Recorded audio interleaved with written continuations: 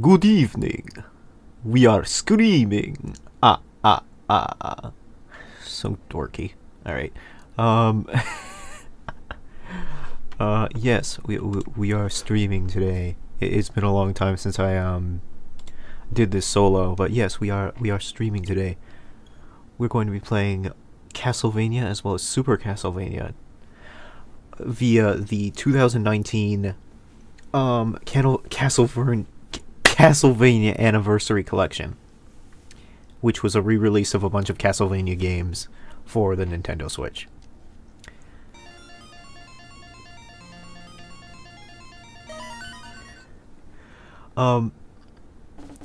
When I started live streaming back in like March, I had ostensibly no plans for what I wanted to stream outside of I had one singular plan, and it was on Halloween I should stream Castlevania and Super Castlevania. I thought that would be spooky and fun, because I like those games. And they're also the only Castlevania games I know I can beat, because the other ones are kind of hard, or obtrusive. Like, Simon's Quest isn't necessarily hard, but it is, like, weird in an old, not localized very well, RPG kind of way. Like, I'd have to use a guide for it. It's a very different game from the first Castlevania. But yeah, I thought it would be a very good game to play on Halloween. I thought it'd be fun. I'm looking forward to it. Why don't we get right into it? Another thing to note about this game is that it has because it's an anniversary collection, it has a lot of different features like save states, load states, and the ability to change your display settings. We're going to be using Pixel Perfect, and I probably won't use save states except for one instance, and we'll get there when we get there. But in the meantime, we're just going to kill vampires.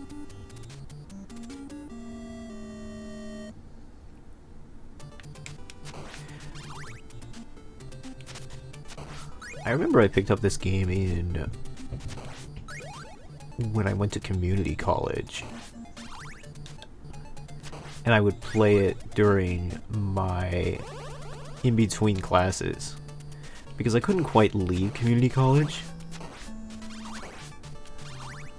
Like, I couldn't quite go home. But there would still be a sizable gap where I would, like, have to stay on the campus and wait for my next class to start.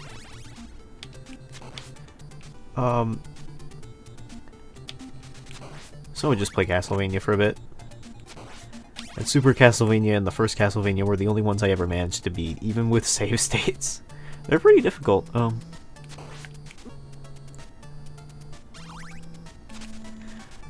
There's a lot of glitching and lag in the first Castlevania, and I don't know if that's because it's pushing the limits of what the NES can do, or if it's like an emulation error.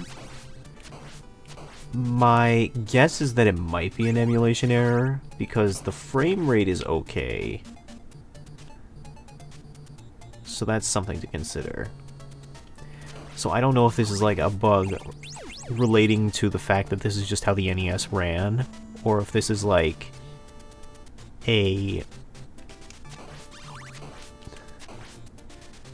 or if it's an emulation bug. It could be either, because this is emulated, as I pointed out very early on.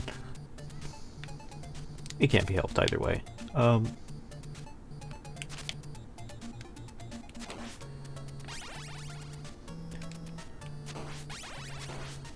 What's very notable about Castlevania, in particular for platformers at this time, is that the platforming is very clunky. Now, initially it kind of seems like that's a bad game design feature, but they kind of incorporate it into the level design, where enemies knock you back into death traps. So it almost seems like they understand, the game designers, that the platforming is clunky, and they want you to suffer for it. Oh, whoops. I accidentally activated my item.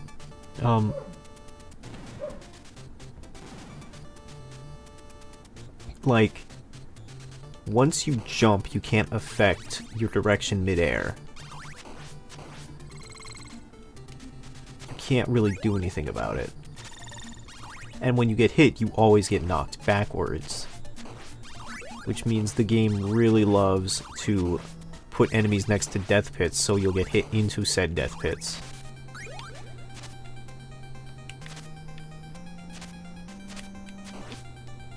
Like that, you'll get hit backwards. The platforming seems to be clunky, but it also appears to be designed to be clunky to make the game more difficult. As opposed to regular platformers where you had at least some modicum of control over your character.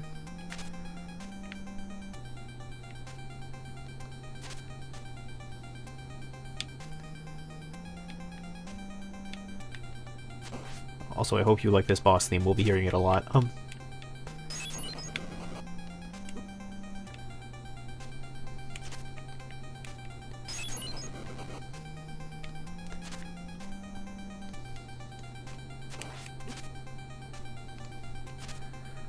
The bosses in the original Castlevania can basically be boiled down into two types of bosses. Bosses that you just wail on until they die, and bosses that require some level of strategy.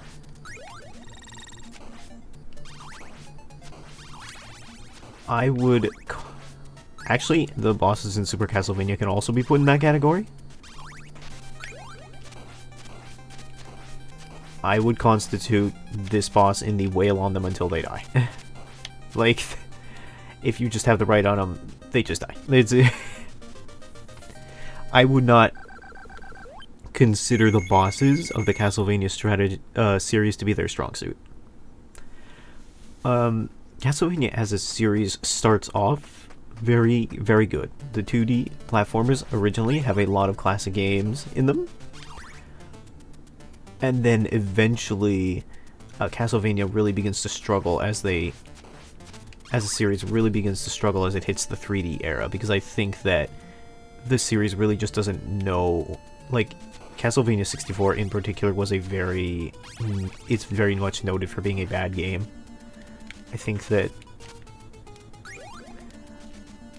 the developers didn't really know how to transition the game into 3D. So they experimented a lot, and those experiments didn't really pan out.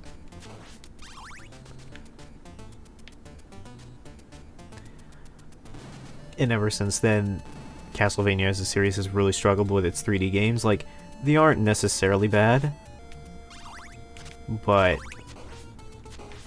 they've never had, like, a solid quantifiable hit, or something like that. I'm talking a little bit out of my ass here, because I'm not super familiar with the Castlevania franchise. Their 2D games tend to do a lot better, but they've also heavily diverged from their origins. Like, typically what Castlevania is now on the 2D space is more Symphony of the Night bit-like.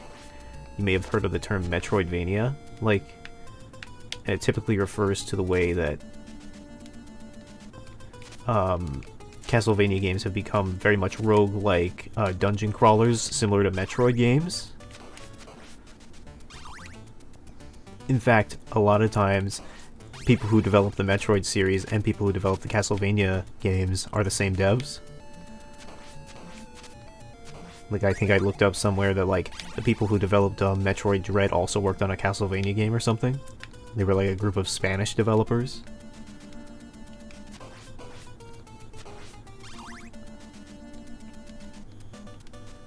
Symphony of the Night was a pretty influential Castlevania entry, because it really introduced this kind of, like, run through a castle, gain all your powers kind of motif into the series that would be incredibly influential for future titles.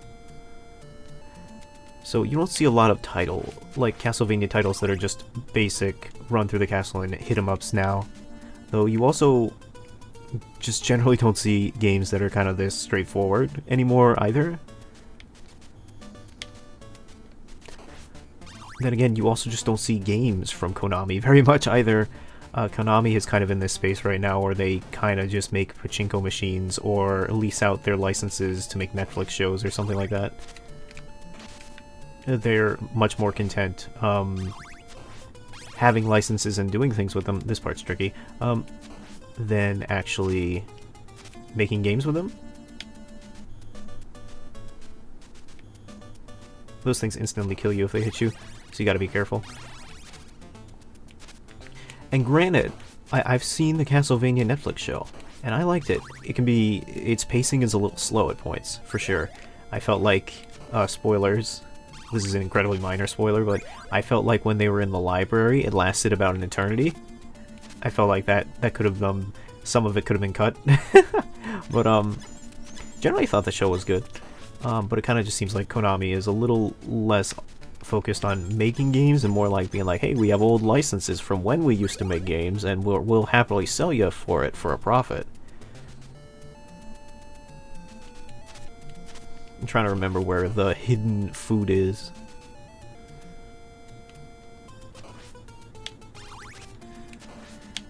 Castlevania games used to be hard, but the thing is with this game is that you can beat it in like 40 minutes if you know what you're doing. You can beat it in like 40 or 30 minutes, because if you take away the hard from this game... I've said this before, but like old games used to be harder because if they weren't hard, they were short.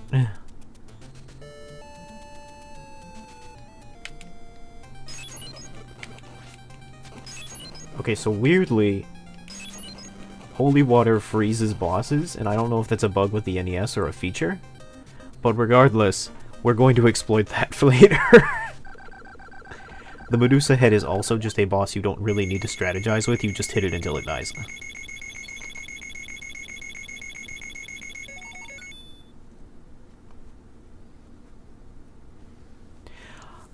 There's part of me that wants to say more about this game, but both my mind is slipping, and also...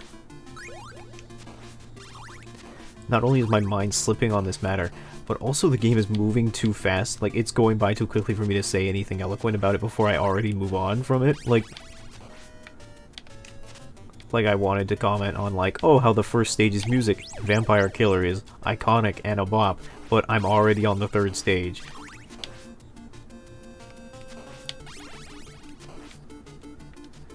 Like, it's difficult to give hints and tricks on the second level when you're already past it, because you already moved on. Like,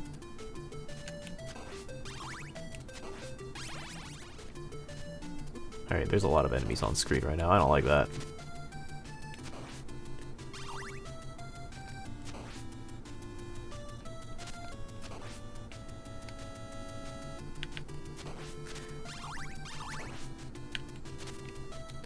I think there is a hidden food source here. That works. I kind of want the holy water. It's not the best weapon, but... well, we'll see.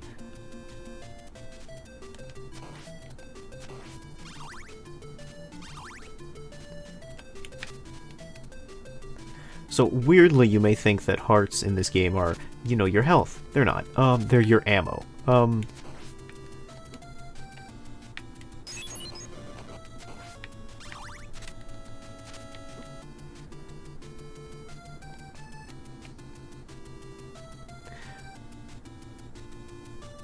Medusa heads are pretty infamous for being annoying enemies, but I think that they have a pretty predictable flight pattern. Like, I don't actually have a huge problem with them.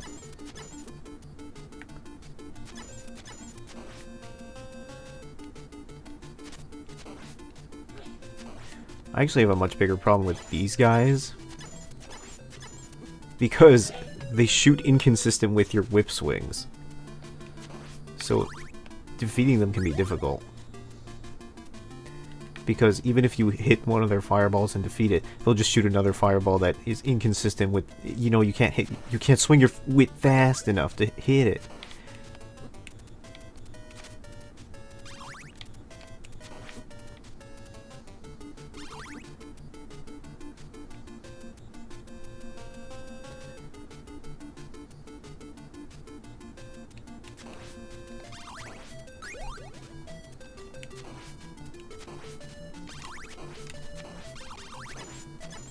Like, look at that. I hit the first one, and then I was just not fast enough to hit the second one. I couldn't have been. I literally don't have the frame data.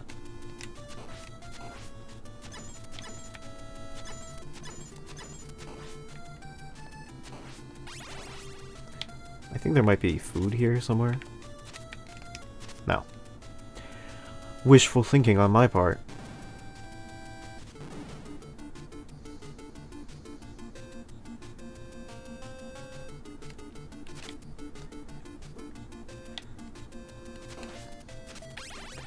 Right, they just chase you.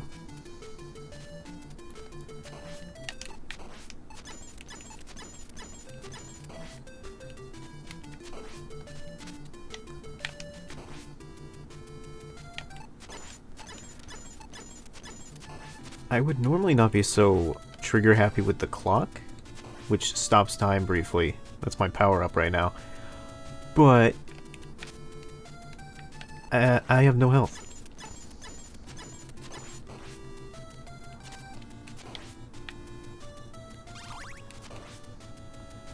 Oh, brother. Alright, there it is.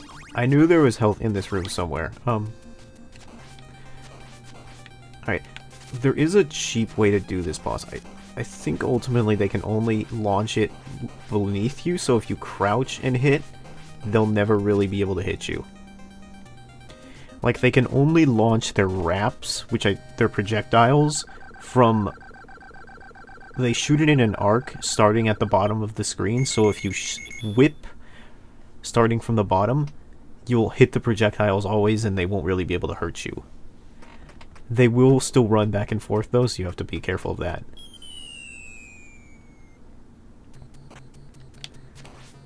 It's a little brainless, but that's fine. Like I said, the bosses in this series are not the strong suit. Like I said, I feel like that's intentional, right? You jump up, but when you jump up, you cannot move mid-jump. So you have to know to move forward while jumping. Or else, you will just die.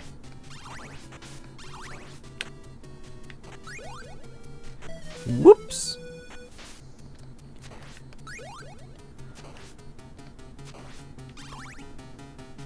Also, I'm pretty sure that Simon just has reverse gravity boots, where if he takes one step off of a ledge without jumping, he instantly falls to his death. He is affected, I don't know, my man is affected by, like, Venus gravity or something, where the gravitational pull is, like, 50 meters per second.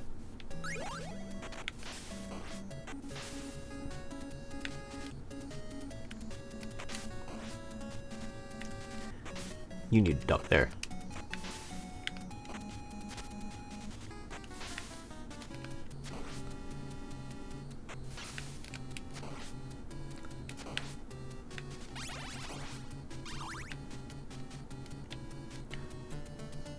That was not the whole level.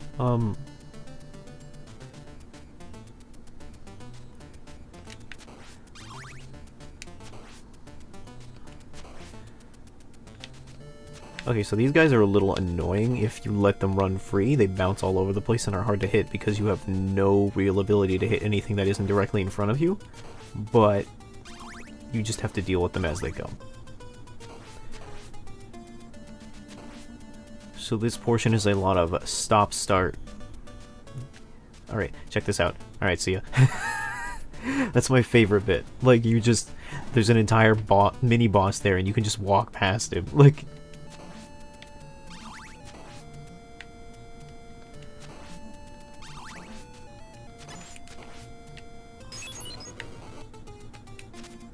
Alright,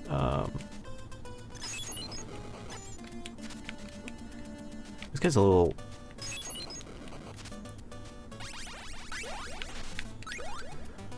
Okay. I know the next boss is not somebody you can really... He's not as easy to brute force your way through as the other bosses are.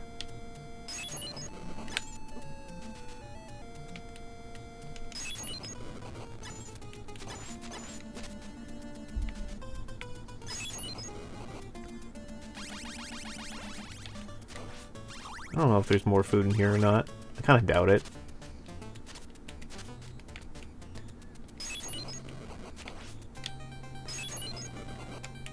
Like, he sends this guy after you and, like, he shoots missiles and he's hard to deal with and it's annoying and it's... You gotta defeat Frankenfurter here in a second. Okay. It's fine.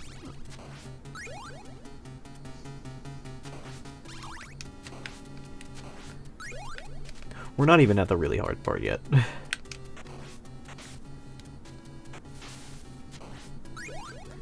Man, I remember reading like the back of the box art for this game or something, or the back of the box for this game or something like that, and it's like, take Simon through 6 exciting levels, and I'm like, wow.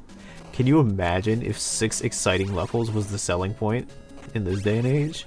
People would riot. I mean, in a way, I've seen some more modern releases that have like 6 worlds or something like that.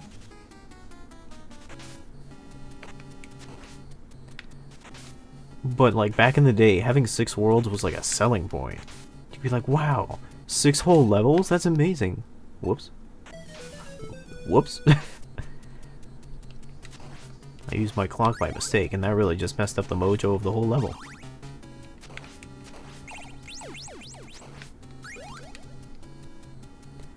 But just to like, ah, shit.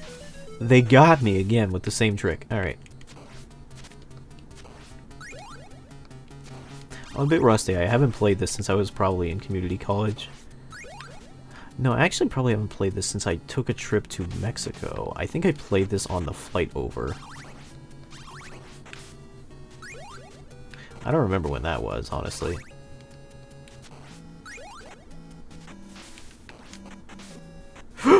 I thought he was going to bump me into the platform. You can do that. There's like a strategic way to bump yourself into platforms. It's very risky and kind of dumb, but you can do it.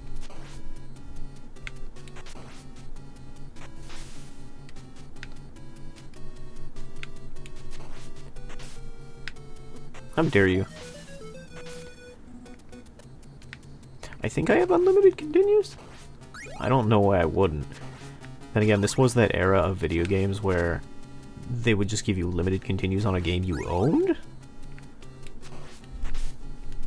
Really adding the antiquated arcade concepts to...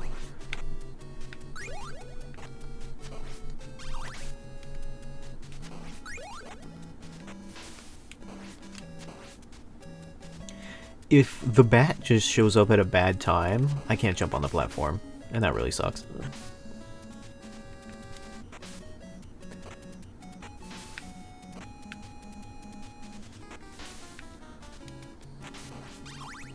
Also, yeah, those creatures from the Black Lagoon over there, they can just walk on the ceiling sometimes. Alright, this is a little bit better. Walking in with 3 lives. I had to lose an entire set of lives first, but, you know, it's how it happens.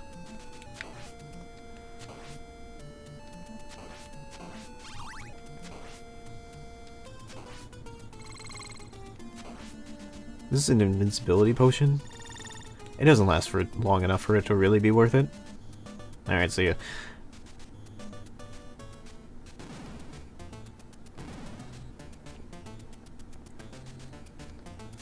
That fuck. Alright. I didn't want the knife. It's gonna make fighting these guys a lot harder. As well as the boss. Oh boy.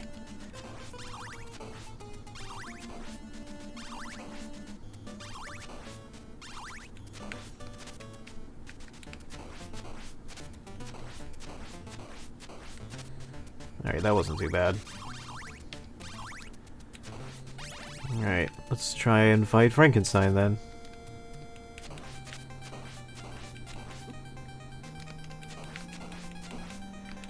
That guy took out a fourth of my health with 1 fireball. That's not fair. Alright.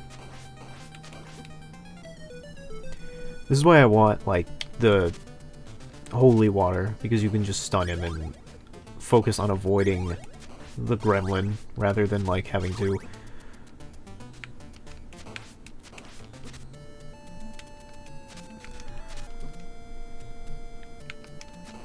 Wonder if it would be better to simply try to avoid these dragons, the bone dragon, rather than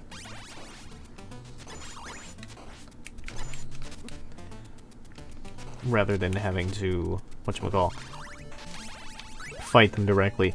I think you can avoid one of them for certain.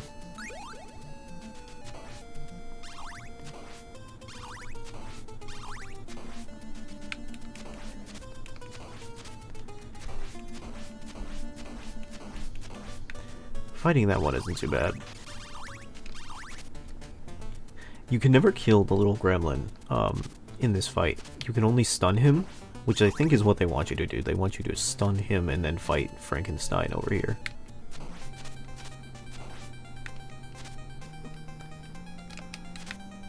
But I don't want to go around the map chasing the little gremlin guy. But I don't have... The big issue with this game is mobility. You do not have the mobility to adequately dodge anything in this game. Which again feels intentional, but also feels... well, it makes the game hard.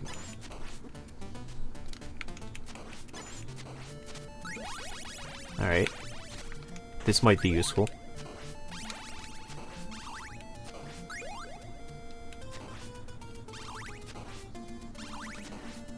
I can work with this axe. It's not holy water, but it is something.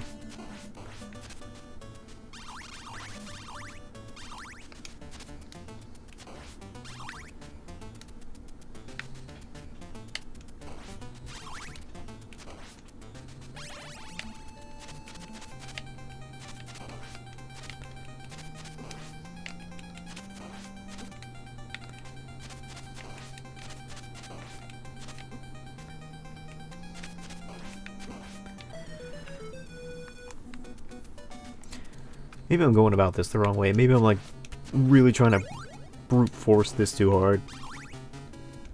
Like I think I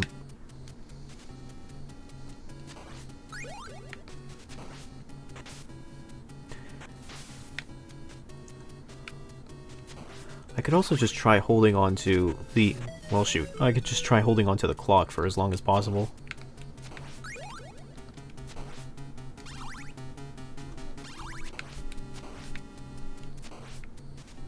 Well, so much for that strategy.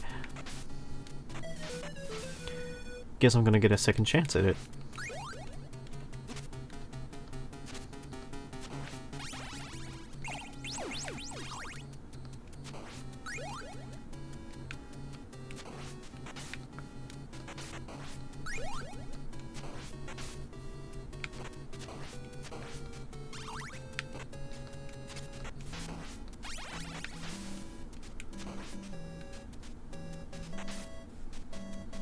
That'll go away after a while. You kidding me right now? Like I said, if the bat appears at the wrong time, you just lose. Like...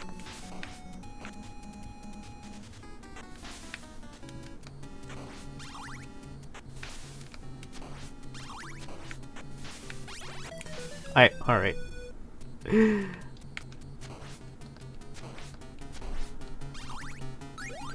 Whatever. No lives and a dream.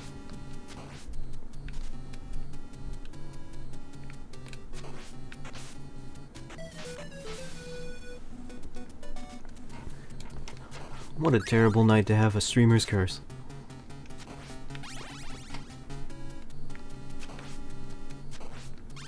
Very well.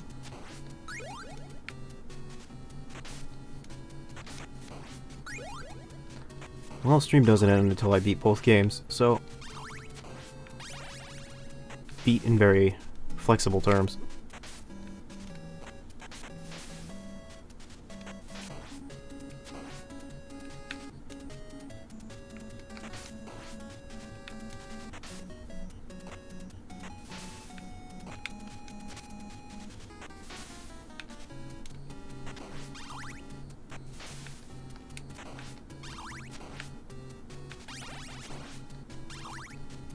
Okie doke.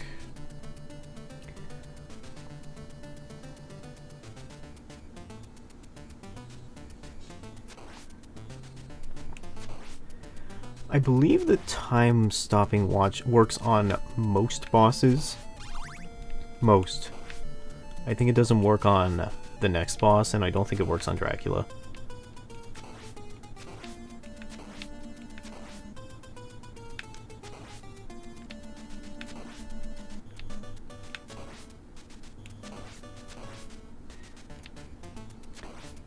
As you saw from the previous boss encounter, there's a good reason why I don't want these guys hopping around.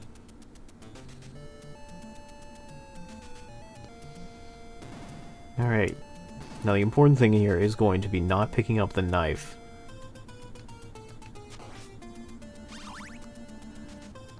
Don't get the knife, don't get the knife, don't get the knife.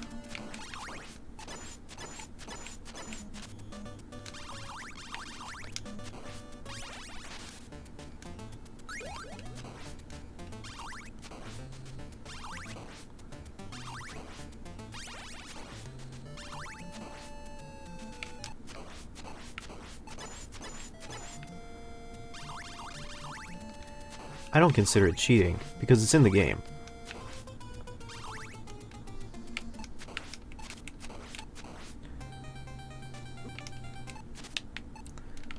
Oh, it doesn't work on this boss. Alright, well maybe...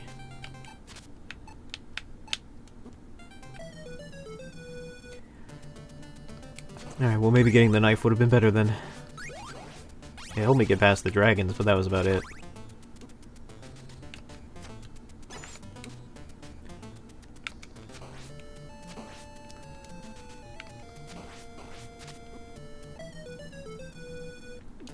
What a nightmare. Okay.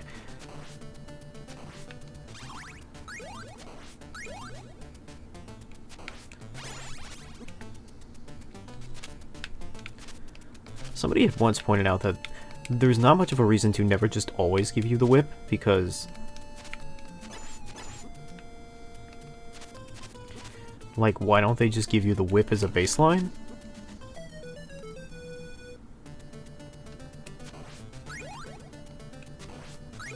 Because the first thing they do, one of the first power-ups they give you immediately is the Morning Star. So why do they give you the weak whip to start with, if they're just going to hand you that, you know what, I'm going to walk past you. Alright.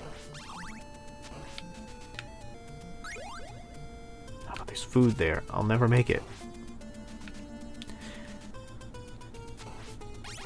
Well, I am bitter enough.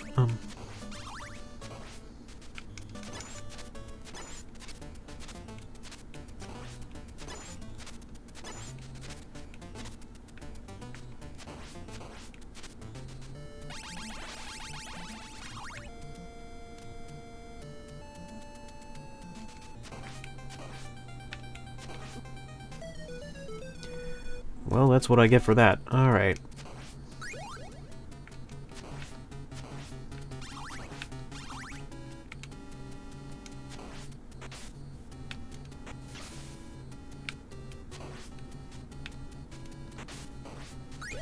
Like, I just got handed the max power-up for the whip, so why do they even bother with the first two? The first two versions. Alright, so we got the holy water. Fuck.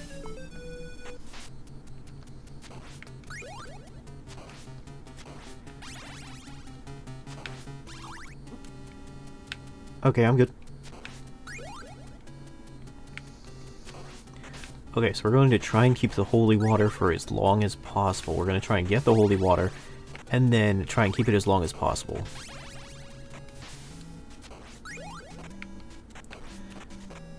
Incidentally, that's going to be our mission for the next level as well. The holy water is the goat of this game.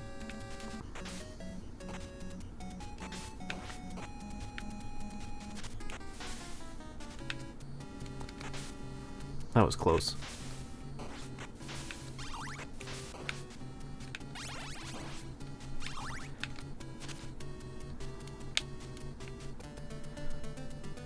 Okie doke. Now, issue is if I die once, the holy water goes away. Now I remember why I barely beat this game. Because it relies on you. It doesn't rely, but it's a lot easier if you can hold certain items in your inventory for prolonged periods of time, which means not dying for prolonged periods of time. You gotta be perfect. Okay, don't pick up the knife. I think it's that second candle that holds the knife, so don't do that.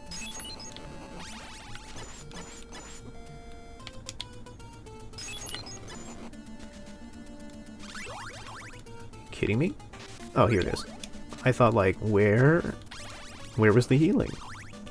I thought I dropped that 2 instead.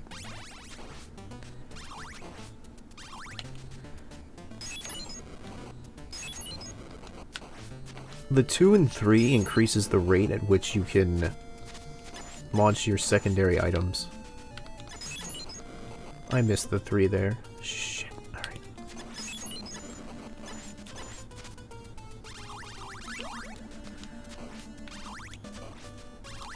Alright, I have about half my health. I can take 2 hits. Time to spam.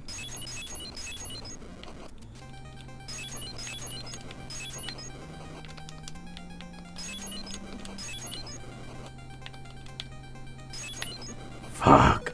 Alright. So, now I have no holy water. I might need to make a save state. Because I don't know how I feel about having to redo the entire level every time I need to get holy water.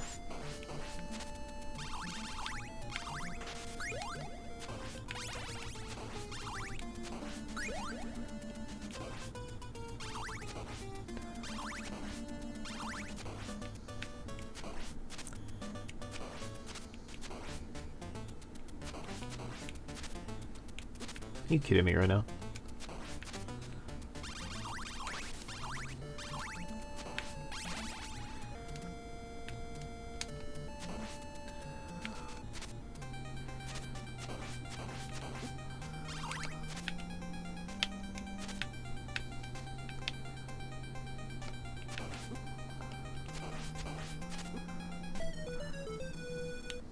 He doesn't stay stunned long enough for me to effectively do anything.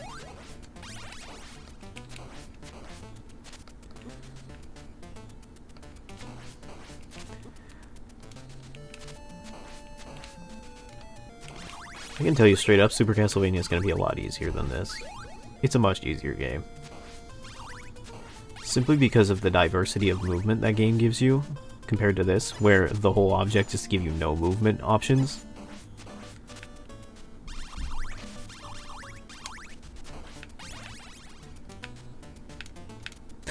I can't really make precise jumpment. Like for there for instance, I'm just trying to get on this block, and I couldn't because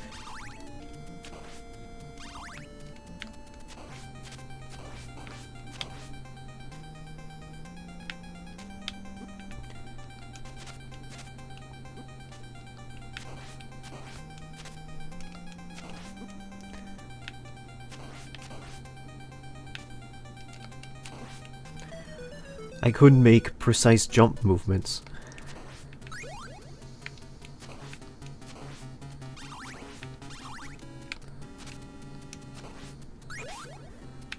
I don't mean to sound like I'm complaining or johnsing or anything. Johnsing? I mean to say like no Johns. Like the Smash term or something. Did that candle just vanish? Okay. I guess what I mean to say is like, I don't mean to sound like I'm complaining or too frustrated or anything. But I do mean to say there's a fair amount of jank in this game that makes the game hard that's like a result of it being old. Or obtuse. Rather than it being like, oh, that was my fault, or something like that. I have no doubt that some of it's my fault. Like, I'm certainly trying to like brute force the boss rather than like, actually dodge the little gremlin's attacks. For certain. But there's also like, this game isn't built to have you dodge things, I think.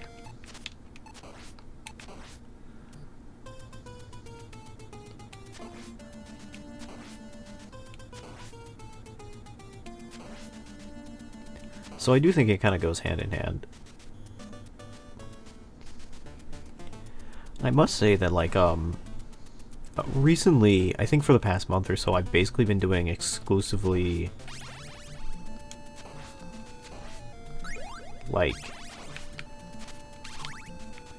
I've basically been doing exclusively streams with friends as opposed to like solo streams due to like, I think I mentioned this on like Twitter and maybe in the Discord that like I have some like issues getting a job right now, so I'm like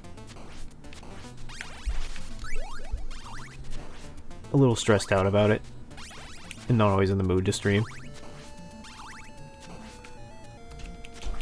And I gotta say, like, streaming with friends is like a very different atmosphere than streaming in, you know, a solo capacity. Very much because when you're streaming with friends, you're trying to entertain your friends, and when you're streaming solo, you're like trying to entertain a potential audience. The aura is so different. I think that streaming with friends is such a relaxed atmosphere, relatively speaking. Whereas doing this is a little more stressful. It's a little more like you have to say something sort of deal. Where there's never really that pressure when you're doing it with other people. You can kind of just hang out. And I think that's why I'm more open to doing that with friends than I was. Like, I'm a lot more open to playing like Dokapon or playing 7 Days to Die with Reese or something like that than I would be to like playing something on my own. Because when I'm playing it on my own, it feels like, oh, I gotta put on a performance. Or, not put on a performance, because I don't think I'm, like, faking anything or something like that, but more like, I have to be the one to engage the person to start the conversation, as it were. Because chat, or, you know, the stream chat, who is often not here, they can't talk back, obviously, right? So, it's on me to come up with something to say. Whereas when you're talking with friends, they can engage with you, they can ask you questions, that sort of thing, right? It's a lot more relaxed. You don't have to do all the work.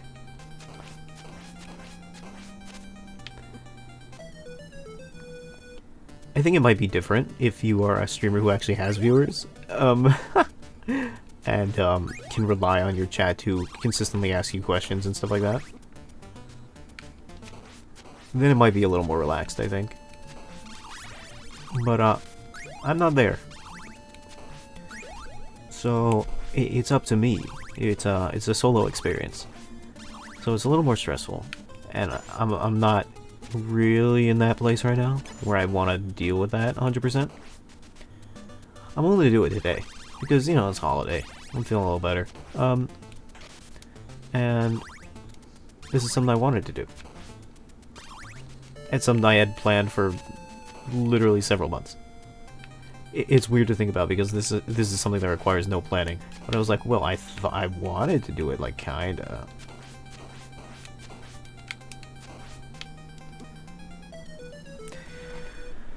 It really doesn't help that it takes out like a fourth of my health every time he hits me.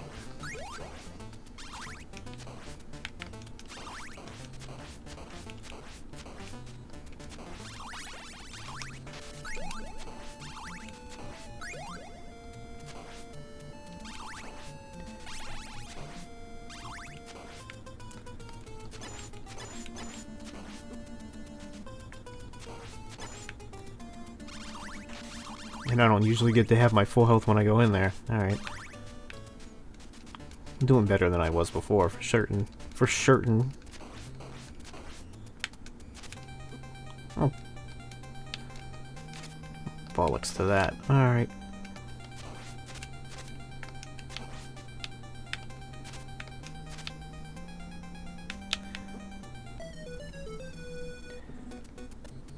I'm not using a save state yet.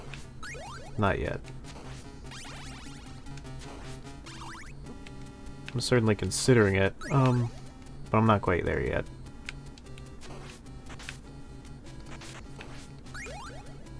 There's still a lot of time yet left. The night is still young.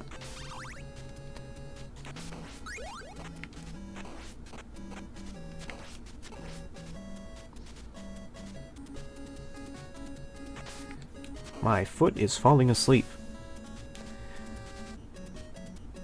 I'm looking at Simon's pixel model right now, and man, there is a lot of negative space. Or, like, there's a lot of, like, dark space where his clothes are supposed to be, right? They leave a lot of it to your imagination.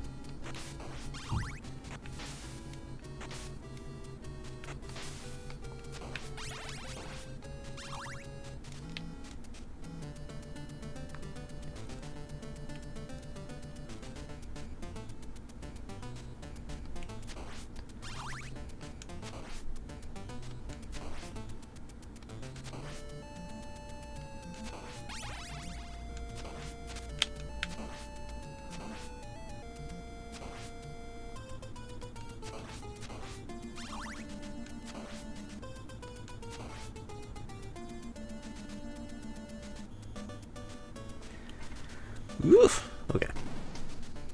That part is easy now. The issue is the everything else.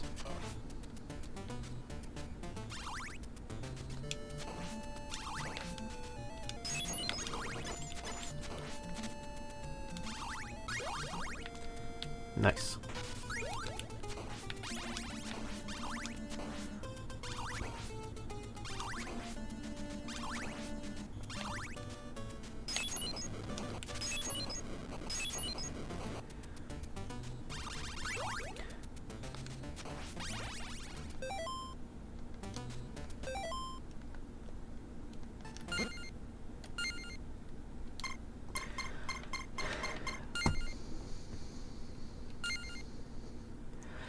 Now, I'm not going to use this quite yet, but I'm just saying, you know, in case, you know?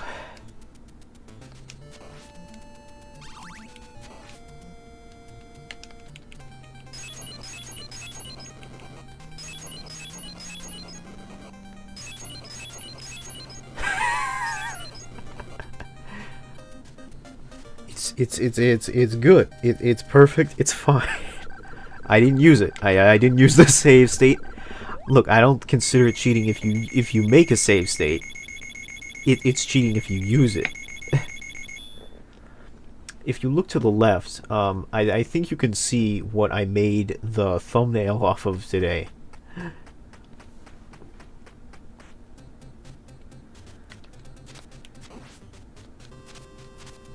Okay. We're going to want to keep the holy water for as long as possible here, so we're going to have to watch out for items that drop from candles.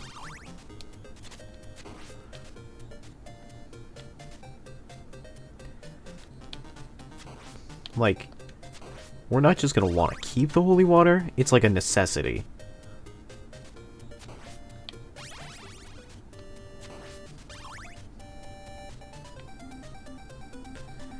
I remember this level distinctly because I heard this level theme about 1,000 times. This is the one where the organ player goes absolutely bananas. I know it's hard to tell that it's an organ because, you know, this is the NES and everything sounds like pixels.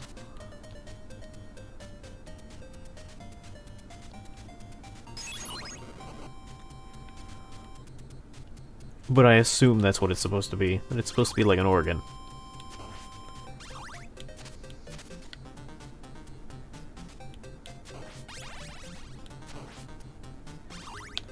So you cannot kill these red skellies, but you can, if they're sort of like, oh, I got a extra life. I'm very nervous that any one of these candles I'll hit will just have an item in it that will bone me.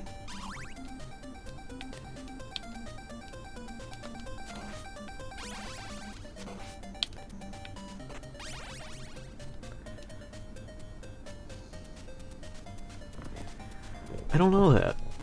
Alright.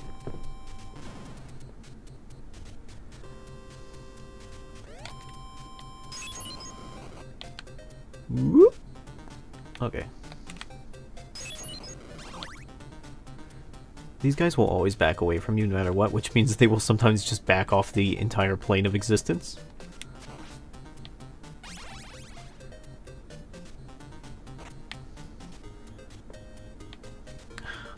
Does this drop something? No. Well, it does, but I thought maybe it dropped like a chicken leg or something. It doesn't.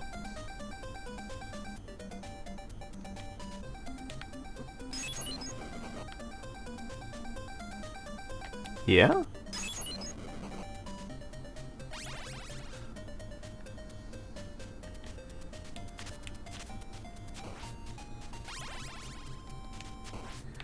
It's part of what makes this so hard. Gotta do this on one life, and I have about one hit left in me.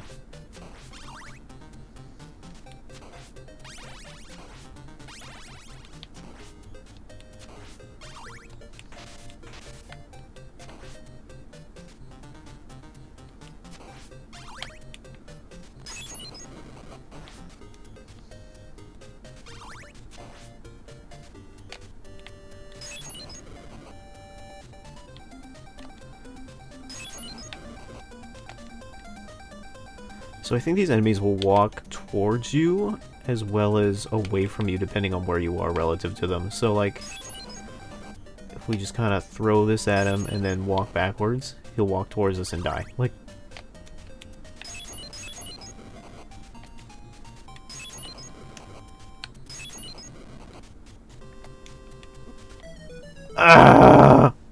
no, my. Alright, so this is really bad. I don't have my whip, I don't have the holy water. I mean, I'll try, but, you know...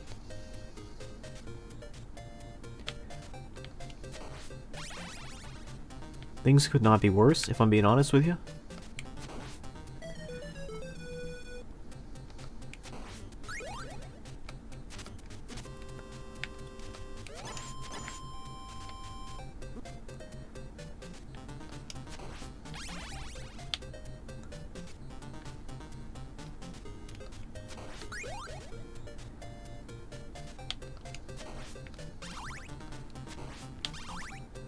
Like, I don't want to fight the next boss at all, really, without holy water. I don't know if I've ever beaten him without holy water.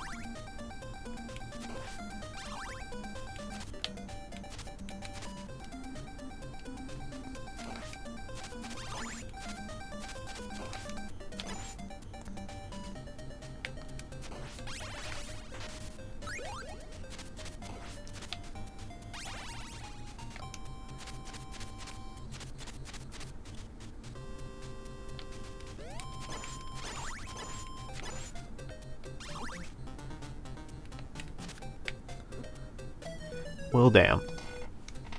One notable thing about these guys is that once they've thrown their axe, they cannot throw another one.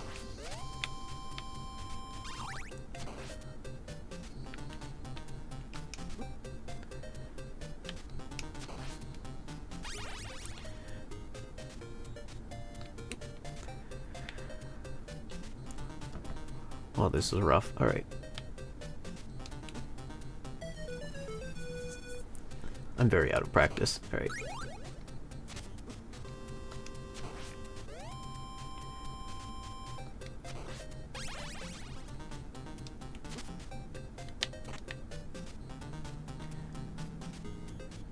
Like, I'm confident I can beat this game. I just think that, like... I've said this 1,000 times before, but it's like, it's not a matter of if, but when. And it's always the when that concerns me. Like, is it gonna be 5 hours from now? Or is it gonna be in 5 minutes?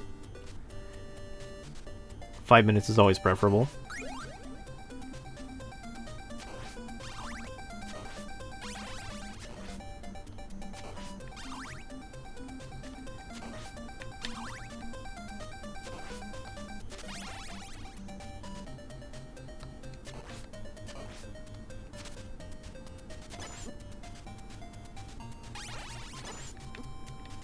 Alright, remember how I said he can't throw an axe out on while he already has one? I guess that doesn't count if it's off screen.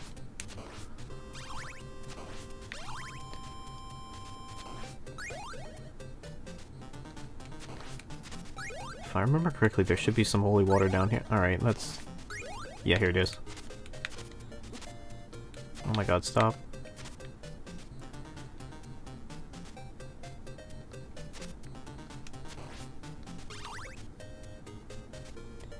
I'm going to have to rememorize where the health pickups are on this level.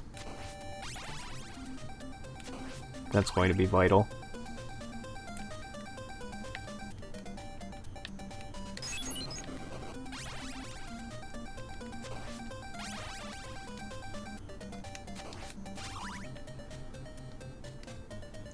I remember when playing this level I had it down pat where they were.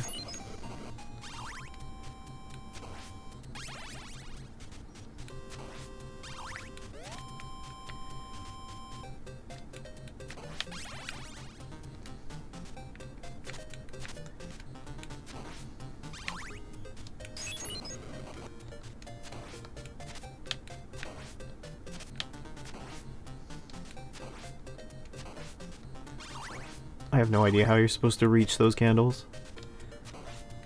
It's almost like they're there for decoration. Alright, there's one.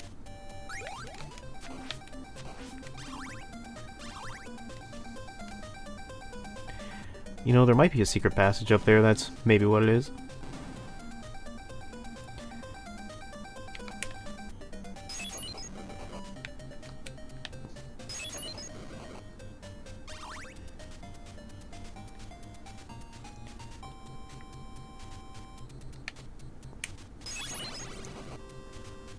That kind of reaches. There we go. If I can just get him to walk into it. Well, shit. There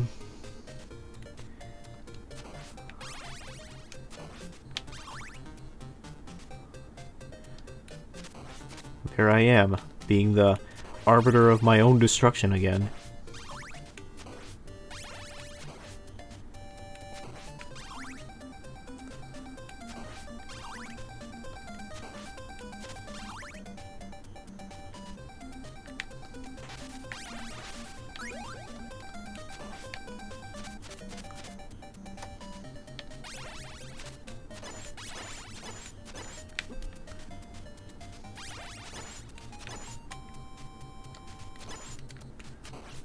Alright, well, he can't hit me up here. Nobody can hit me up here.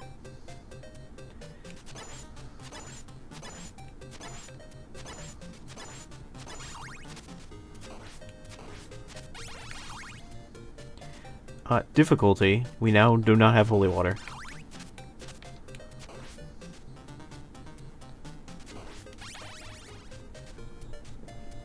I think there might be a health pickup in this room. Might.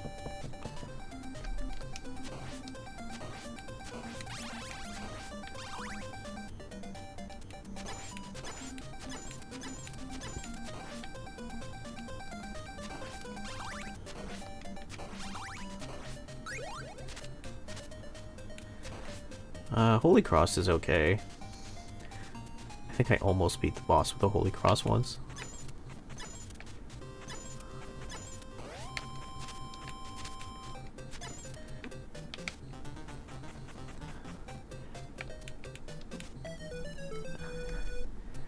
Well, I feel stupid.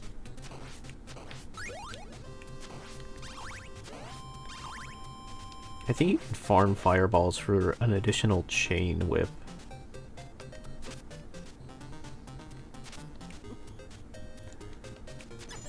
Which is good, because I don't think you can really beat it otherwise. Well, you can beat it, it's just, you know, annoying.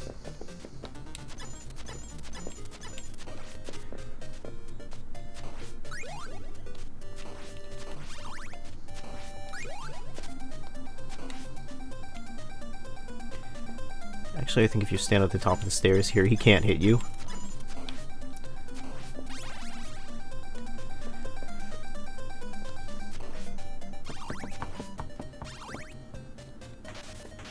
Yeah, here's the health pickup.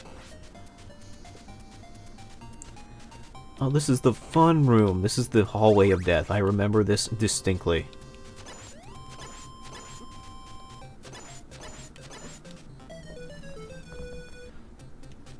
This is the gatekeeper room. This is just how you...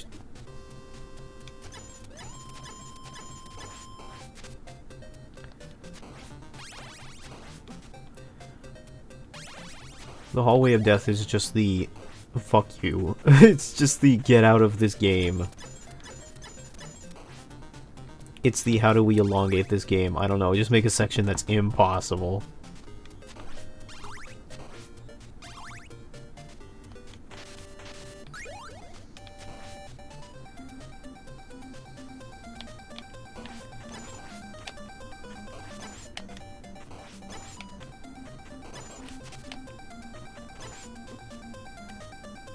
Oh my god, they tempted me with it, and now I died.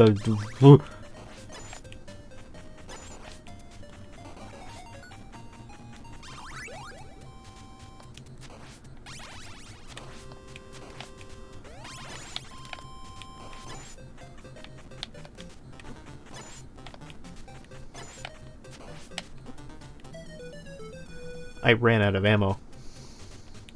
I should have known.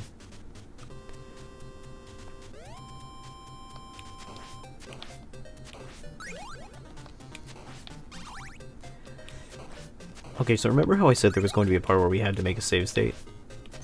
This is about that time. We might have to do it multiple times, actually.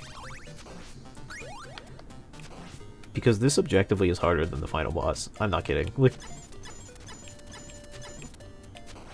Dracula is not this difficult. Like, and I mean that.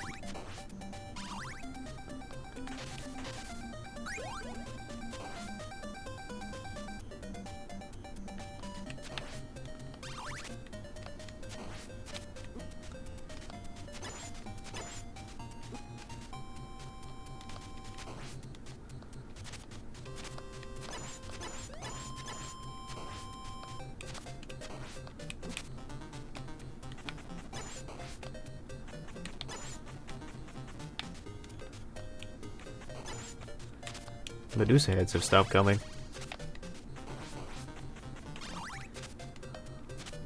Where food? Where food? Okay, so here's the thing, right? This is death. Death is the hardest boss in the game. And I mean that because this whole gimmick is you have to dodge his scythes. And him. And again, this is a game that is not designed around dodging.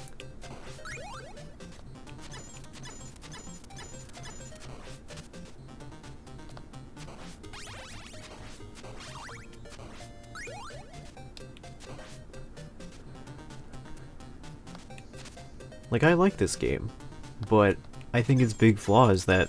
Its big flaw, which is also its big feature, is that, it's really stiff.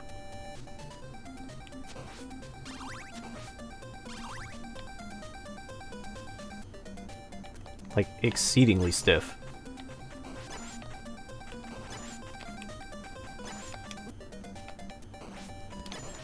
Like, stiff to a debilitating degree.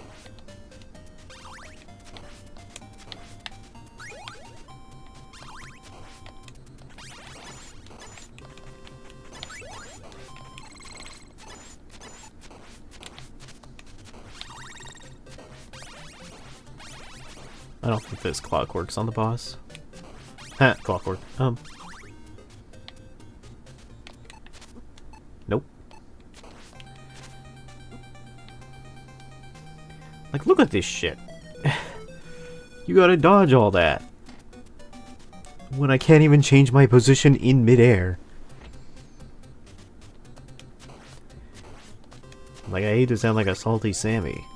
Because that's definitely what it comes across as. But man, I guess gamers in the 80s were just built different or something.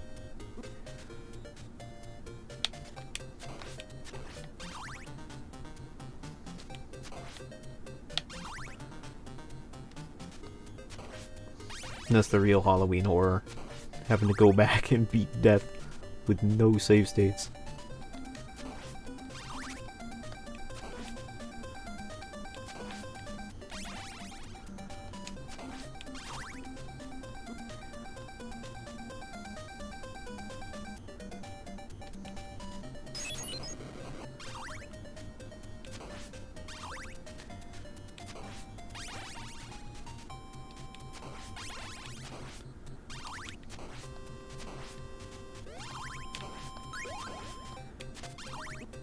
I'm just gonna let him kill me so I can go get the holy water again.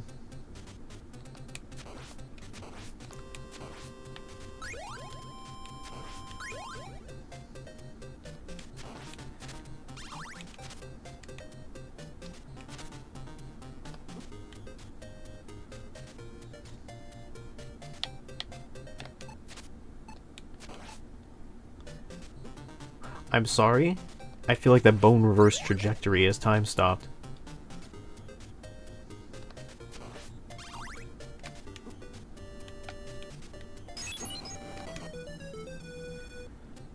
It's a rough day.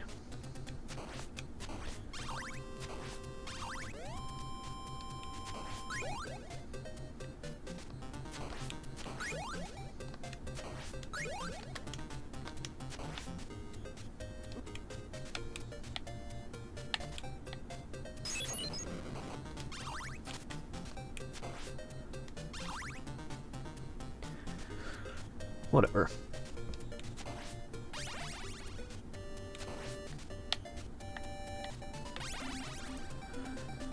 Have you ever read Dracula? I did. Kind of wild. It's really not the kind of book you think it is. It's definitely not like the Universal movie. I took a lot of artistic liberties with that film.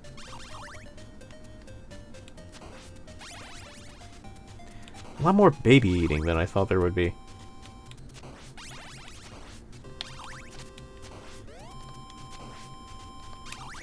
A lot more baby eating and anti-Hungarian...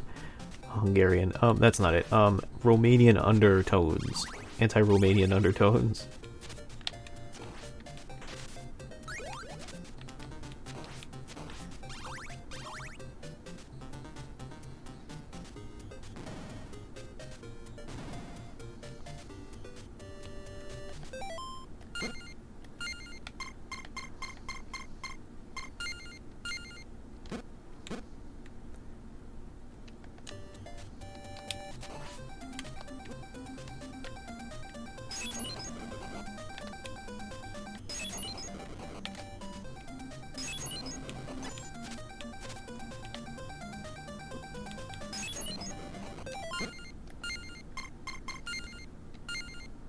It's fine.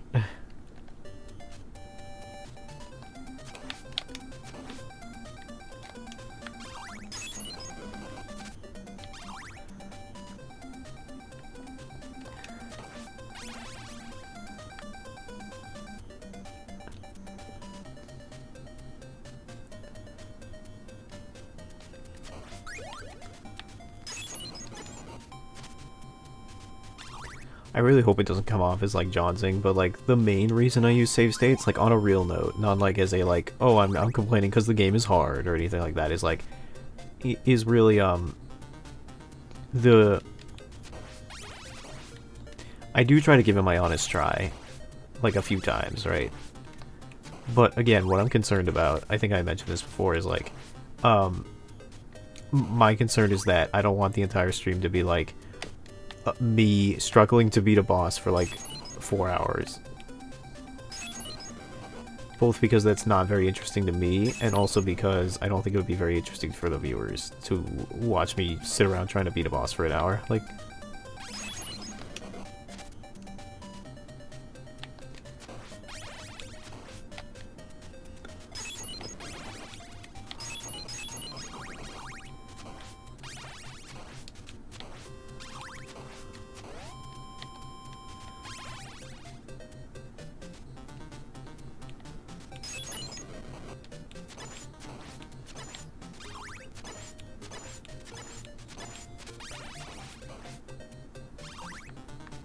so I use save states as a way of expediting that process.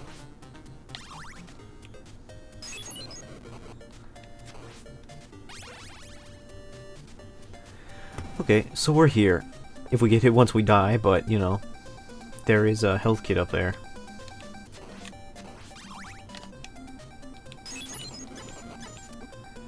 I died.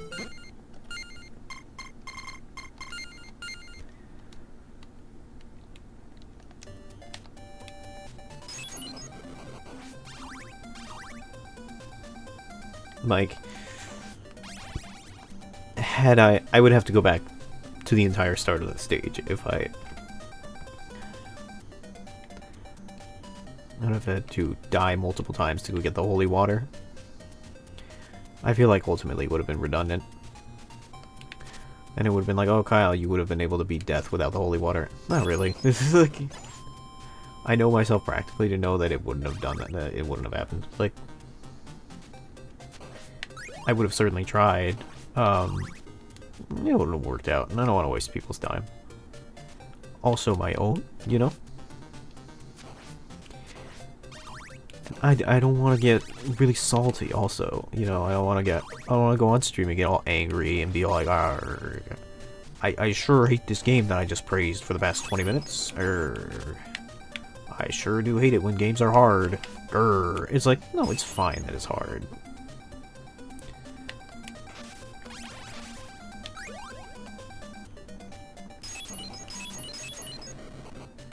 It's fine that it's hard. And old. It can't help those things.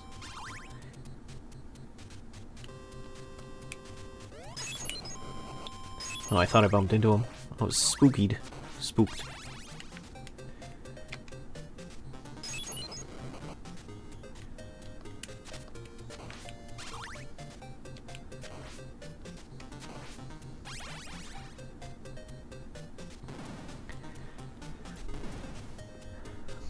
Though, I'm pretty confident, like I said, in Super Castlevania, so I don't think we'll have to use a save state for that. That game's a lot easier. In my opinion, it's also a lot more fun. They made a lot of improvements with that game.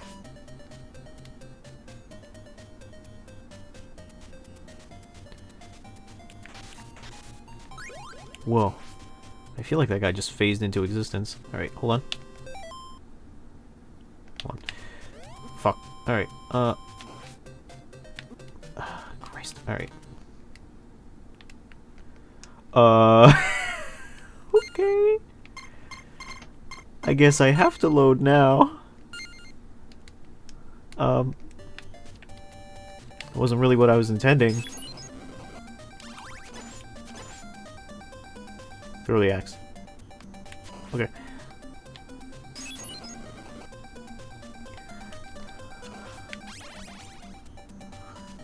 I was going to take the L and just die there.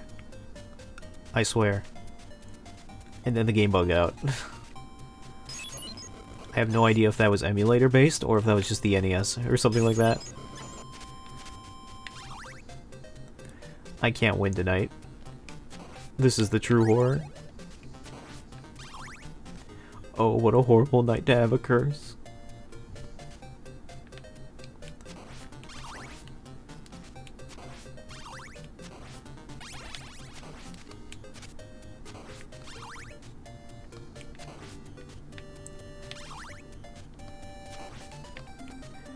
You know what it might have been? It might be because I was trying to bring up the save menu as well as the pause menu at the same time. That may have bugged it out. When I was in game testing, that was a huge thing. When, if you bring up two menus at the same time, it causes a lot of issues.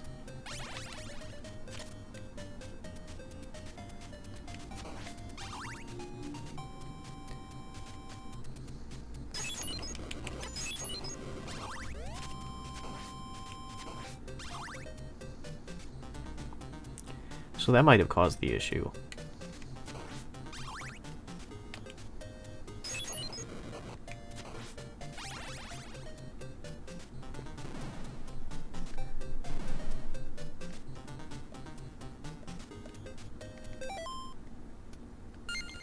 Okay, so it's that button. I'm gonna save right here.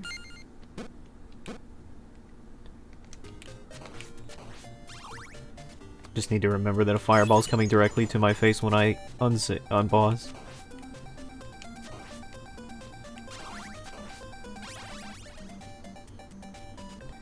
Yeah, if I stand like right here, he can't hit me.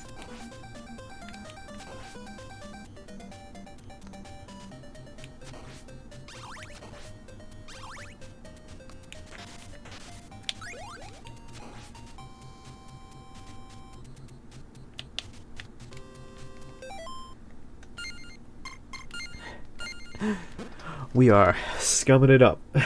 But if this game wants to play dirty, then I will also play dirty.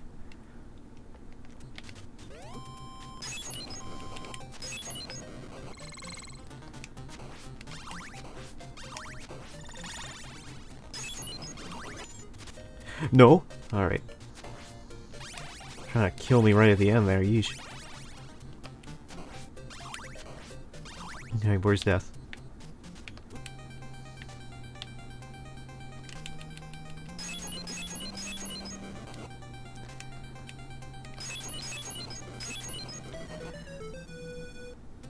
As you will note, even with holy water, it's really difficult.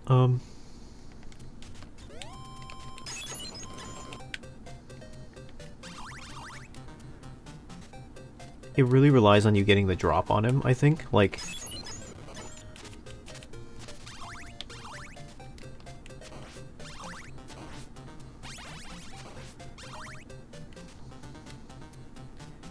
Where's he gonna spawn?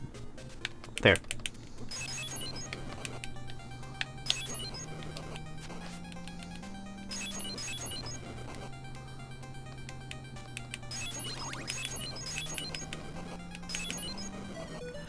I almost got him that time. It's really tough.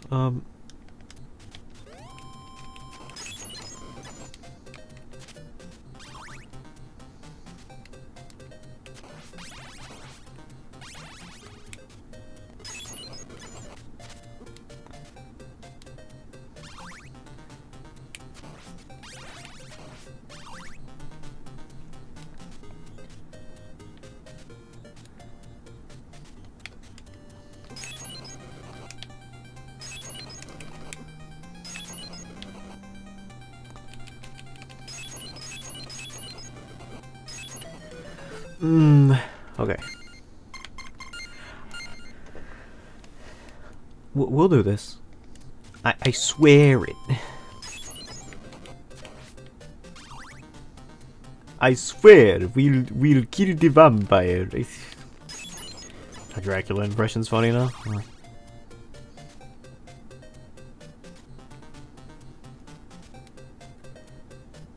You know, for as much as I was like, I'm gonna play Castlevania, what I never planned for was how I'm going to beat Castlevania. I always figured like, oh, I'll just throw holy water on death and figure it out, you know? There. Okay, I think I can beat the rest of the game now. I remember Dracula not being especially... Well, I remember him being difficult, but I don't remember him being, like, literally unbeatable, like Death is. Like, I know that the holy water on Death is a bit of a cheese strat, but the cheese is the only way I know how to beat Death. I've tried to do it legitimately, and I just can't. Oh, sorry.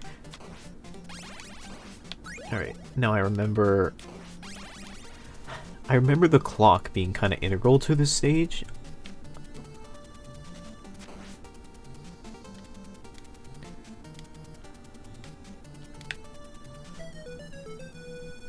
I also remember there being like a pattern to this. There is a pattern to the way that you move around these bats.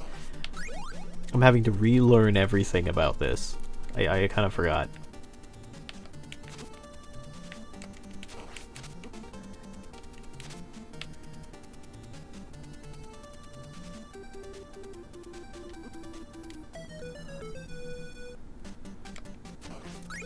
We're on the next stage though, so we don't have to worry about going back.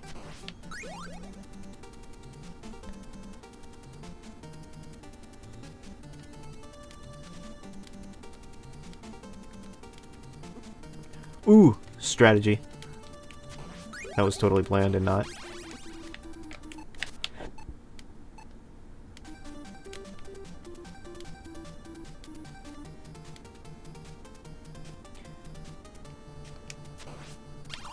I think you largely have to avoid those bats because you can't kill them.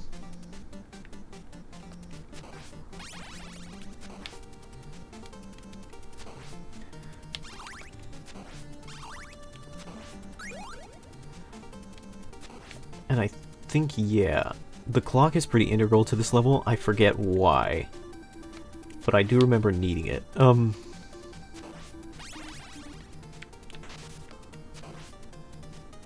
I think it had to do with there being just a lot of enemies on screen and it was better to walk past them than to actually fight them. Well, there goes that. Yeah, might have to do with all of these little gremlins being dropped on me.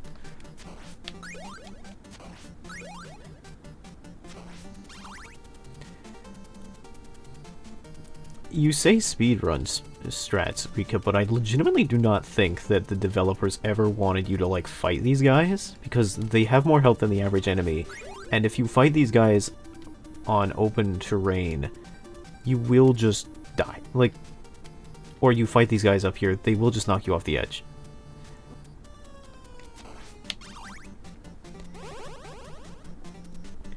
So I don't think the devs were like, you know, we want them to fight these mini-bosses on the ledge. I don't think they wanted you to do that. I think they wanted you to just walk past them. Like...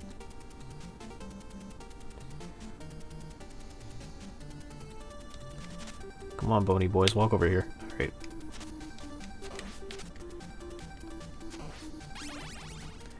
Alright, I think that drops a knife, so don't want to pick that up. Oh, I guess not. That one drops a knife. Okay. Now I remember. You use the clock so that way you can stop these guys from... Where do I jump from here? Oh, wait, go down the stairs. Alright. Ow.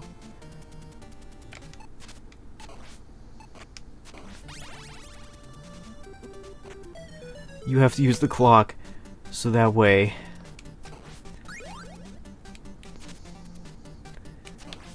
you can ignore most of those guys.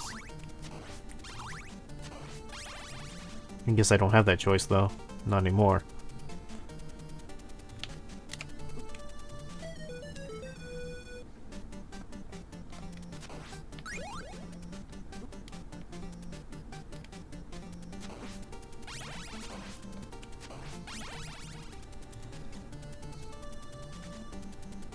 Doo-doo-doo-doo-doo-doo.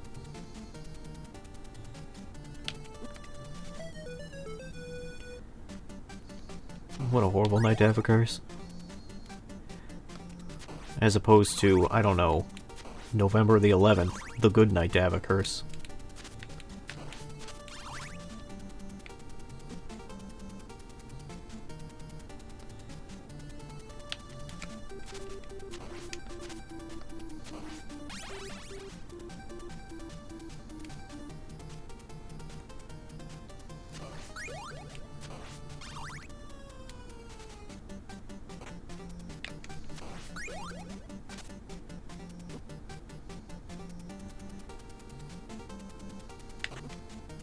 Alright.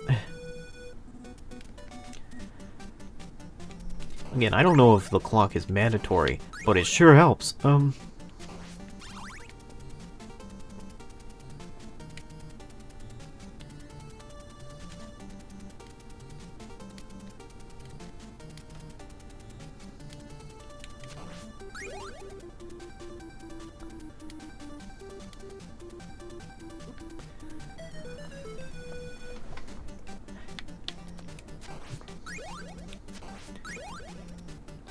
Now I remember, there was a specific jumping pattern you had to do here, and I've been doing it subconsciously, because, like, it's just muscle memory.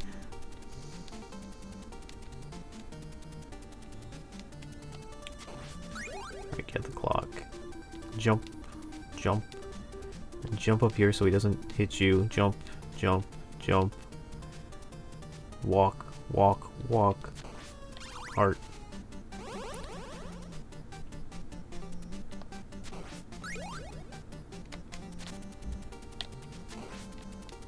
Hit skeleton.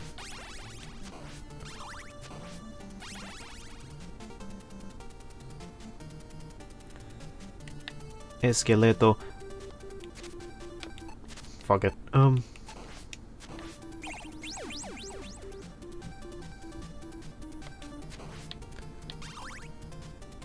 That one drops.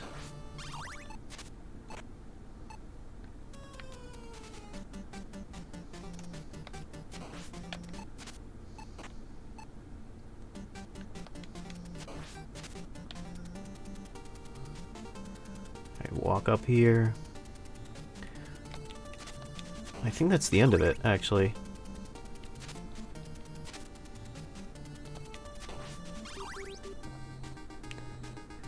Ah, here it is Dracula's castle. I only had to kind of cheat.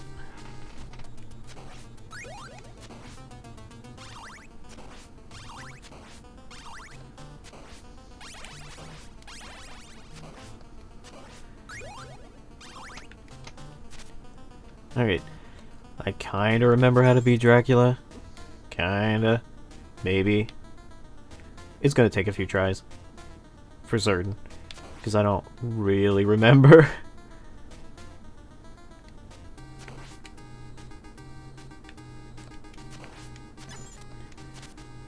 Oh, you know what? I kinda remember now.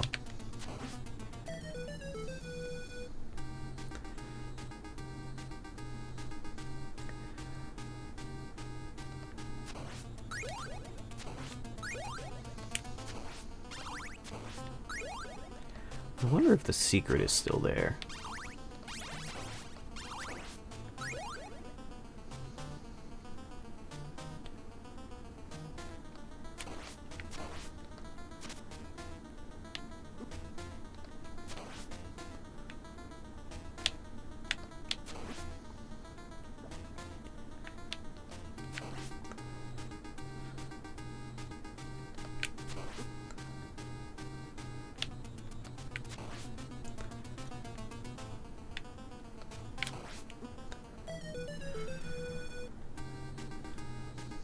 Hold on.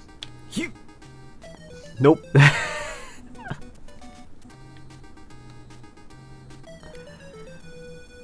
Okay, so I guess the secret maybe isn't in this game, or maybe I'm doing it wrong. In Super Castlevania, there's a secret if you jump off the stairs there.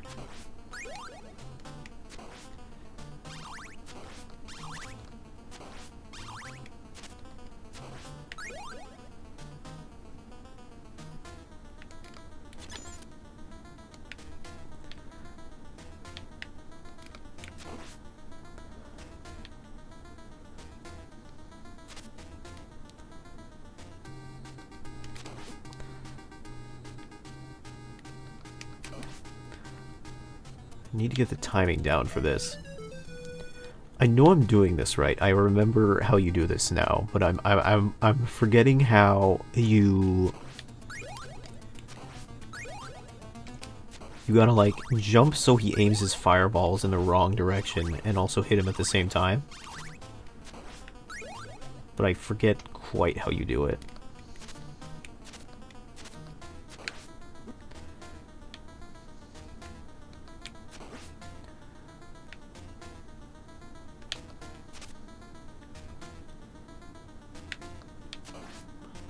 It was something like that.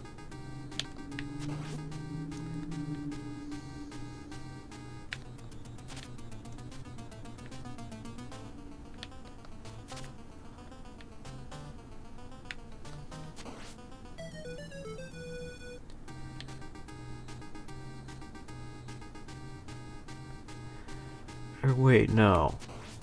You have to jump before he shot off his thing, so that way he would shoot it in a direction you could actually jump over.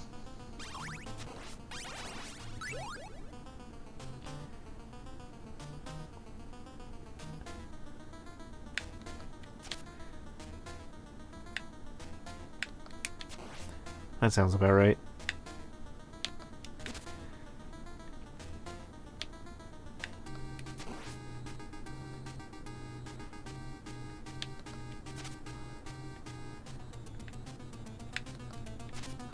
I think I have to wait for him to open his cloak. Oh, we're fighting Dracula right now. Badly. Dying a lot.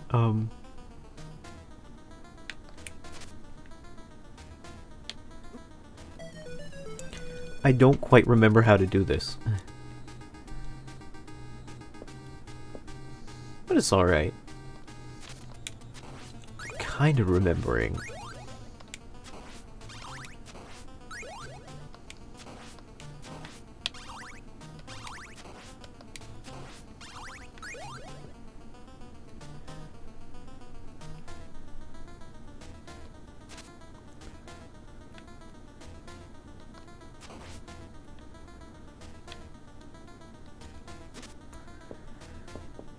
What's going on? Alright. Nope, that wasn't it.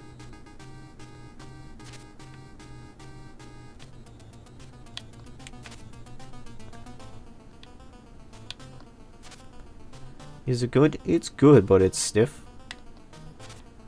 Castlevania is a good game, a classic, but it's very stiff. It's very difficult, it's very stiff. It's a platformer that doesn't want to be a platformer.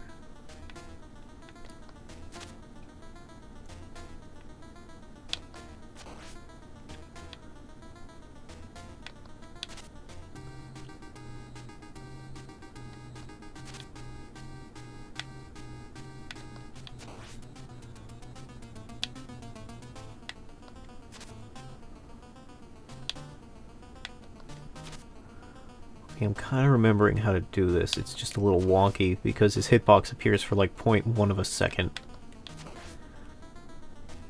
And I gotta be careful not to bump into him when I hit him.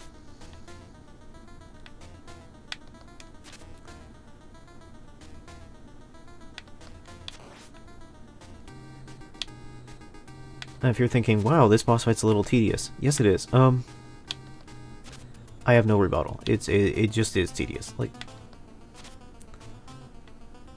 especially this first part. Yes, there are multiple parts.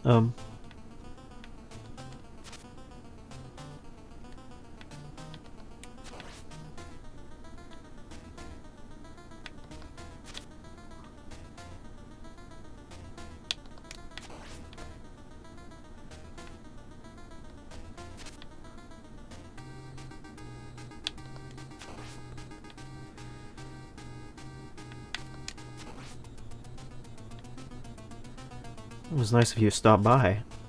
Happy Halloween. Well, he got me that time.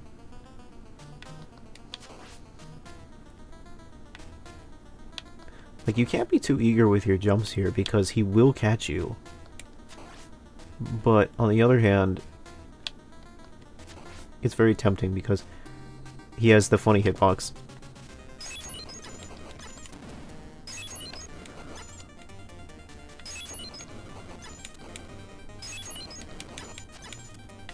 This is what I've been saving my holy waters for.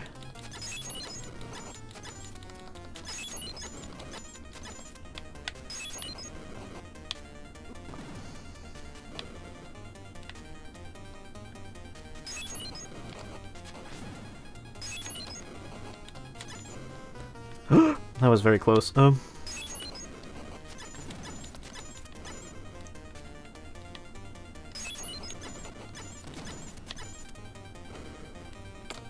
Again, very close.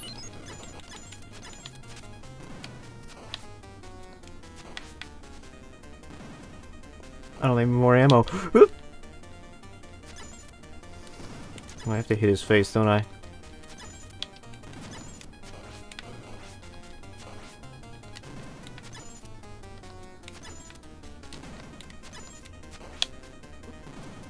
I couldn't walk under that.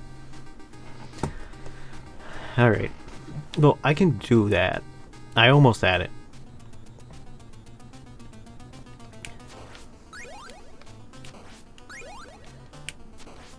Now that I remember how to do everything, this should be fine. Like, the boss fight is slow and a bit tedious, but it's not as hard as Death, where it's faster but just impossible.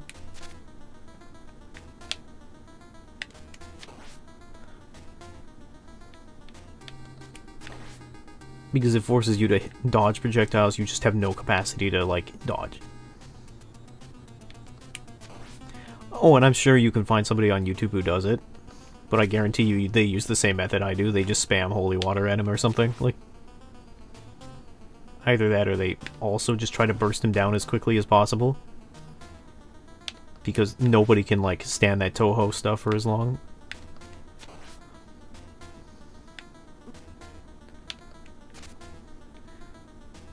For what it's worth, his second form seems kind of predictable.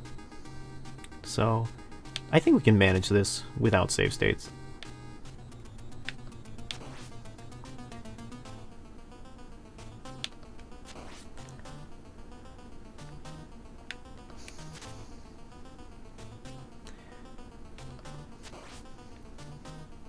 Like I said, I would say that most of the game is very good, but I would argue that the bosses are not the game's strong suit.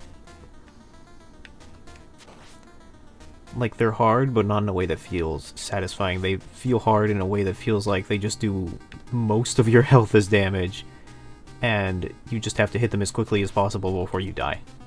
Super Castlevania also has this issue, as we'll see.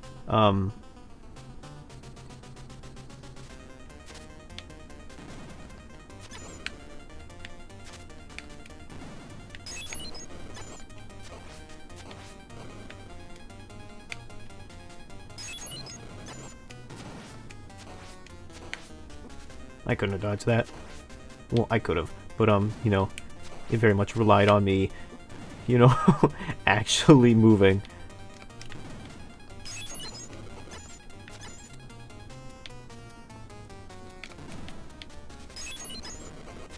I see the holy water will get him to freeze. Or it'll stun him.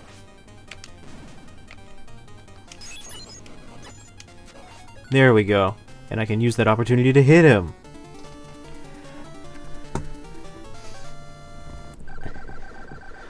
There we go. Dracula. Not nearly as hard as Death, of all people. You can escape Dracula, but you can't escape Death. Well, there we go.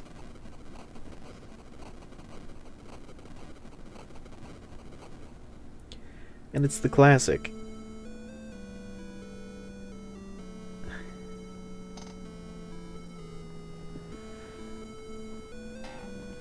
The castle crumbles when you defeat Dracula.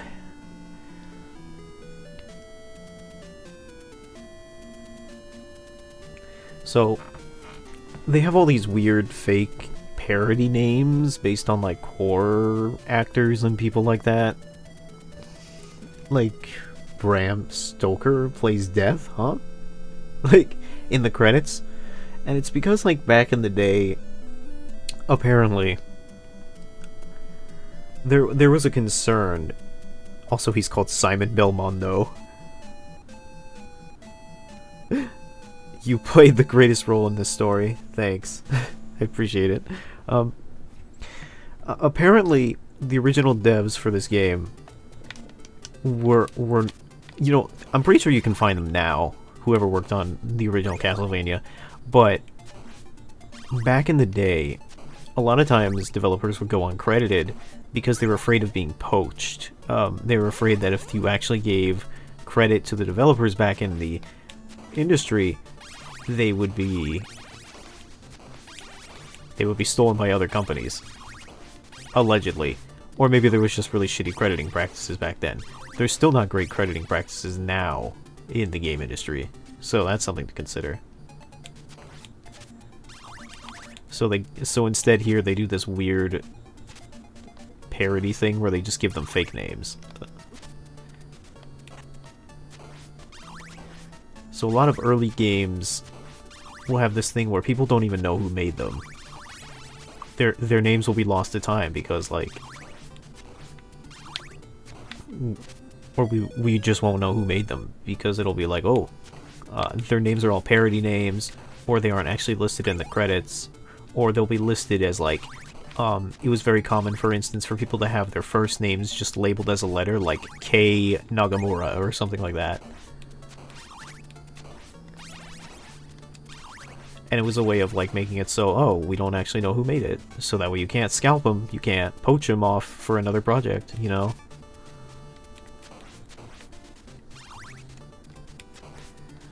It's interesting. And also kind of sad, because we'll never know. Because we may never know. Again, with the advent of the internet, it's easier to find out, but there's also a possibility you may never know who made these games. And they're like all-time classics.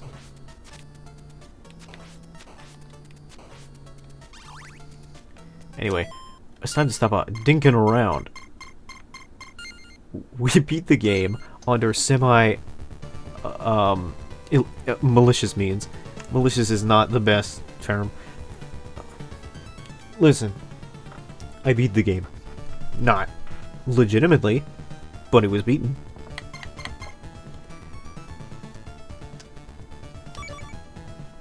Now we're going to move on to Super Castlevania. Technically Super Castlevania 4, which implies that there were 4 other Super Castlevanias, and I guess the other 3 before this were kind of super, but the idea is that it was for the Super Nintendo, and that's what makes it super.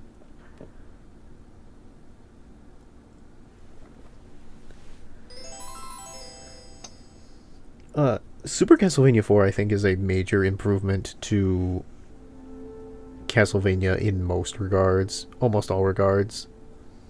The one thing I would say is bad about it is that it heavily reduces the purpose of secondary items. You usually don't actually need to use your secondary items because your secondary items become incredibly worthless in the face of your whip, which can now do pretty much everything you need your weapon to do. Which is very cool. Your whip can do a lot of fun things.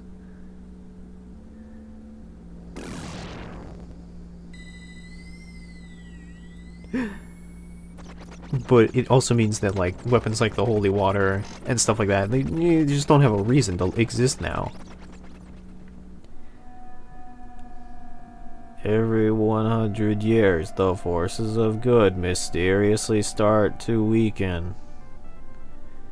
Thus, the power of Dracula starts to revive itself. His power grows stronger and stronger every 100 years. Dracula has revived many times. However, His sinister actions have been consistently thwarted by the Balmont.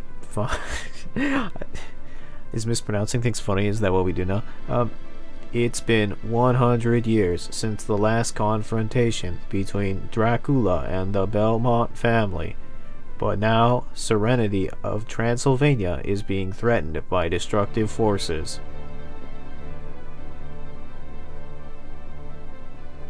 I don't have a punchline for this. I am off my game today, in more ways than one. On a dark and eerie night, Dracula rose from his grave to unleash his destructive power over the countryside. Huckleberry weeds. This isn't funny. Once again, Simon Belmont is called upon to destroy Dracula at the ripe old age of 116, and his whip and courage he sets out to restore peace to Transylvania. Okay. Alright, you ready to hear a lot of whip sounds? It'll be like the Johnny Test soundtrack in here. We're gonna...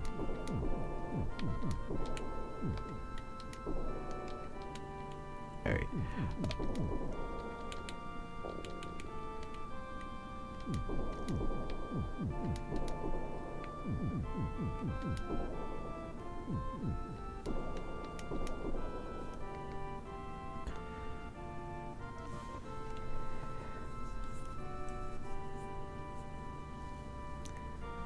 You would have thought after 100 years or so, somebody would have started, you know, terraforming Dracula's castle so he wouldn't stop moving in or something like that.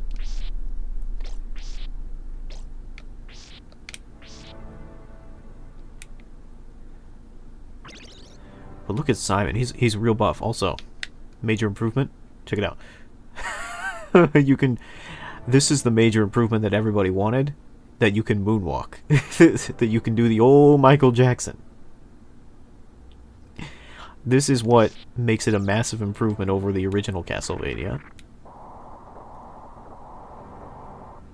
And you gotta understand, this game came out in the 90s, so... You gotta understand what a huge improvement that was.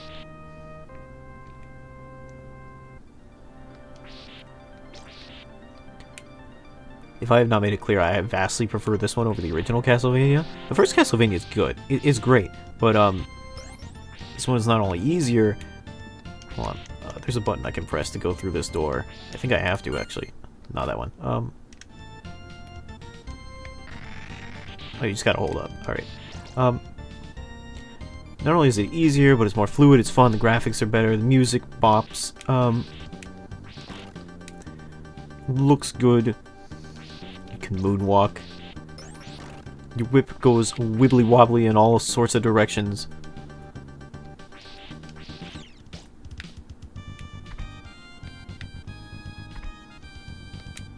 I think Super Castlevania is meant to be like an implicit remake of...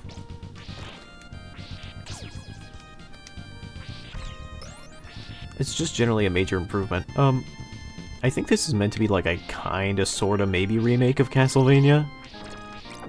But I don't know that for certain. The only thing I know that connects the two is that they both have Simon as the protagonist. I don't know. Maybe this really is Simon when he's like 160 or something like that.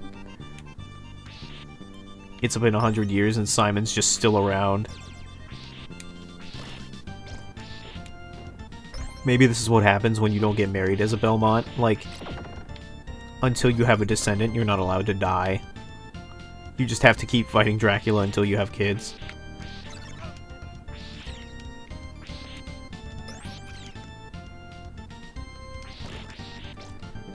I don't know, man. Maybe Simon's too much of a virgin to die. You ever consider that?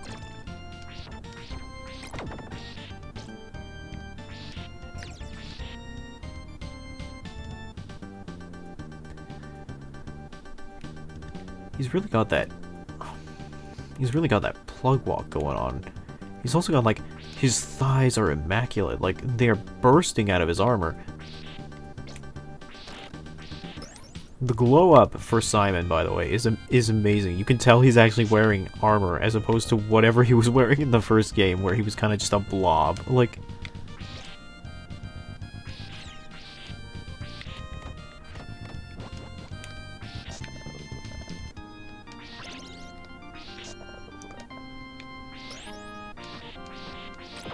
there we go.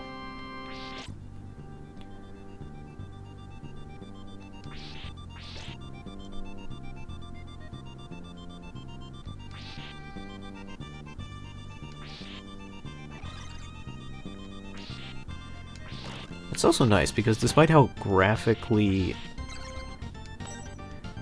updated everything is, you can still pretty much tell what everything is if you played the first game or the third game or anything is. Like, everything is consistent enough to the point where you can tell what everything is. Like, you still know the knife is the knife. You still know the money bags are the money bags. You can even recognize the enemies that you fought before, so you can kind of know what they do. There are new enemies too, of course, but like, you know.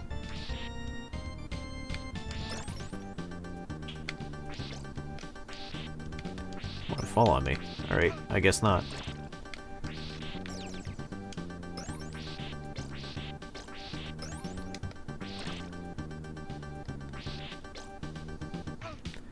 Oh, how could I forget the camouflaged unicorn heads?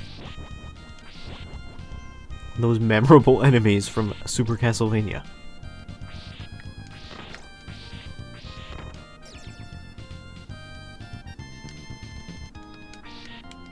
Hold on. That's how you use it. I'm so unused to using secondaries that I completely forgot they have a button dedicated to them.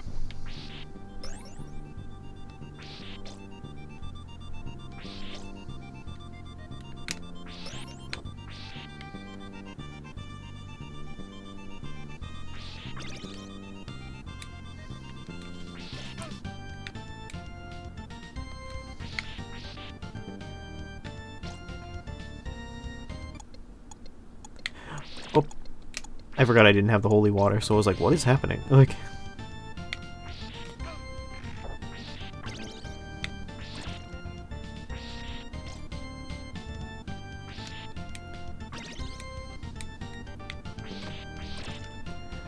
there's like skeleton horses in the background.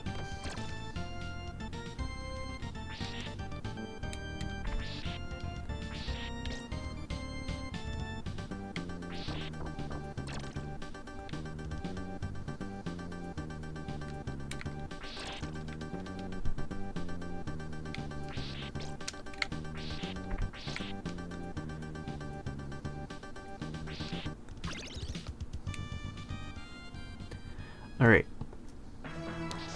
You ready to watch me wail on an enemy and use no strategy?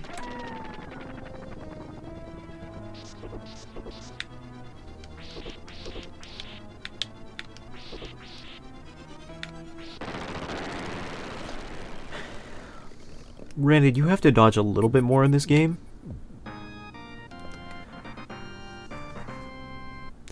But not that much.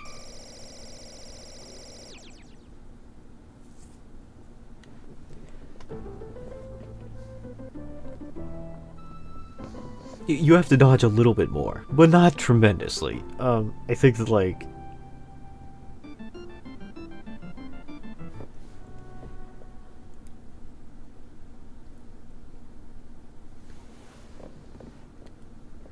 I also think that the hits in this game are just a lot more satisfying. You get much more feedback that you've hit something.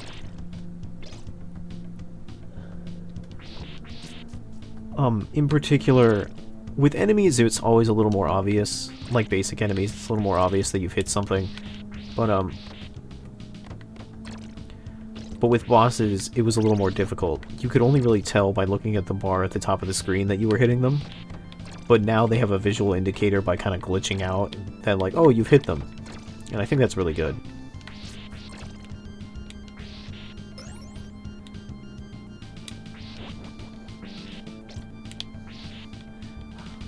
Come on. No feet for free. If you want that, go to Simon's OnlyFans. Pay for it like a real man. pay for it like a real champ. Sorry. We don't know whose hands those belong to.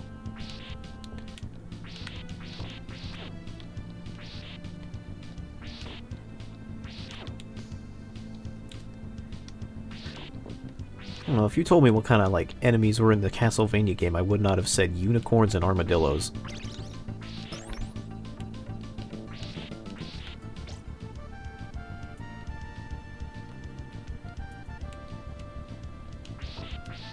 Also, shining hedge monsters. Like Stephen King's Shining Hedge Monsters. I know that Stephen King doesn't like The Shining that much. But, you know, personally, I think that if Stanley Kubrick was going to cut out anything, the silly hedge monsters, you know, that may have been a good choice.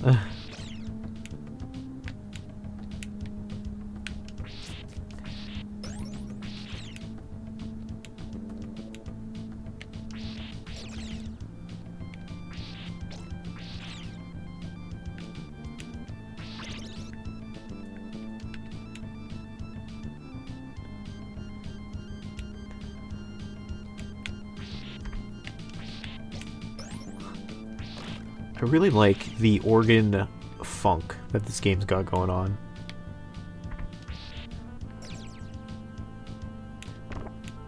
Yeah, I think you can. Frog. I think you can jump in that pool. It doesn't kill you, but you will sink in it. It's like quicksand.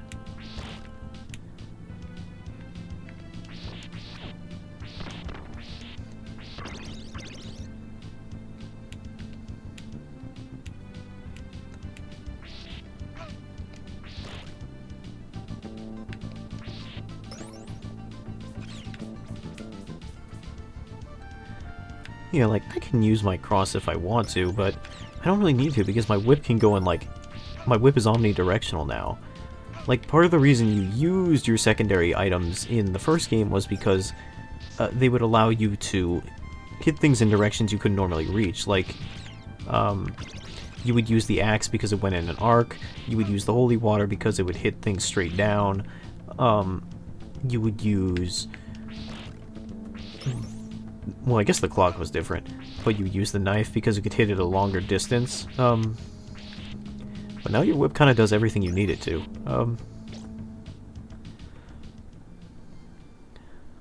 Watch out.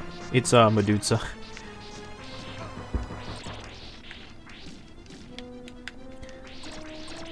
There's not a lot of strategy here. If you just duck, you can't do a lot. Alright. I say as I'm about to get killed by him.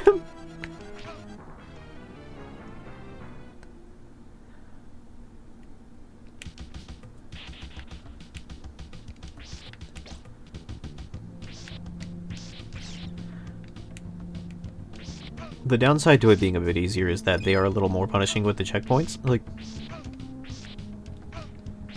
Alright, that was kind of pathetic.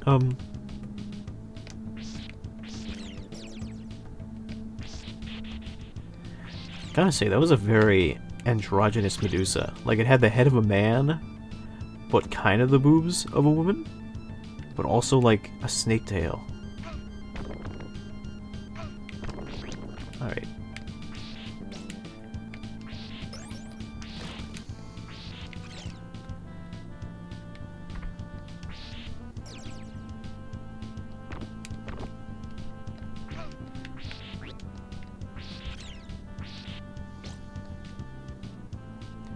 Alright, I think there's a chicken in there.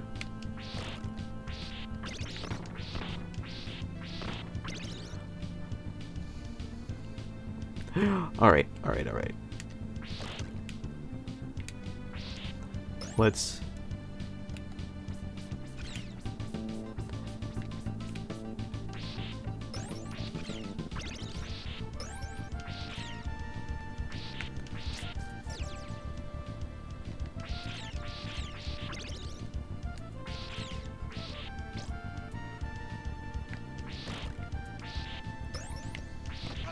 What? Alright.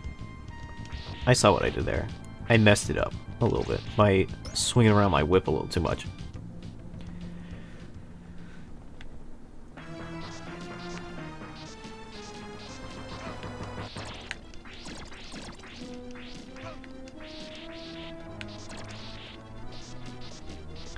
My new favorite thing is like trying to give advice on the game and then immediately just failing.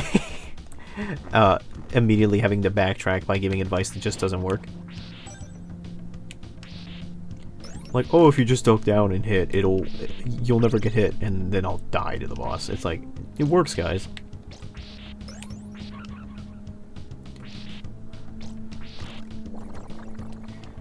I remember when I was watching the Castlevania Netflix show or something, I saw, like, enemies from this game in it, and I was like, I felt like Leonardo DiCaprio from that meme. Like, where he's holding the beer can or something like that. Like, I remember that from the Super Nintendo game. It's like there's specifically a boss, like, way late in the game that you fight, and he's like an enemy in the show, and I'm like, oh my goodness, I remember him. That's a reference. They made that for me. They did that. They did the research. They did that for me. It was like such a dork moment, like, and not even like a cool dork moment. Like, oh, this was an obscure character. Like, not really. It's just like, ooh, I get that reference. Captain America. Like.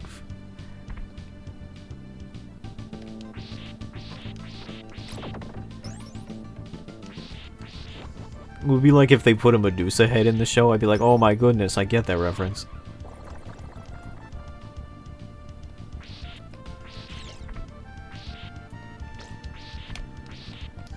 I fucking called up my friends at 3 AM being like, guys, can you believe it? You'll never believe this, guys. They put bats in the Castlevania show. That's a reference to Castlevania when there was bats. Because, you know, in Dracula vampire lore, he turns into a bat. That's so cool. They really did the research.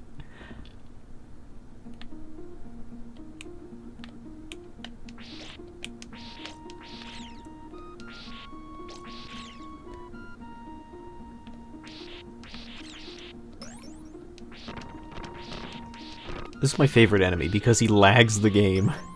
You split him into 4 pieces and then he lags the game.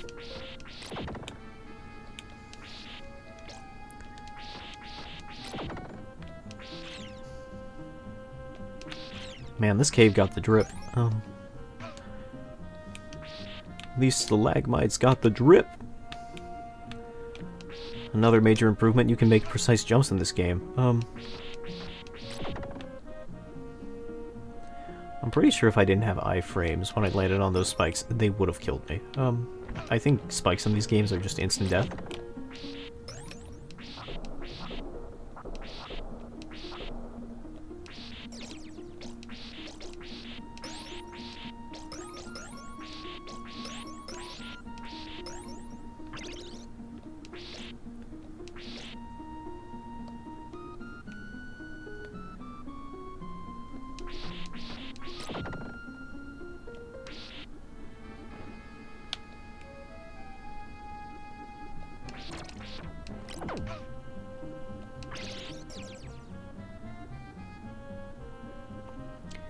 You can also crouch walk, or as a Zelda CDI Link would say it, you can make me do the duck walk! And that comes in handy a couple times. It's largely just a thing you can do. Like, I think it's only mandatory like once.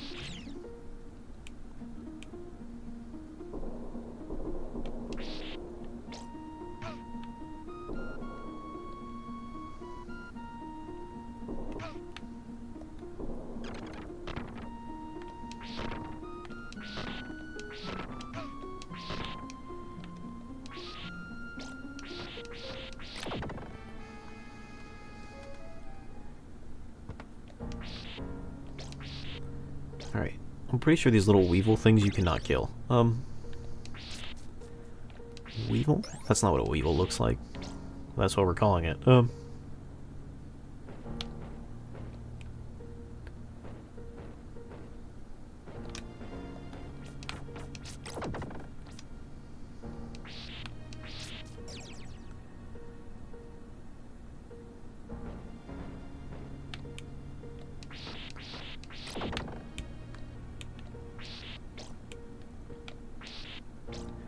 There are a couple of times you can abuse the whip's absolutely enormous hitbox.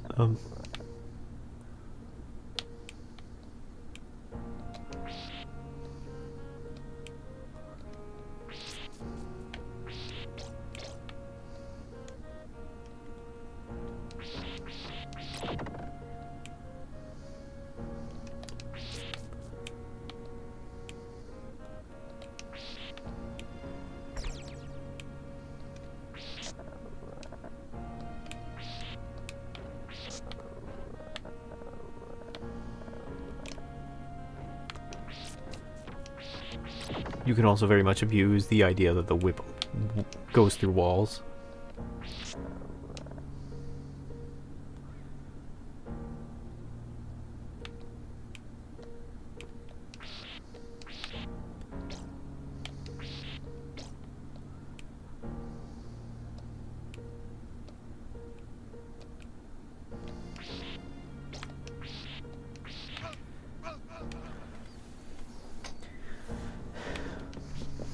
What is that Looney Tunes cartoon thing?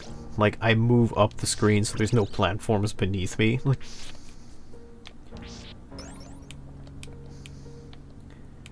the entire world disappears when it... This game has no object permanence. The world disappears when it's not on screen.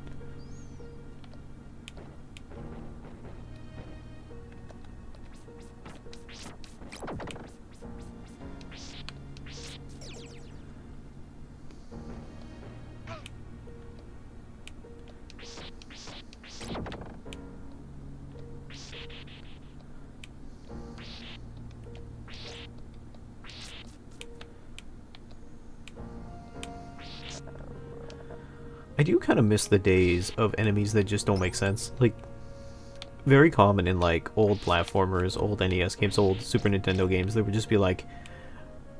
I think, like, the Angry Video Game Nerd used to describe them as, like... Sometimes you just had to make up your own...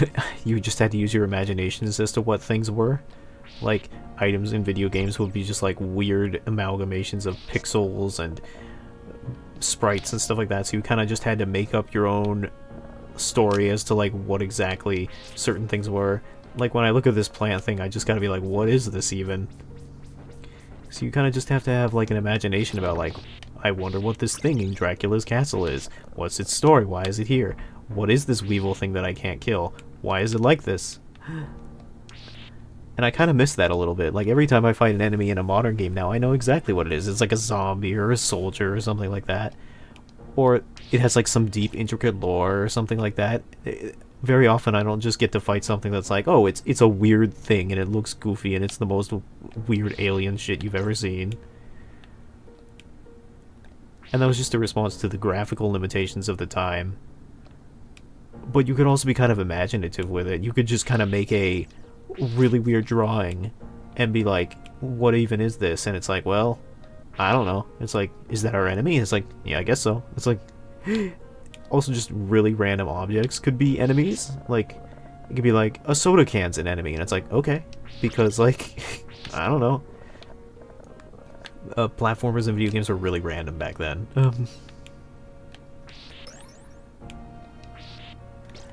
Part of it was graphical limitations and stuff like that. Like, look at this, like, fishy merman stuff. It's very weird. I don't mean to say that, like, modern designs are uninspired or anything.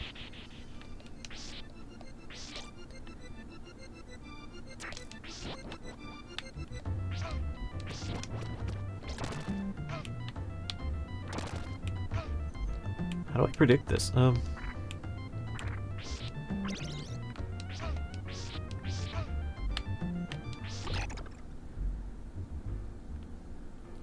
Okay. No, not you again. They're easier to deal with this time. I was wondering if I had gotten a game over yet, but I realized I 100% haven't, because we would have seen the password screen.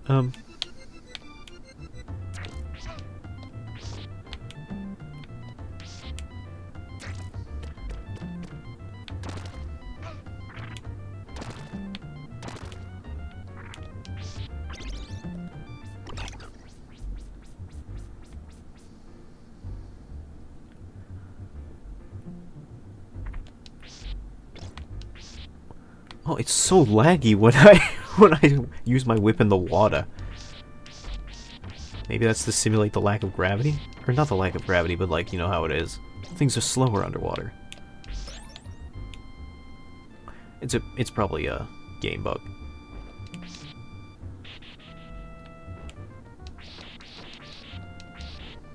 Really loving this gothic jazz orchestra piece.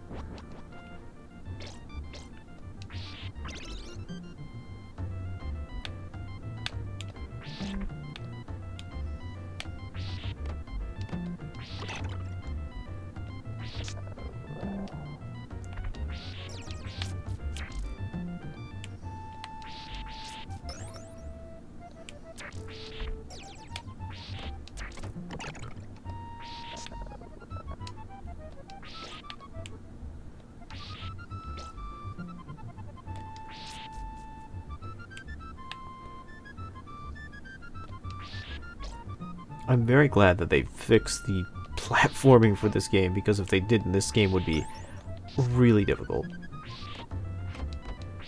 Just being able to change your trajectory in air is a huge thing. The game is a lot less stiff than it used to be. You still get knocked back when you get hit.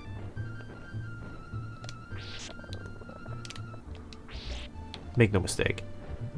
But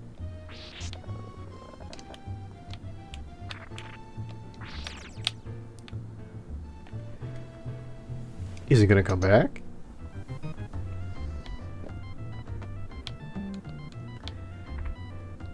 Okay.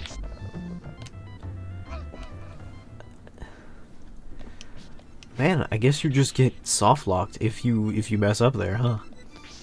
Alright, well that's kind of a bad thing. Life before game testing, I guess.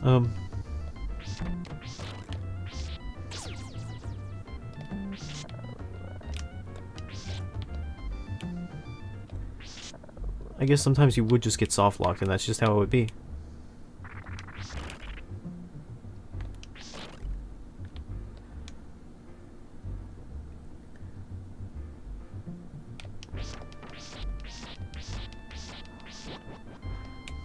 That's definitely a moment where you can exploit the game for...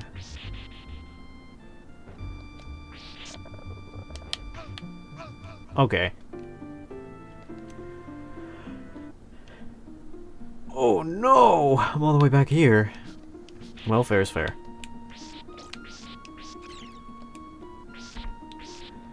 They reset my score. That doesn't matter.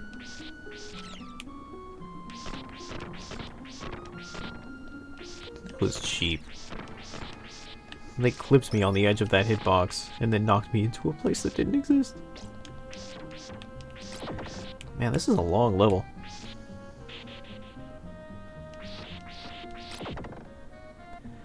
Alright, time to power walk my way through this then.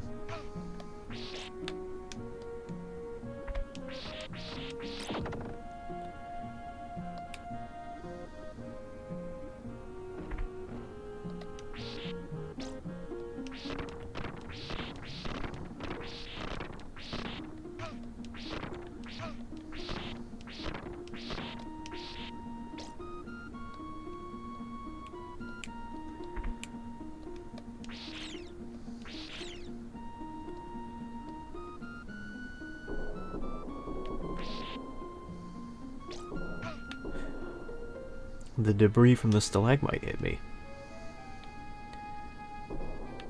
I wish I could say I saw that coming.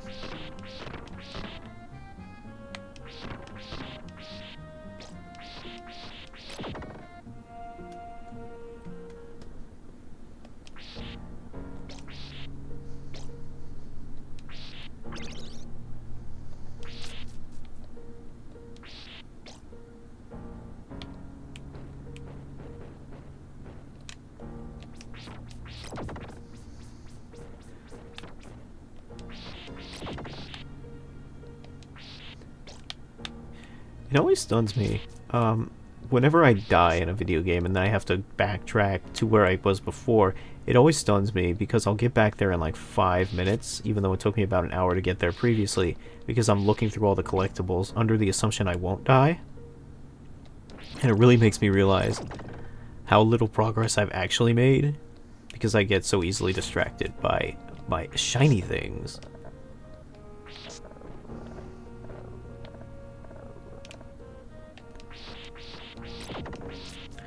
It's a metaphor for life, really. You could get really far if you just didn't get distracted by unimportant things like family or human rights.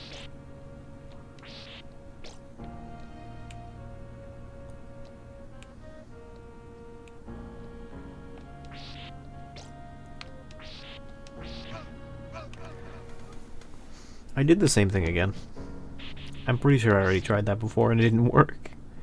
I think that's actually a beginner's trap, like you're supposed to try and hit that bat. He said, rationalizing.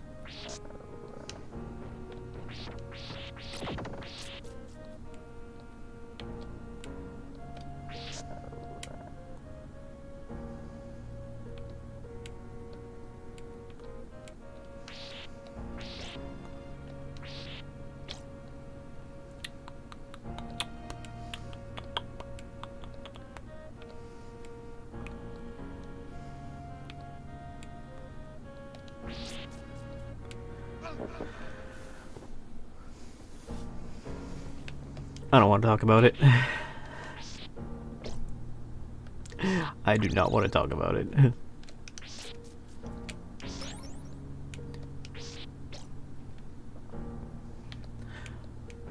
I think I'd like to play some more games, but the difficulty right now is that, again, I'm unemployed, I don't have a job, so there have been games I've wanted to play. I wanted to play City Skylines 2. That came out recently. I also wanted to try out the new Mario game, because it seems pretty good. It seems pretty creative, actually. I heard it was kind of, like, pretty neat, because, like, a lot of people were like, oh, 2D Mario games aren't very creative, they're pretty stale, they're pretty, formulaic. And then the new one was kind of like, oh, there's a lot of new stuff in it. It's more creative than the other ones. I was like, alright, I'd kind of be curious to give it a try. I'd want to give it a try. But I can't afford anything right now because I'm unemployed and I gotta save up money so I don't so I can pay rent, so I can afford my car insurance and stuff like that.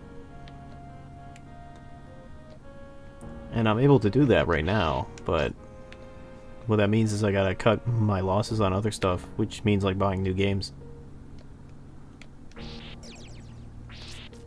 That kind of limits my options on what I can stream. And as I've been mentioning, I'm not like feeling super up to streaming right now anyway.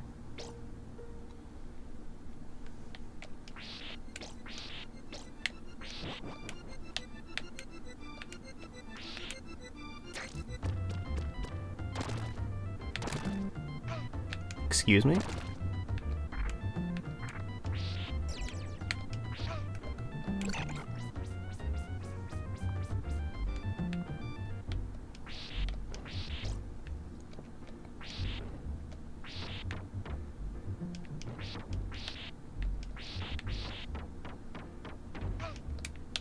Why are you booing me? I'm right. Why are you hitting me? I'm right.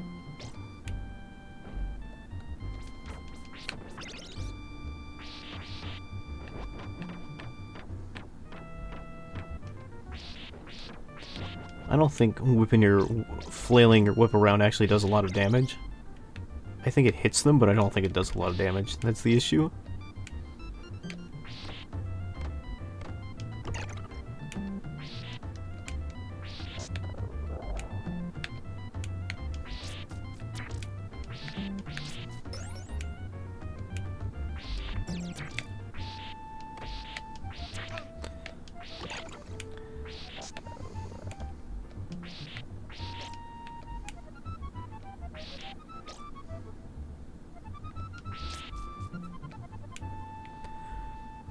Okay, we're back. It only took a bit.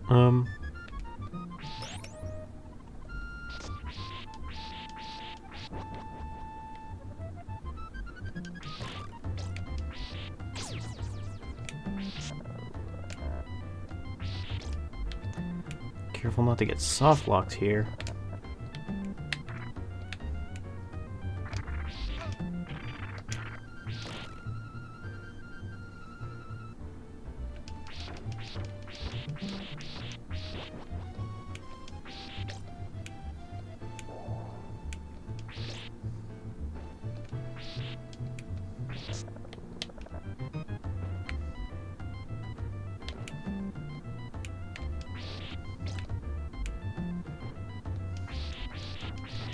I think this guy drops a ridiculous amount of power-ups, but you're not supposed to actually get them. Like, yeah. He drops all those hearts, but you're clearly... Stop.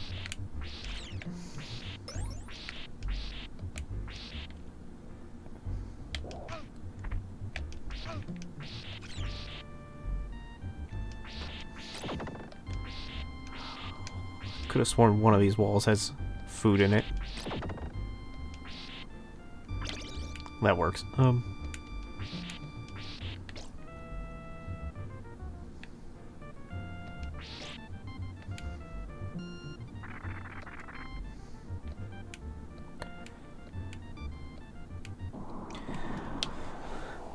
Yep, I remember this. I think this boss is a little easier than it seems, though we'll see about that.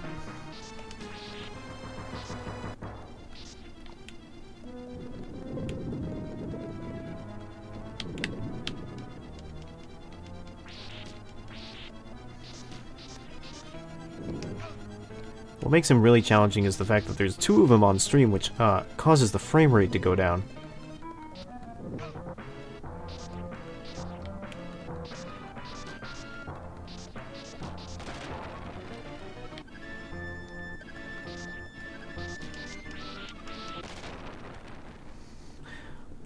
On a sliver. So when you get this item, it freezes you in whatever position you are when you get it, so... you gotta try and hit a cool pose when you grab the item. You know, for style points.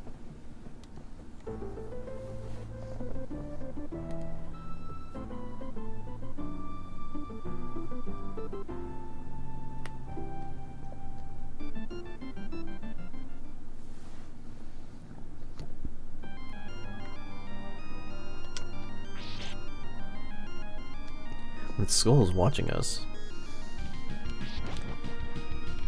There's something down there. I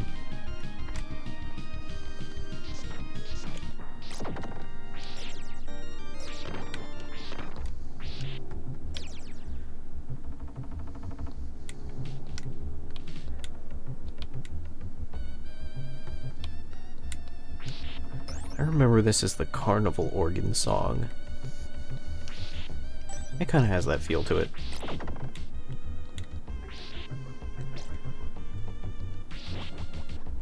I'm pretty sure if you jump on those green spaces, they flip.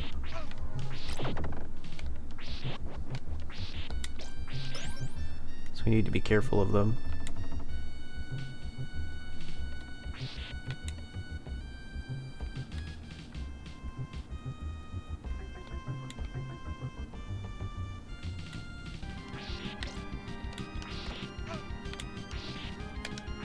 Sorry.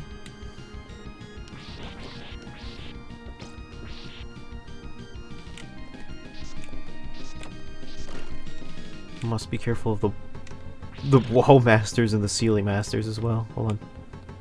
Yep.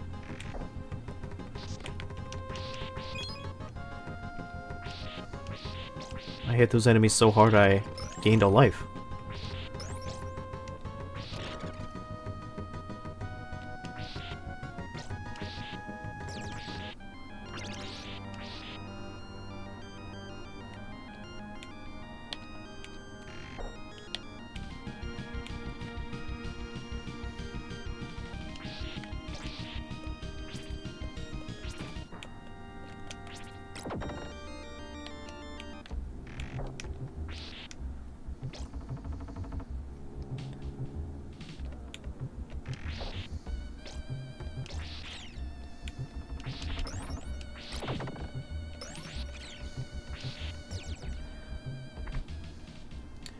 Alright, I remember this boss. This is the almond skull. That's what this is.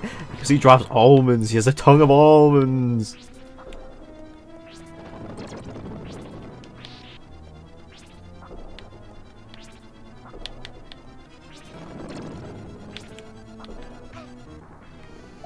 I didn't have enough health to be fighting the almond skull. That's my bad.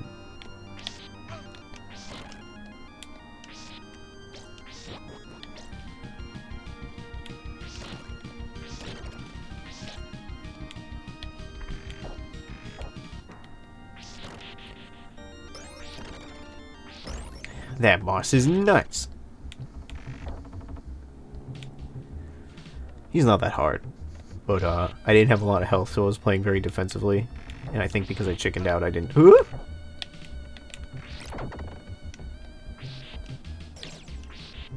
Because I chickened out, I wasn't doing too great.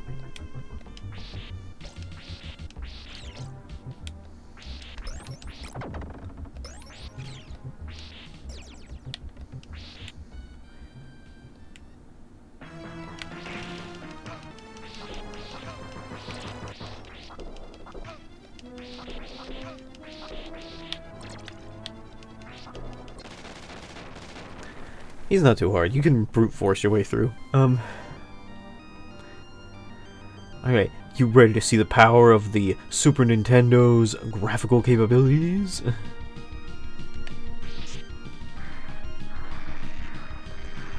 Man, this must have blown some minds back in the 1990s.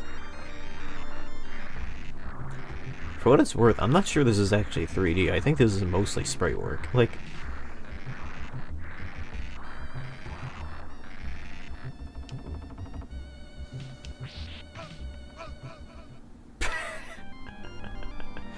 Alright, you ready to see it again?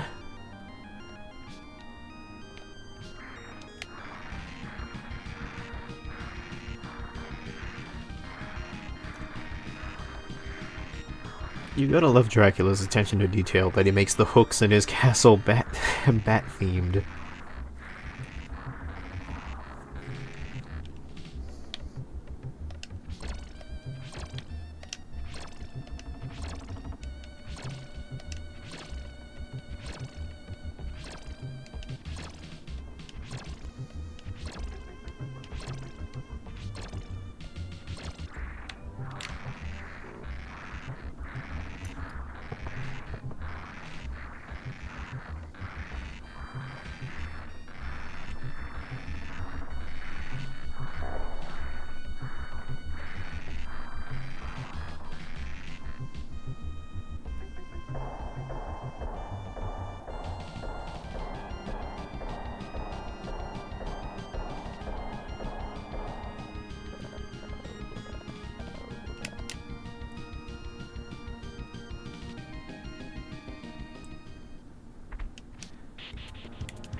Now experience the true...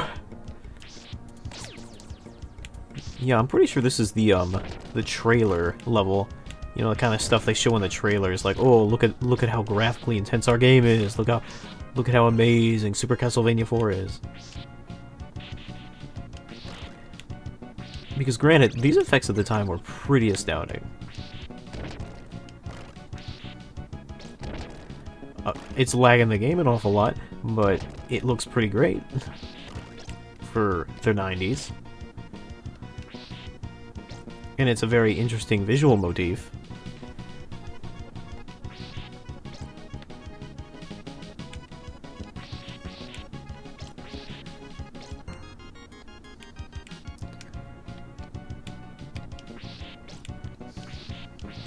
Alright. If I remember here, the strategy is to not get crushed. I know, very complex. Very complex, nuanced stuff.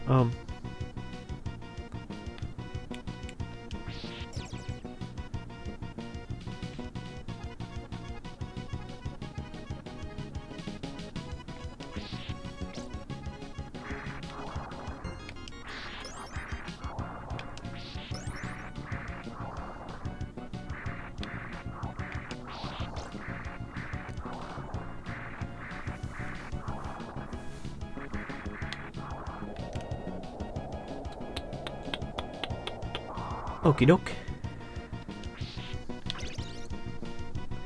I think there's another portion after this that's a bit more difficult.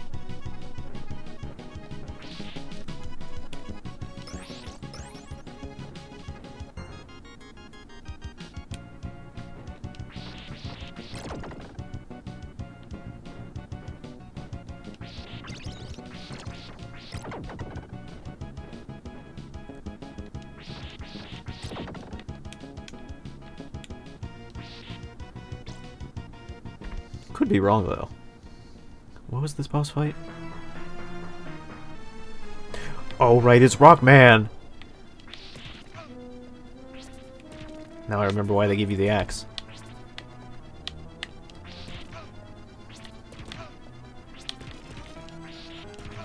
I actually 100% forgot how you're supposed to dodge his attacks. I'm pretty sure it's not nearly as complicated as I'm thinking it is.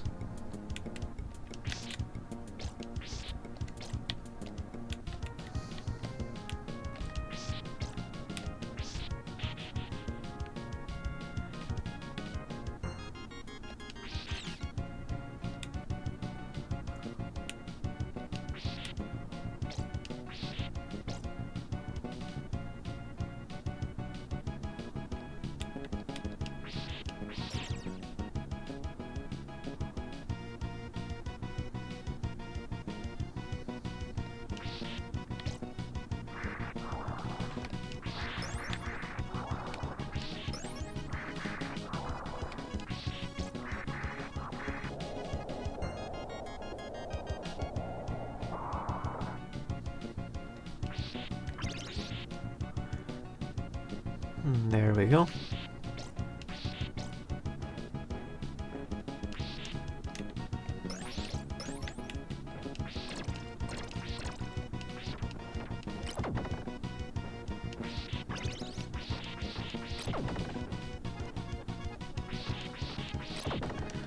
Okay, back to it. I'm hoping we don't die here and have to redo the entire stage. I think we'll manage, though. Alright, well.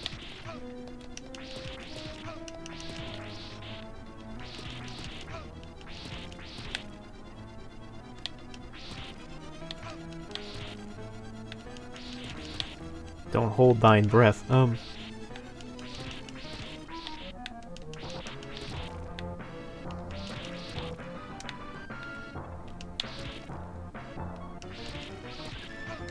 I'm sorry?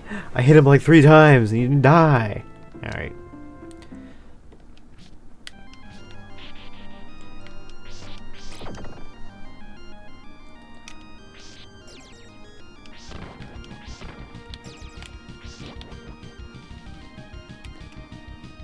Man, my score is gonna be like 2 when I get to the end of this game.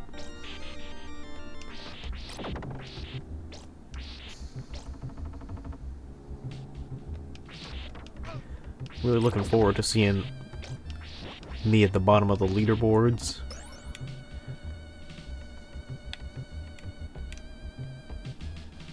When I get to the end of this game.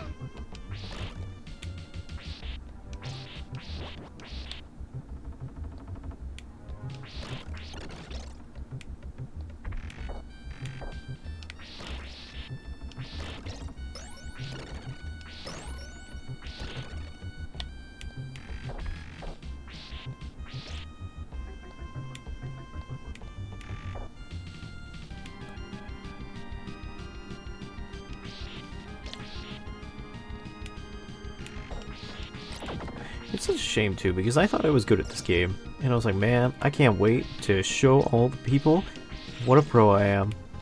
Nah. Ah well.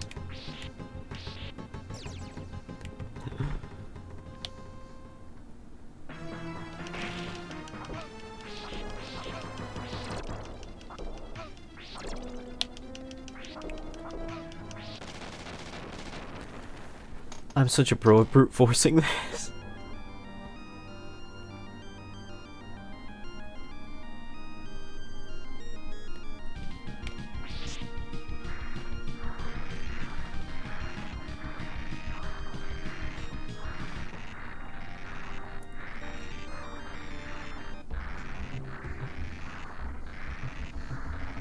I mean, we've made it this far with less save states. So there's that to consider.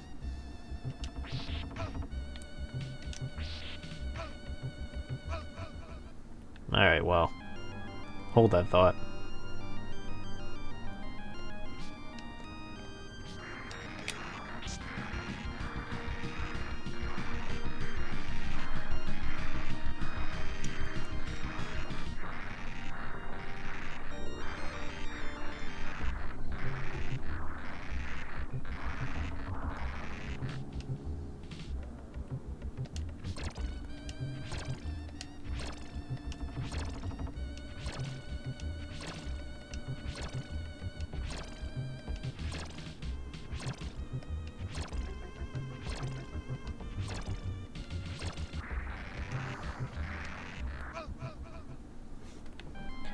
How embarrassing.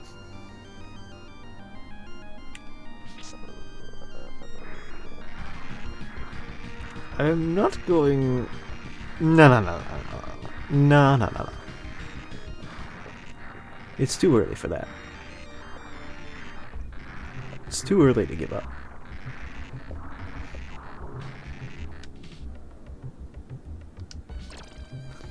When it came to the first Castlevania, I had already pretty much conceded at the first... before the stream even started, that I was like, there's a pretty good chance I'm going to have to save state in order to beat death. But I had never said anything about, like, oh, I'll need to save state to beat Super Castlevania. I never thought about that, because I was pretty confident in my ability to beat this one. And I'm going to hold true to that, because I still think it's very much doable.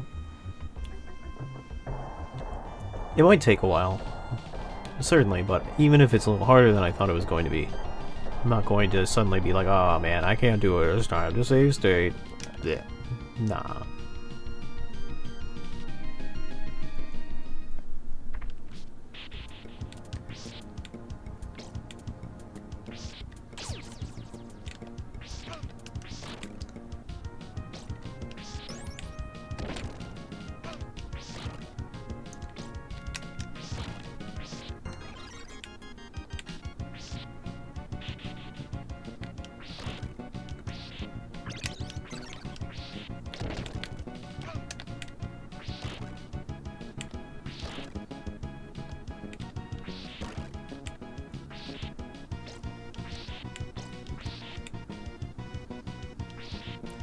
Okay. We're back here. Good sign.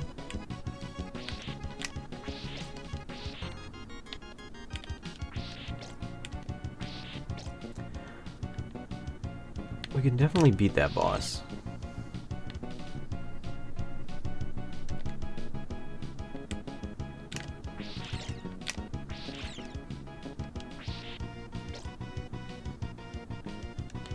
Oh, Monsieur Minecraft.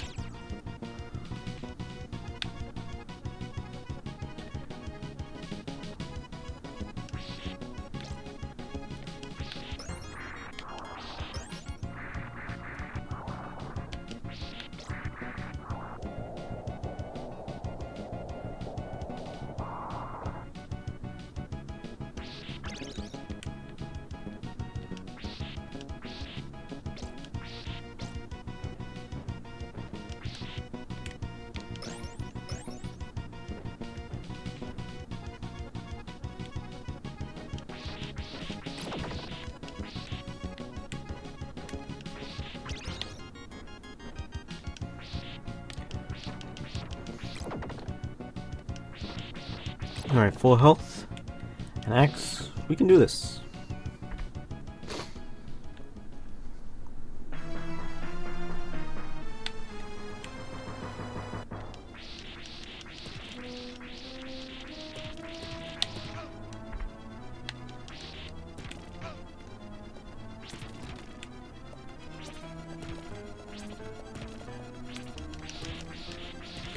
He can't hit us so good when we're up here, because he gets shorter.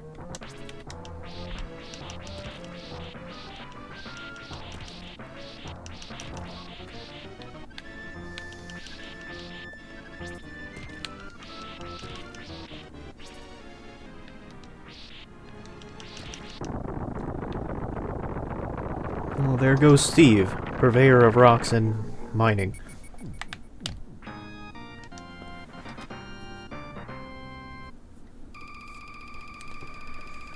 Keep trying to do a cool pose, but I keep messing it up.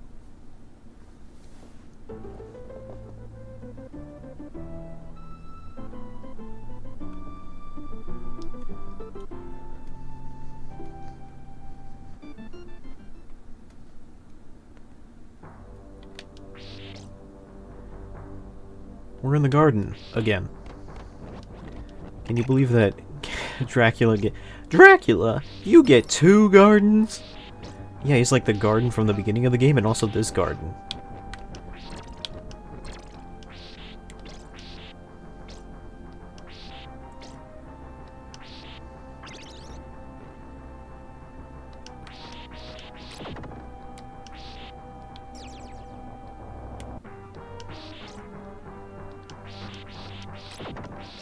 You wouldn't just put an enemy here unless there was something else here, right?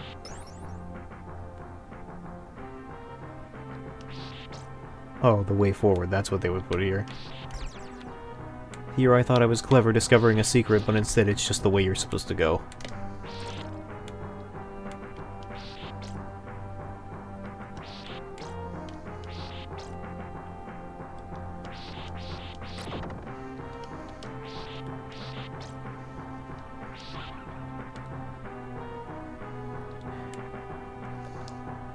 Do those enemies make, like, seagull noises?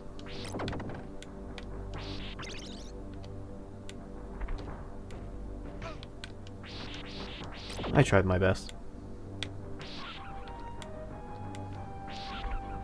They do make, like, seagull noises.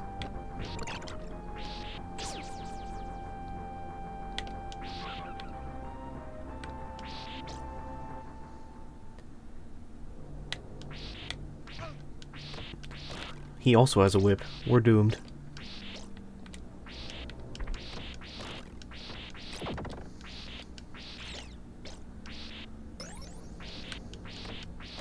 Whip it into shape. Step forward. Get straight.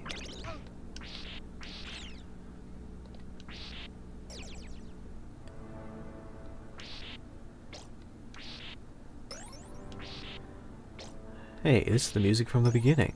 It's like we're starting the game all over again.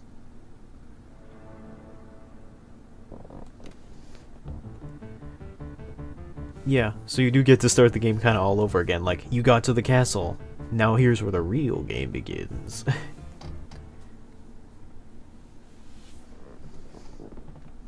The castle. These dogs don't die. Let sleeping dogs die.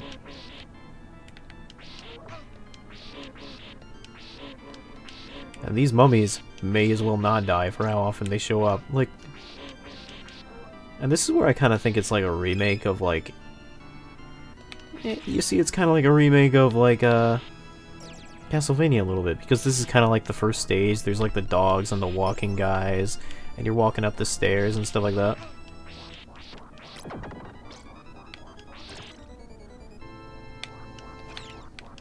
You know, the ghostly walking guys in bed sheets.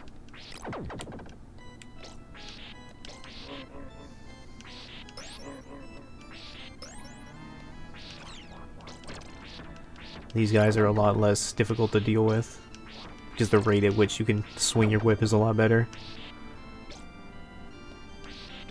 And also you can jump over them with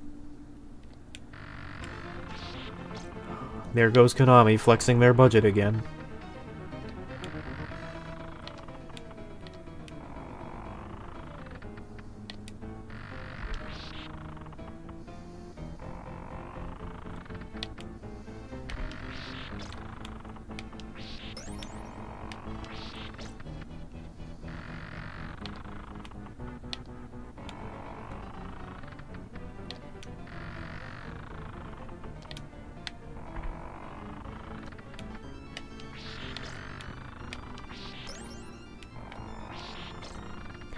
Like, this looks very impressive, but I must say, the actual gameplay is, you know, it's fine.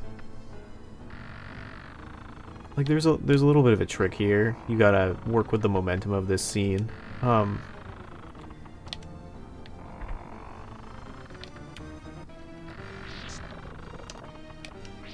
there's also just not a lot going on, you know?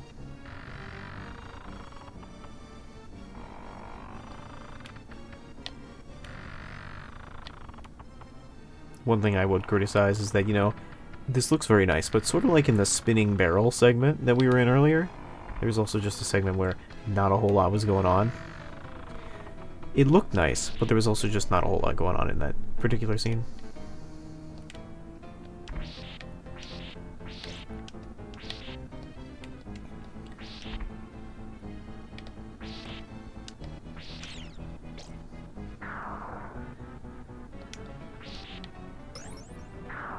I think we have to wait for...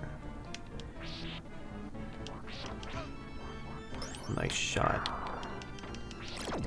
We gotta wait for those chandeliers to fall.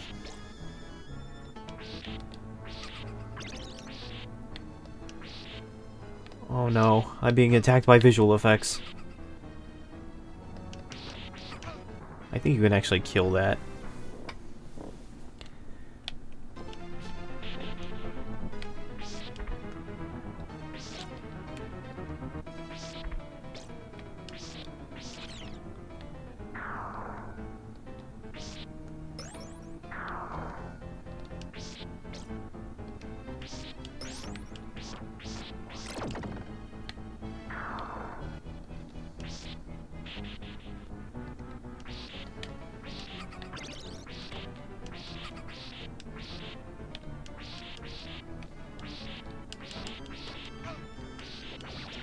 Yeah, you can.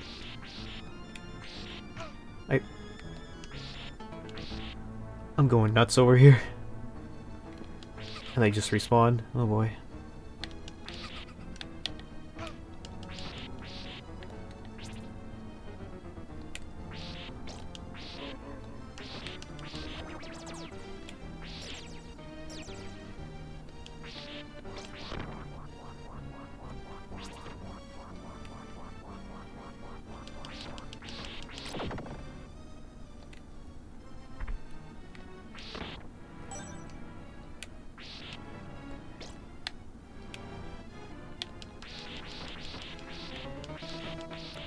Alright, hold on. There we go. Alright.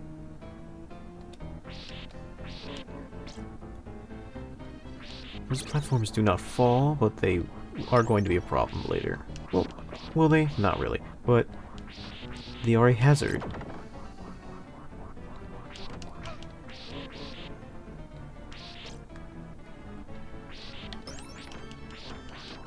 Unicorn heads, armadillos, man in suit. Castlevania is full of many dangers.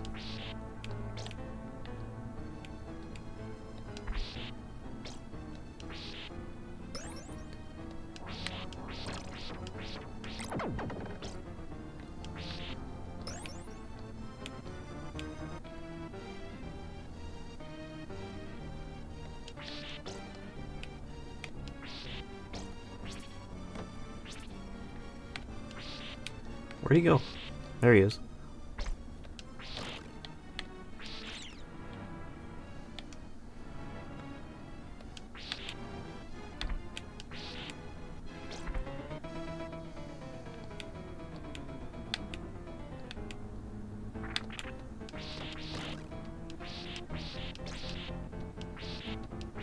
Okay. I don't think you can whip the coffin while it's shaking, but I think you have to hit it later.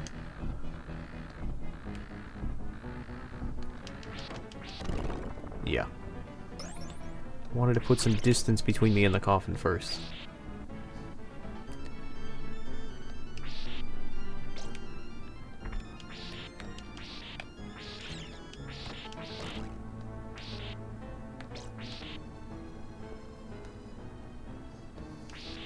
Never take it for granted in this game that something won't kill you.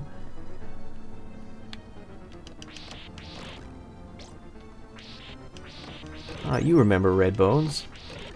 They come back. Alright. They remind me of that red-boned enemy from, like, Dokapon Kingdom.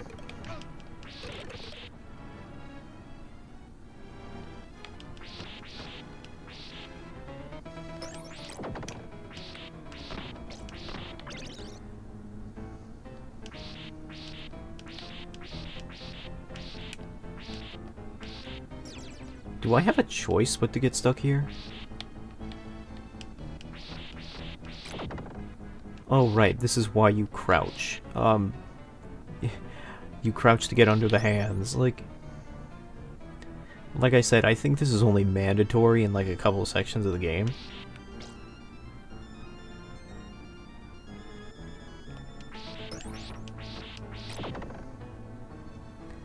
I believe how it works is they grab you and then that guy comes into... He turns out of being a specter. He becomes real and then he hits you. Very spooky.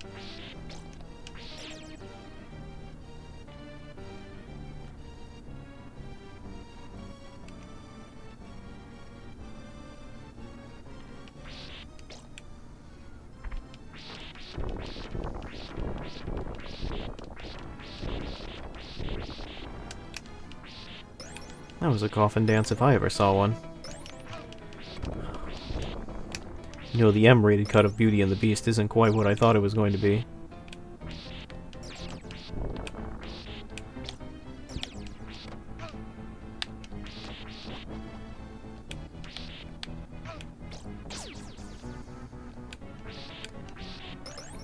I never thought I'd be attacked by ballroom dancers and furniture.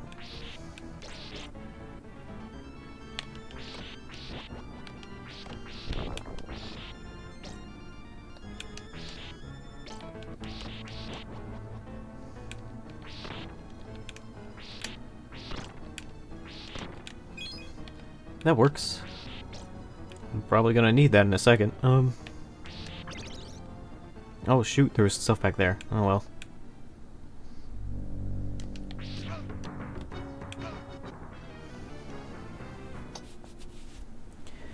They didn't really give me a fighting chance for that one.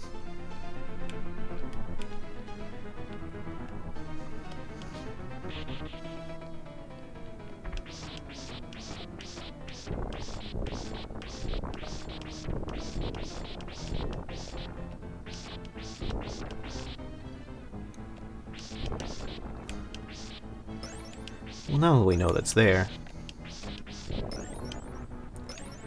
I think it's pretty bold of me to say, oh, don't assume something won't kill you in this game, and then for me to run directly into the killer furniture.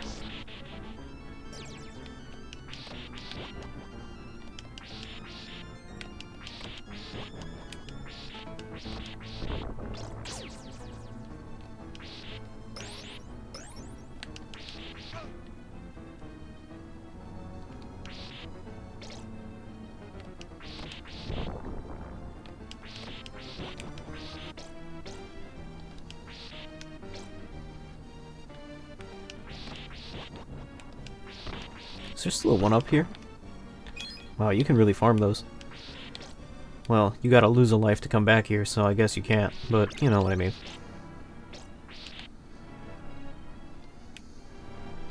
No secondary, it's all whip today.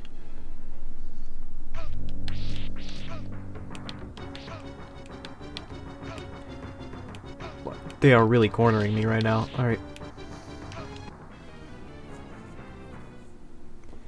Okay, so don't trap baby in a corner. Noted.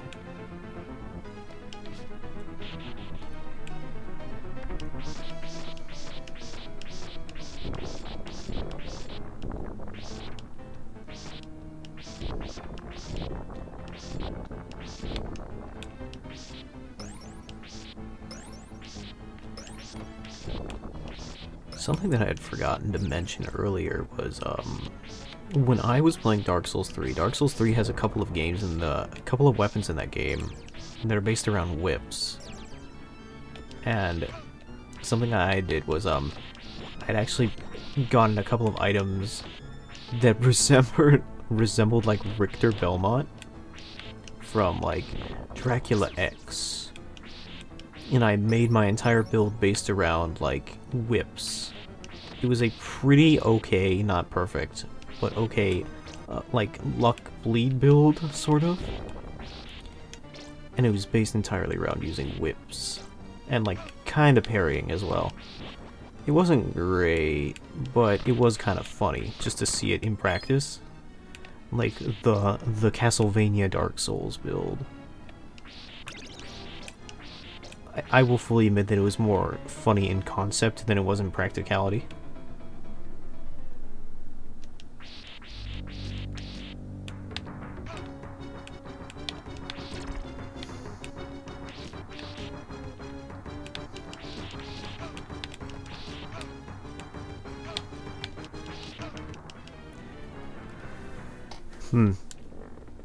That boss seems to be a bit of a glass cannon. They can't take a lot of damage, but they also dish it out really quick too. On the other hand, there's no way I can really lose to them as long as I keep getting the 1-up. Like,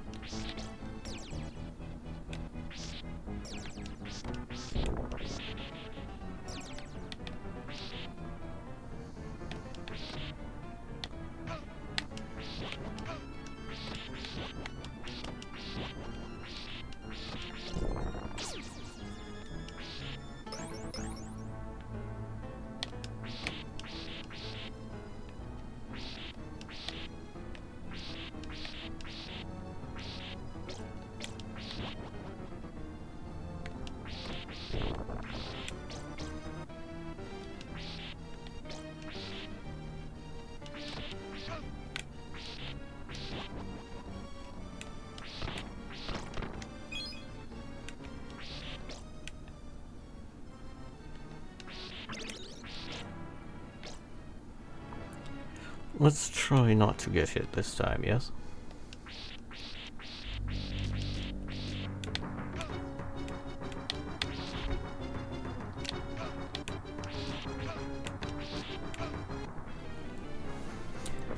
Well, that was a poor try.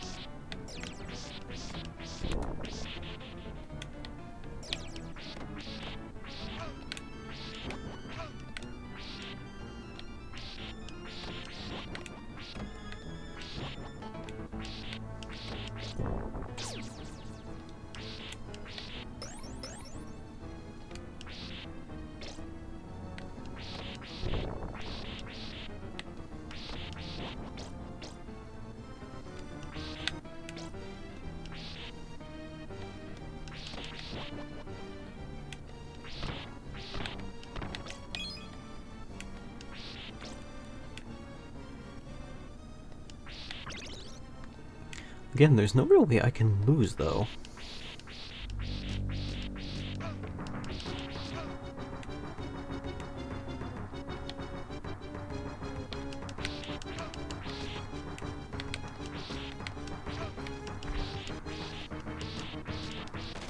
Oh, okay. That was a bit of a cooler pose.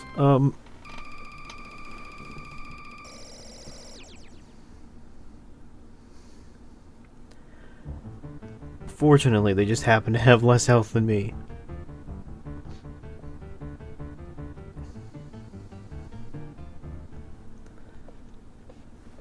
That, and they foolishly hit a 1-up.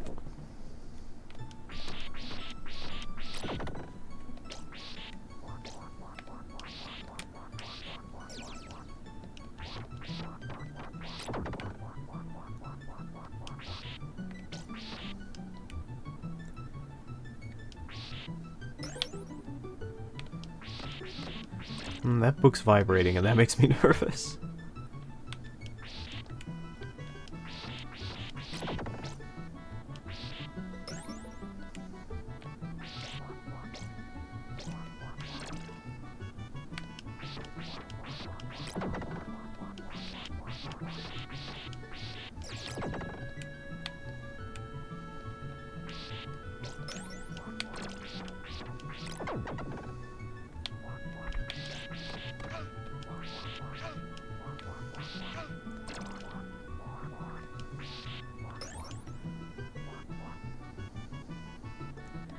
Let's not talk about that.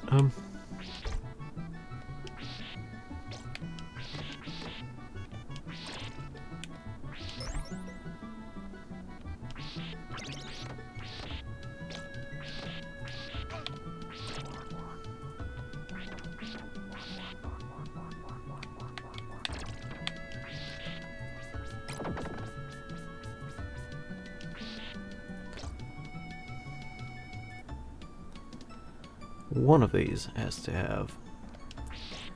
Yep, I remember this library level. There's a lot of stairs.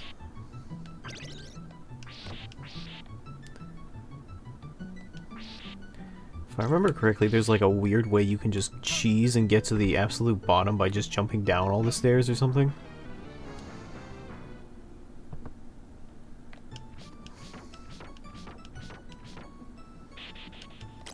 It's a little gimmicky though, and it doesn't always work.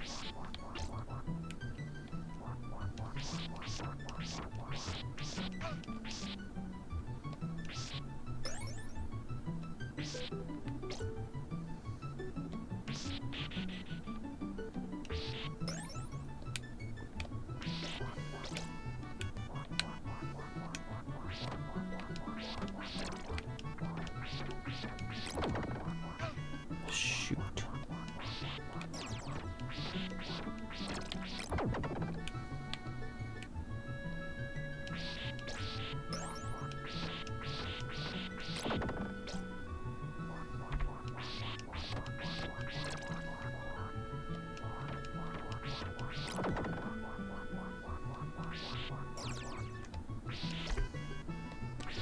Leg day for the book nerds. It reminds me of this one old Weird Al bit during like UHF, his movie, where he's just like, he has Conan the Librarian. He's like, no talking in the library. And, like, rips some guy's face off for speaking in the library or something. I have to imagine this is Conan's library.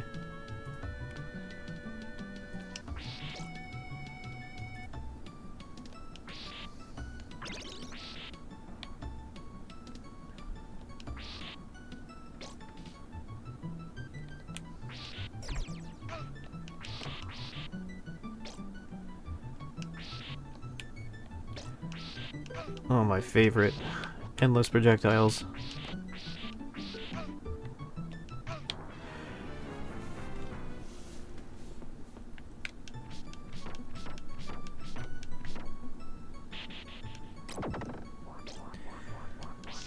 Let me see if I can do that gimmick. I don't know if it'll work, but I think if you, like, iframe your way down...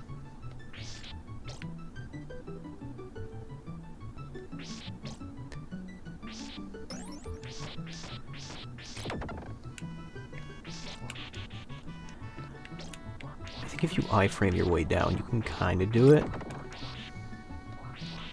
I don't know if you can make it all the way down, but I think if you, like, jump down all the stairs...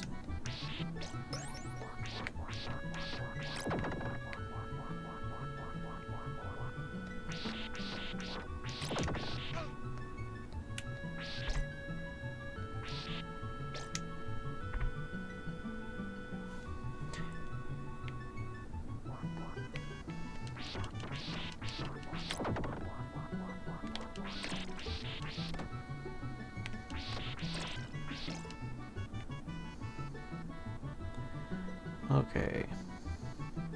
So I think you, like, jump here-ish? Yep, like that. Uh-huh. That's pretty goofy. Let me, like, fall Again, I don't think you want to fall all the way, because there might be like a death pit somewhere.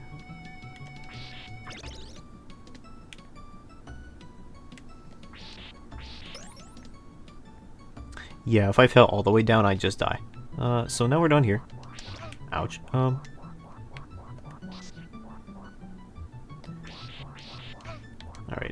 he's right out of my hitbox. That's not good. I feel like I've accidentally stepped into the magic school bus platformer.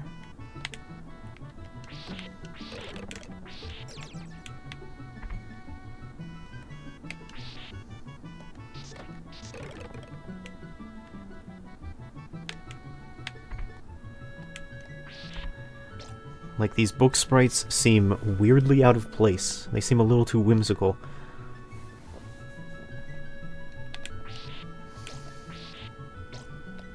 Oh my god, bats. Hordes of bats. They came from nowhere.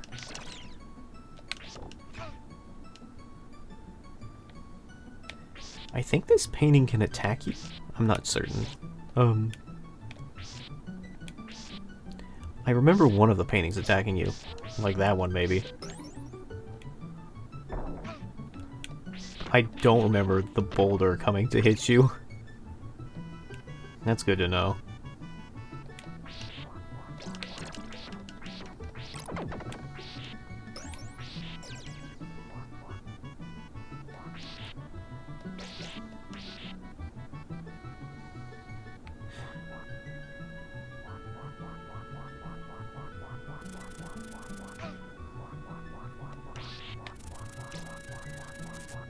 That's how you defeat that enemy.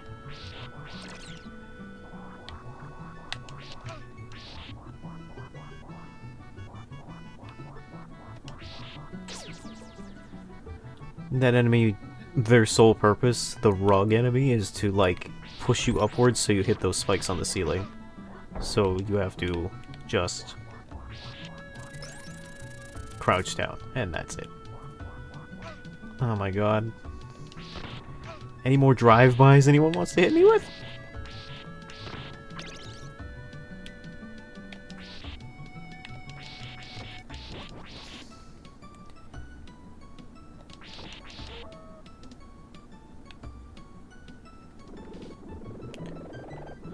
What on earth? Alright.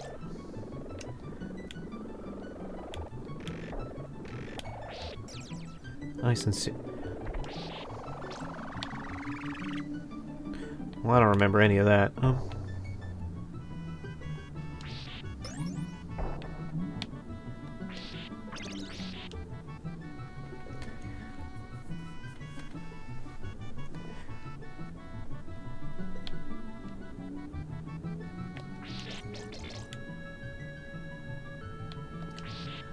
I swear, one of these paintings is gonna grab me or something.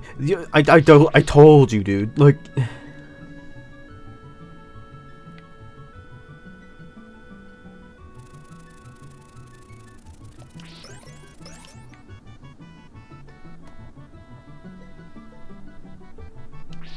Speak of the devil, and she shall appear. Speak not of his name, and he will be near.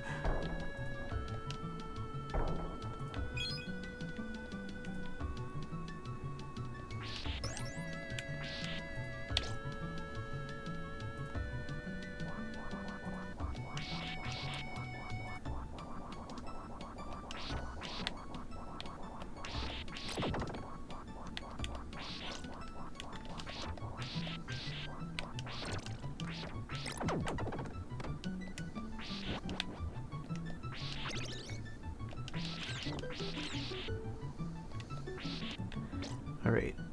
Oh, I remember you. I remember this boss. I don't remember if he was hard, but I do remember him.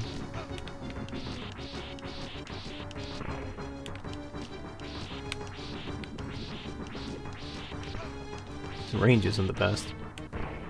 Paradoxically. Alright, well...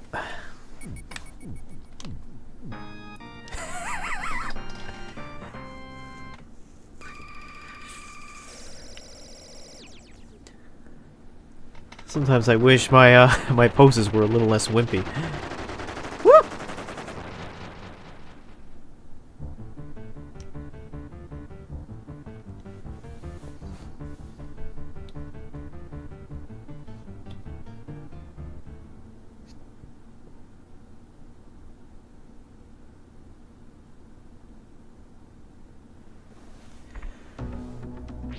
I think it may have been a harder fight if I had chosen to...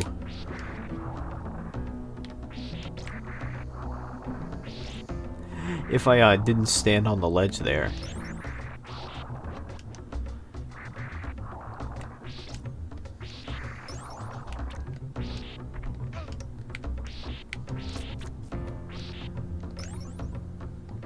I do think this level is somewhat challenging. I don't remember correctly. I'm working on, like, years-old memories for this game. But I do remember this level being somewhat infamously challenging.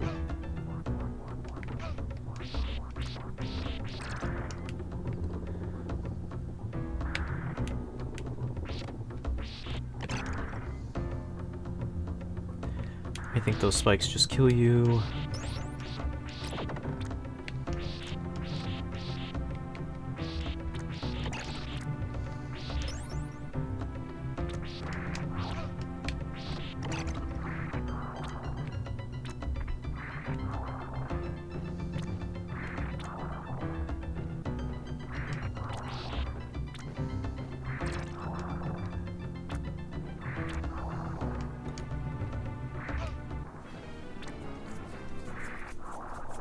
I think I was supposed to maybe hit him from the other side of that platform.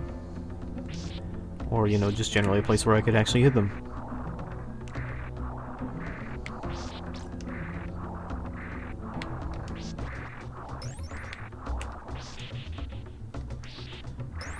The soundtrack kind of sounds like something out of Metroid.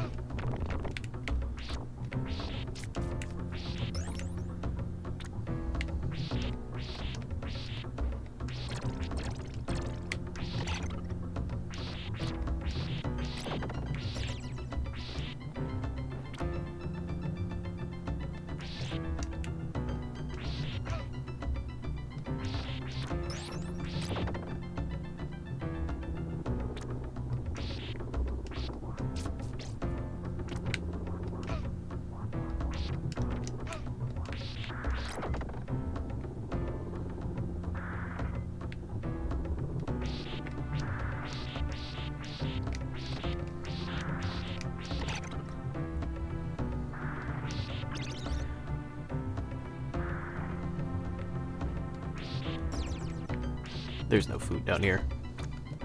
I was hoping there would be. There's not.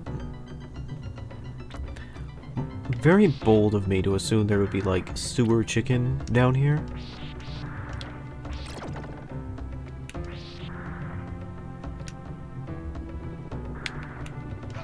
Alright.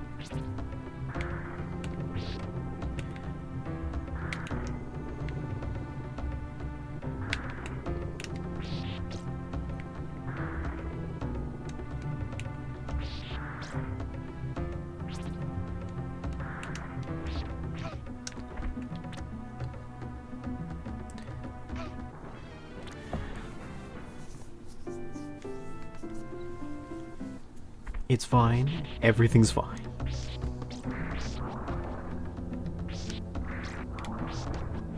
Nope. The spikes kill me instantly. Why do they gotta have poison on them? Just to make sure I'm extra dead? I'm like double dead? So I go to like super hell or something?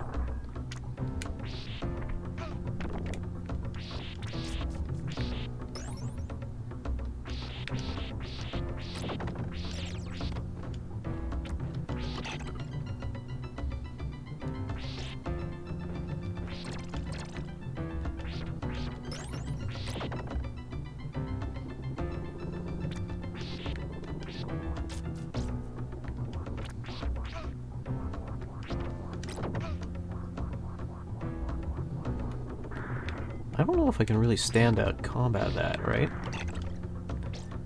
Because if I do, I might get hit by the spikes.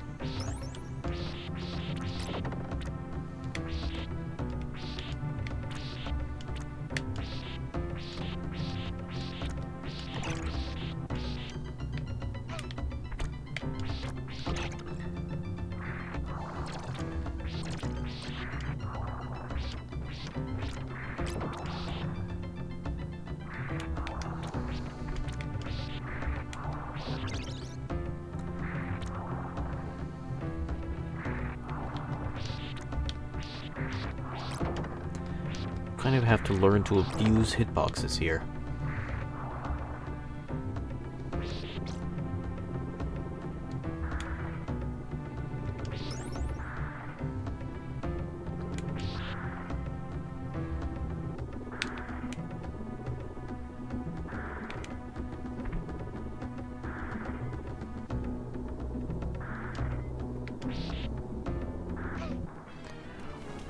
You can't duck under that.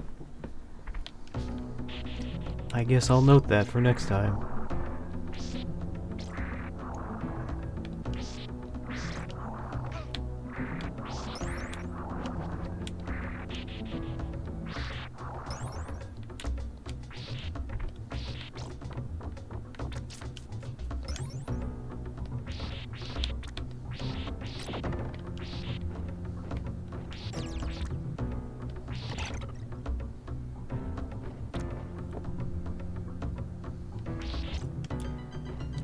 Now I remember why this level was difficult, because the spikes just kill you, and they're everywhere.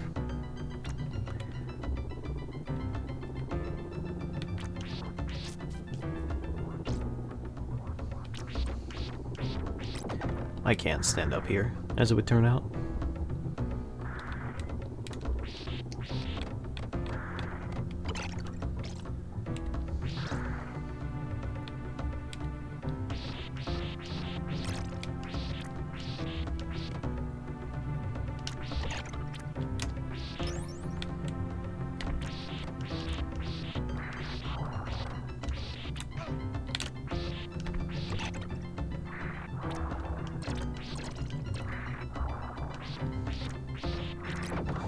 I can hit him across from here if I... Oh right, I can do this.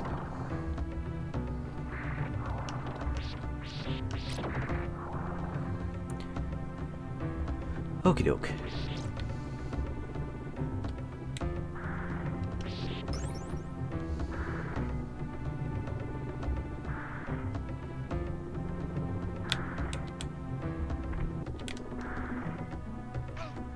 Are you kidding me right now?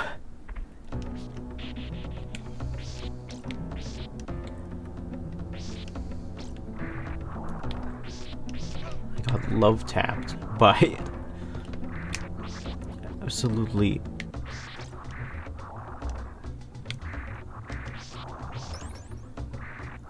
I got touched by a pixel of that spike and it was like, yeah, that counts.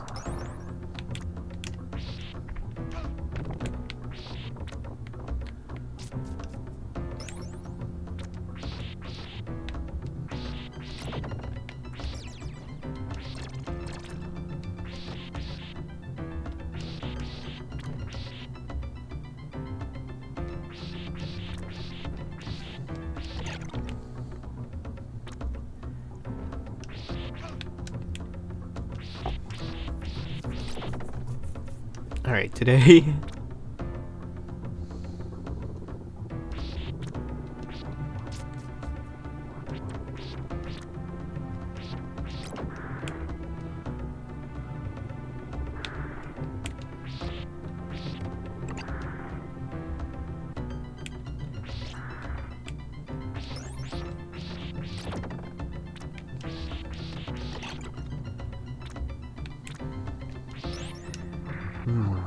So this is what the Beneath Nickelodeon looks like.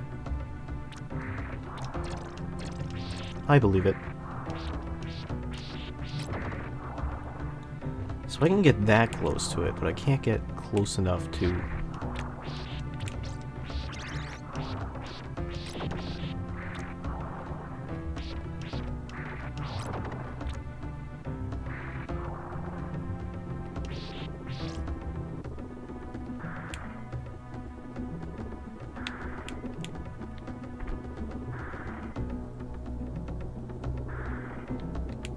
hold on, can't go under it. That's right.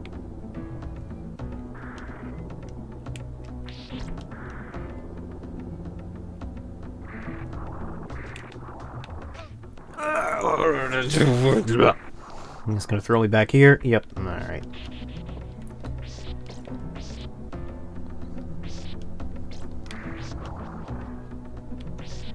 There can be no room for error.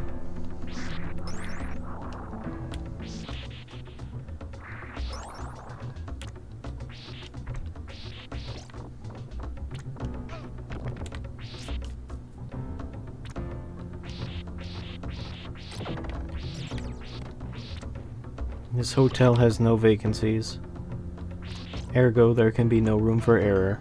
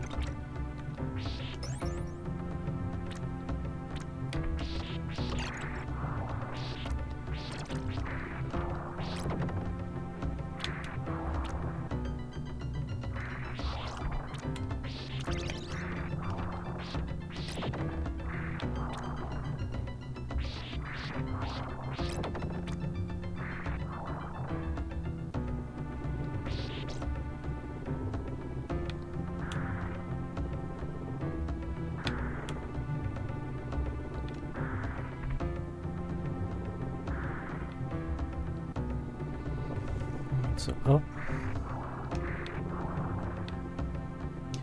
Okay.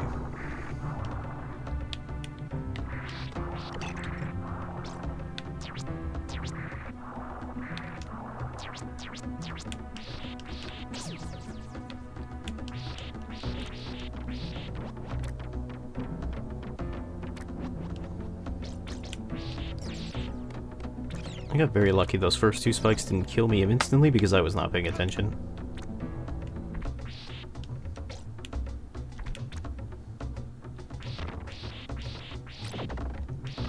Whoa, sewer chicken! This really is Nickelodeon Studios. What did he mean by this?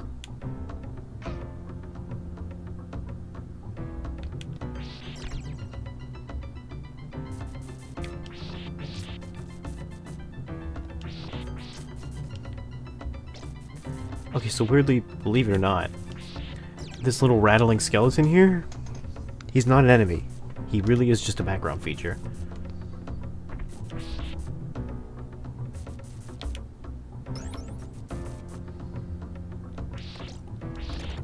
That, however, is an enemy.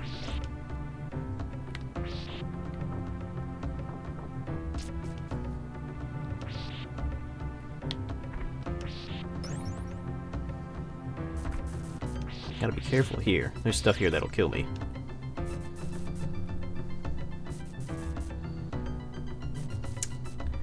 How do I get past this? Well. Oh, I guess the answer is the game will figure it out.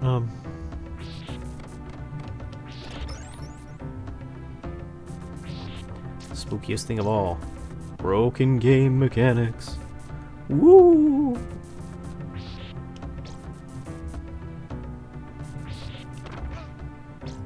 What? Alright.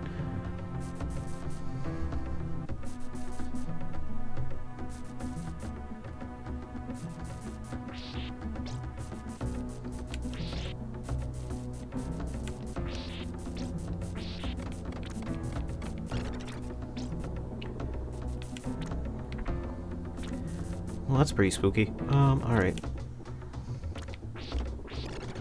Alright, more spikes.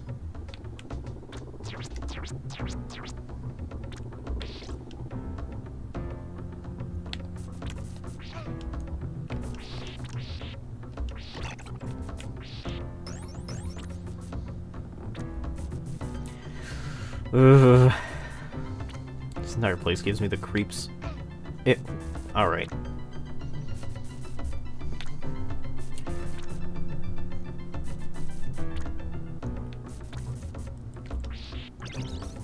And not... This entire place gives me the creeps, but not because, like, you know... Alright. This is another mandatory crouching section. Like, it's implied that you can get past here if you follow a pattern, but the actual trick is just to crouch watch your way through. That's how you do it. Now here's the actual spooky part. Random...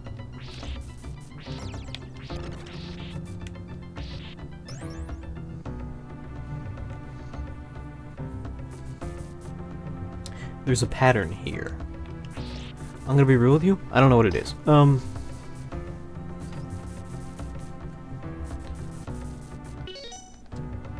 So here's what I'm gonna do. I probably won't use this, but I am going to hold on to it just in case, because this part is really inconsistent.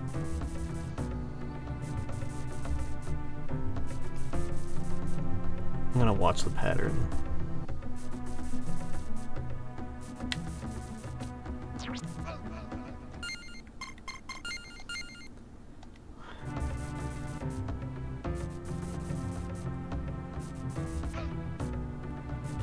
Oh, so that doesn't kill you instantly. Alright.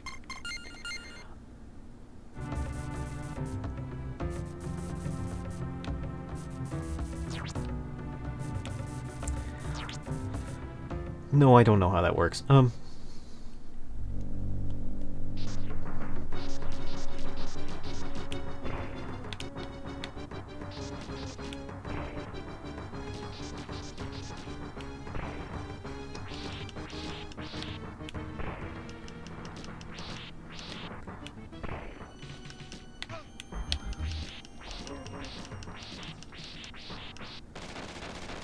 Well, it seems during that fight, he could only really hit me while I was, if he threw his potions on the ground. I'm sorry I cheated. It's just that if I had to go all the way back and do all of that again, because I missed a platform.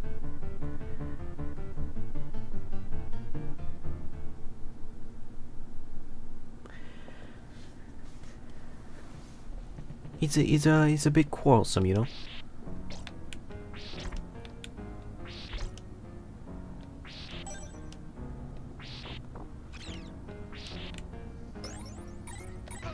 I do like that they include, Dracula's treasure hoard as a location.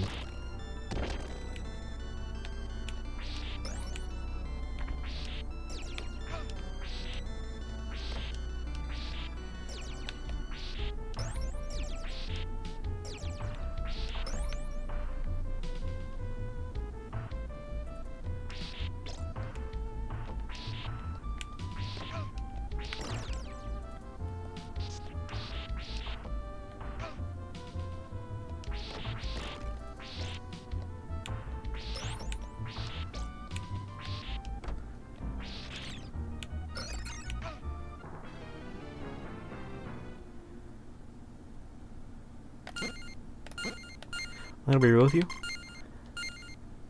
I feel kind of bad.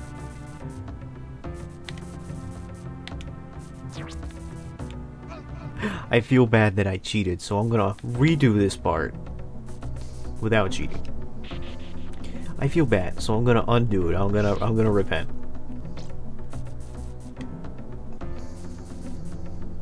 I've reflected and be like, you know, I said I was gonna do it without cheating, so I'm gonna do it without cheating.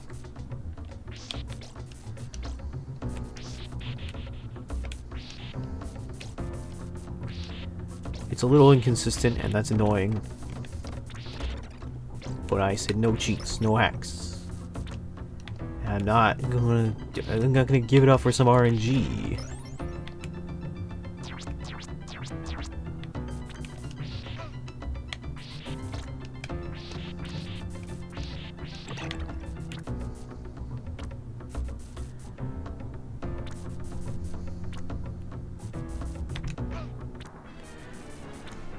I regret my decision immediately.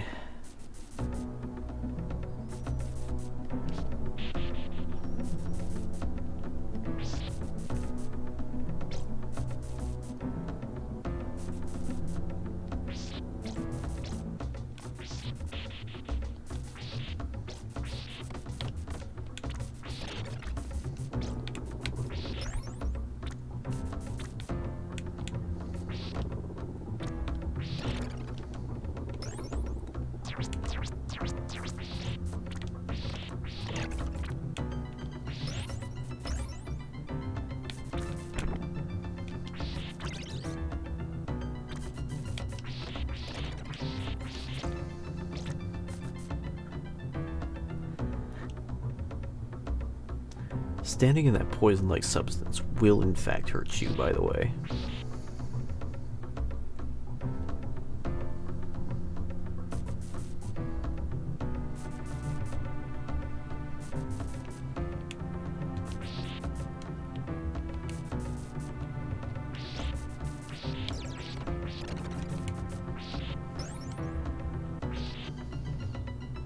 Alright, one life and a dream, let's do it.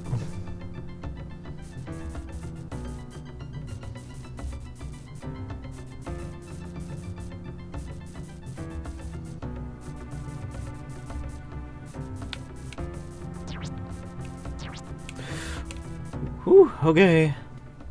Boss fight. Let's go.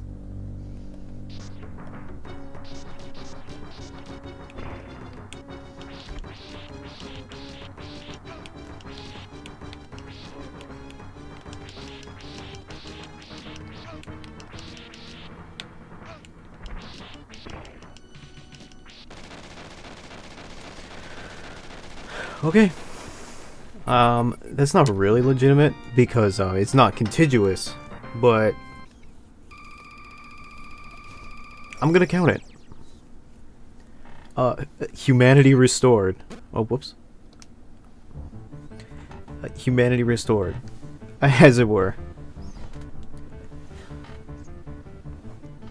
You know, I feel kind of bad enough that we had to do Castlevania, the first one, with save states, but we're back. We are so back. You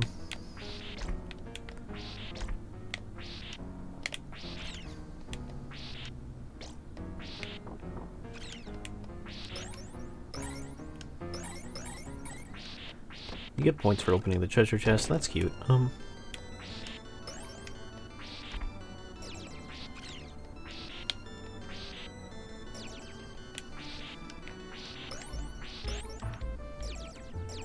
I remember liking the song in here because it's kind of like, it starts off as gothic and then it gets weirdly funky. Like,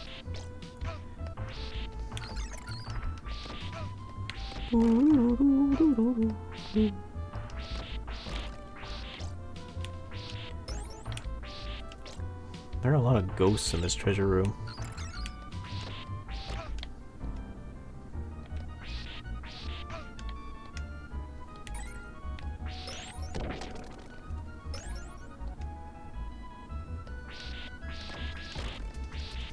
Food? Food? Food? No food. Okay. Guess I'll die.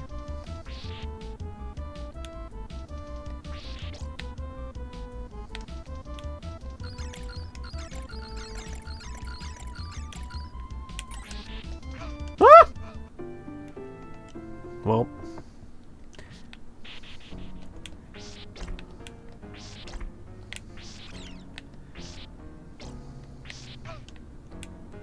It's okay, I didn't need that score anyway.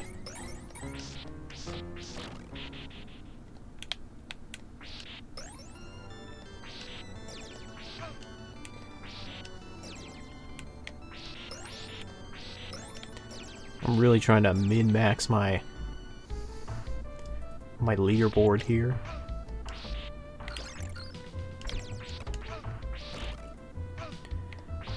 Man, what the hell happened to me? I used to be so good at video games.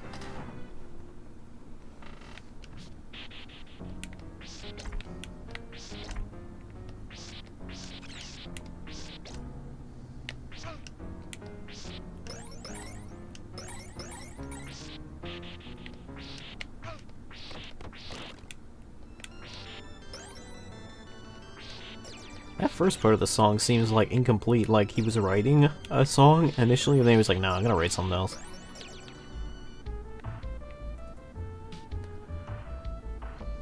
Like whoever the composer of this game was like, you know, I'm not really feeling this first song, let's write something a bit funkier. Which, you know, granted, I like the second part better, so I feel it, but you know, just a little weird.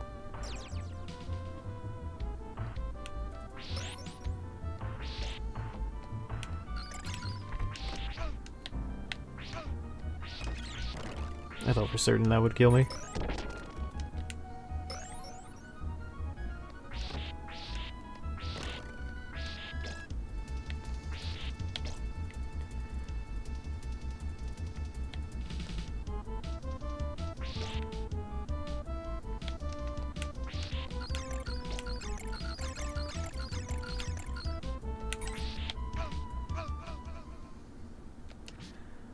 I thought for sure they would checkpoint me at the next screen. Oh well.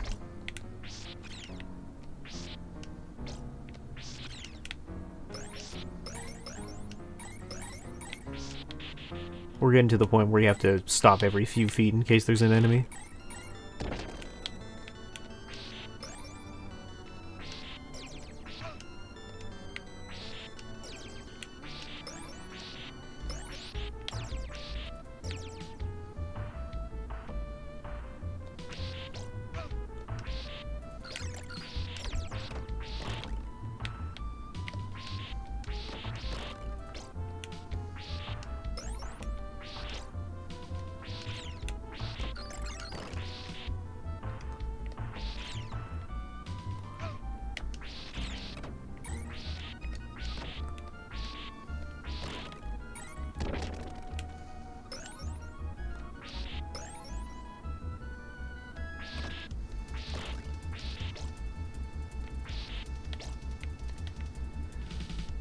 Alright, let's just try to get across as fast as possible.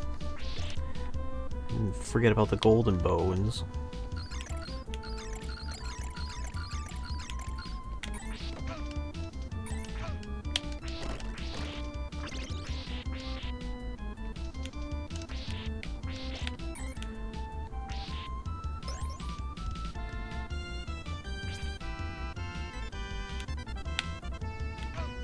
Are you kidding me? Can't even jump over him. And we just getting to the real funky part of the song too.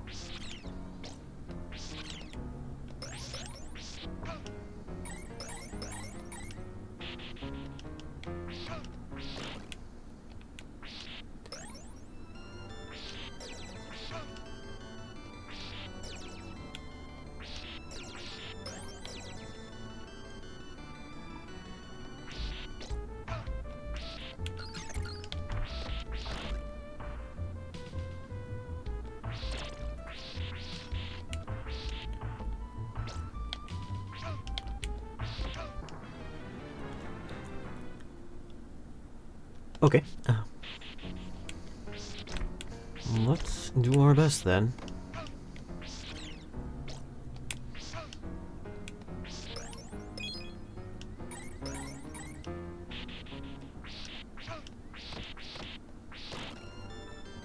I must admit, I'm not having the easiest go of it.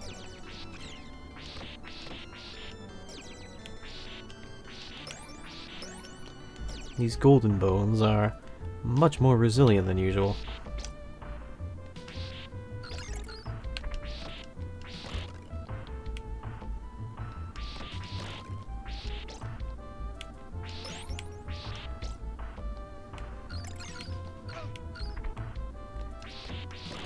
You're supposed to get across there without getting hit.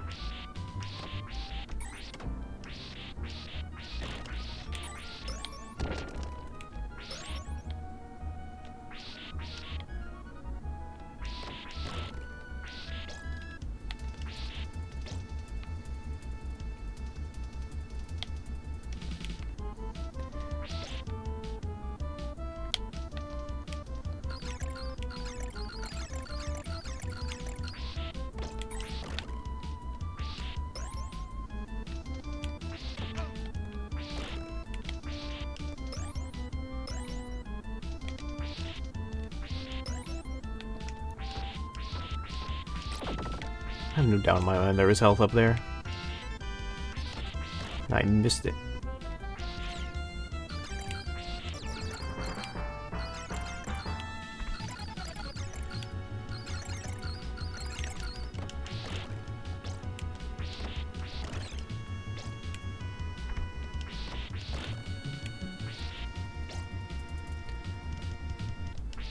Is this a checkpoint? Sure hope so.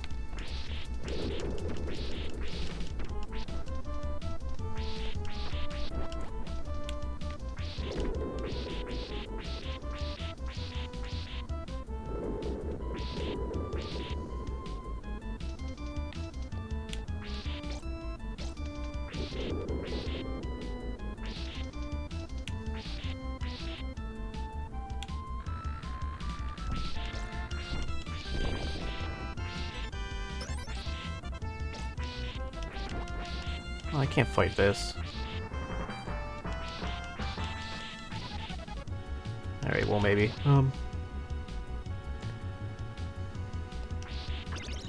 Okay.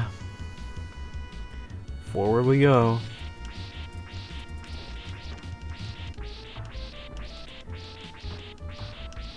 Something tells me that Scrooge McDuck money pile is going to be hazardous to my health.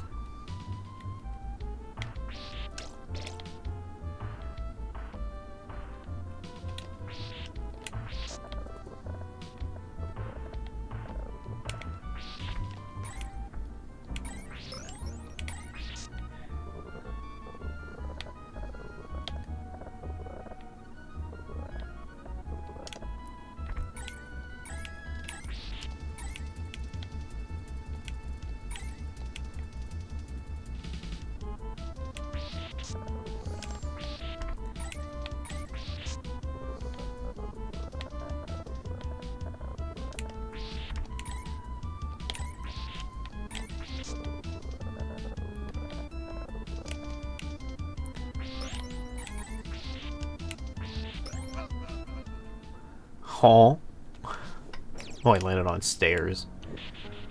A weird thing is that if you land on stairs, they don't count as platforms. Sometimes. Question mark?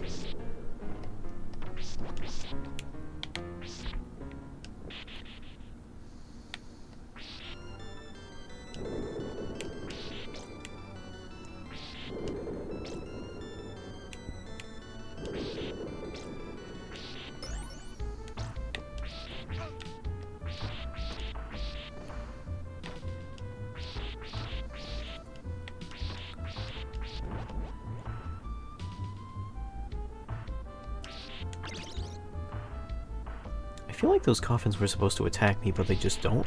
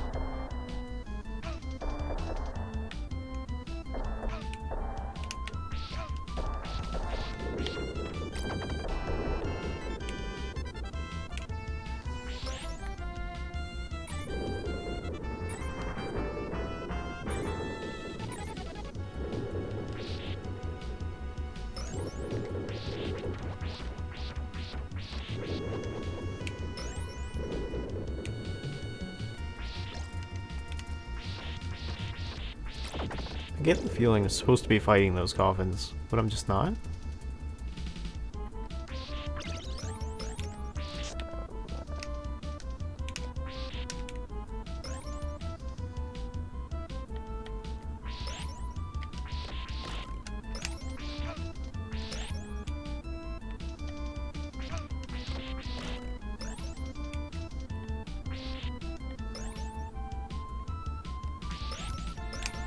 I also get the feeling that those, weird neon things are going to kill me if I touch them.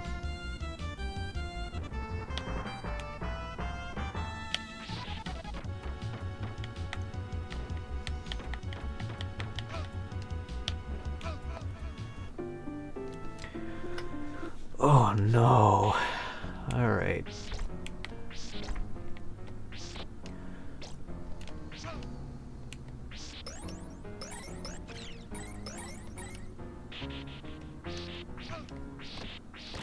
Fine.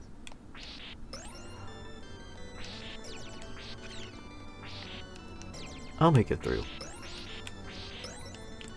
I made it that far after all.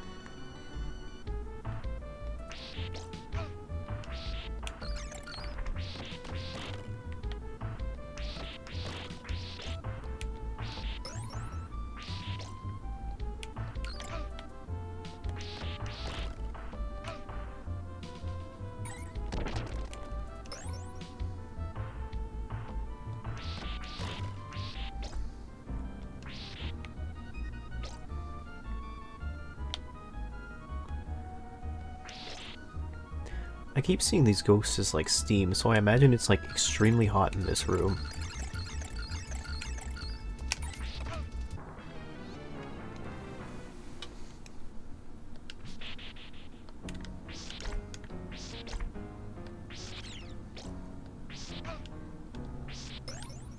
I can't hit that bat to save my life.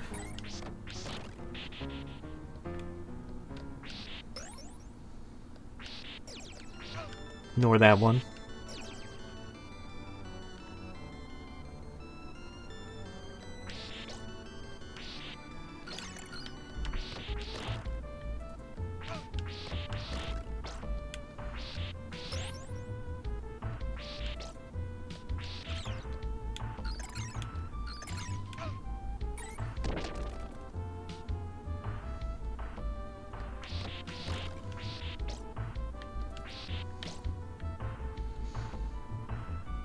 Okay.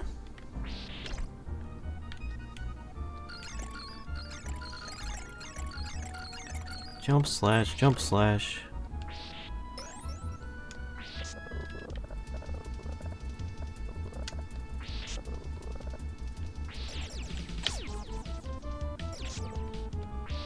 Excellent.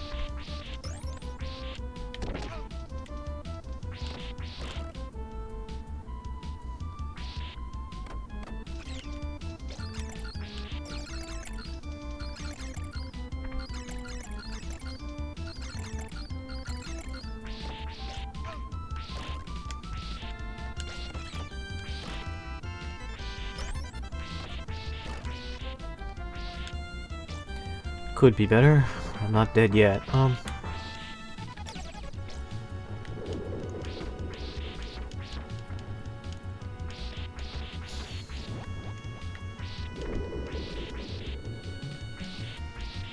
Could have hooked onto that. Oh, now he's alive. Was it just bugged out before?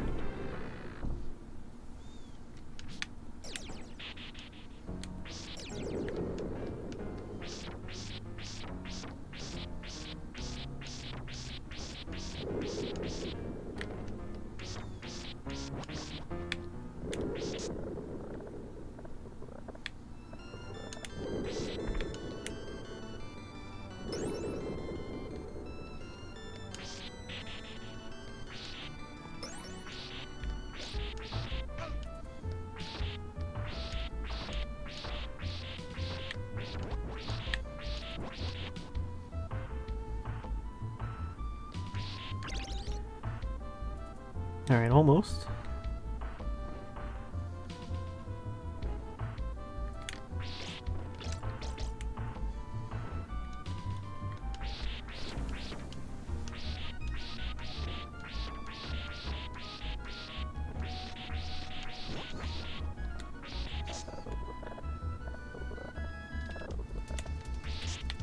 You know, I think I'd describe this soundtrack as something like Gothic Fuig.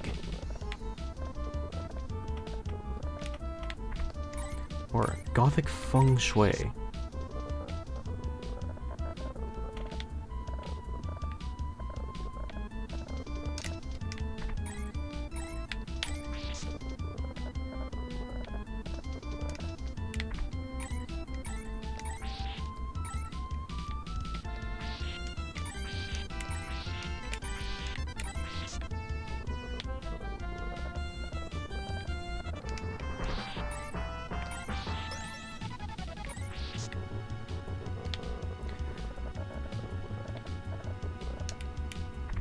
Get across there.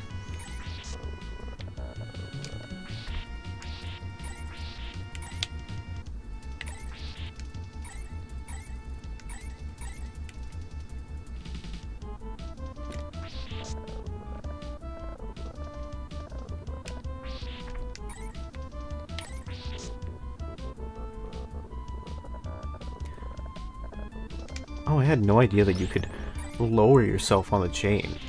That's pretty nifty.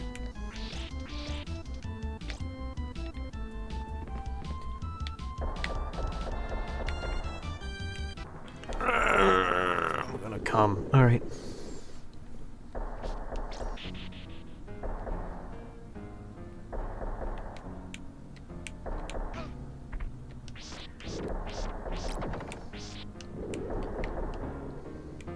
case you didn't know what's going on, when those caverns suck in, I get sucked into them.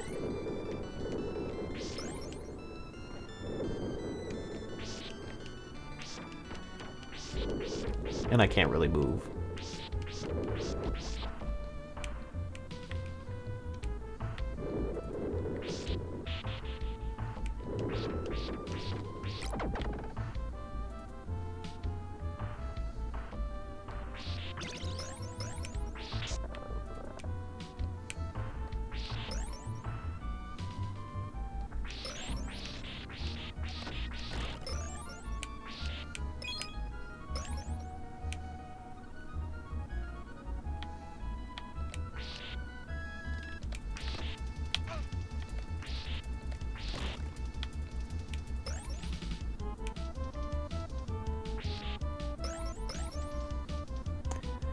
Alright, let me try going up this way instead this time.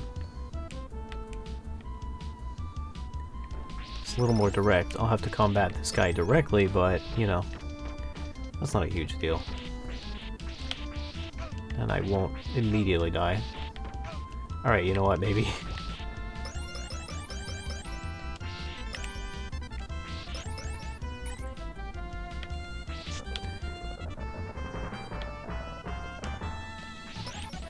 Don't know why I was expecting something other than money in this money pit. I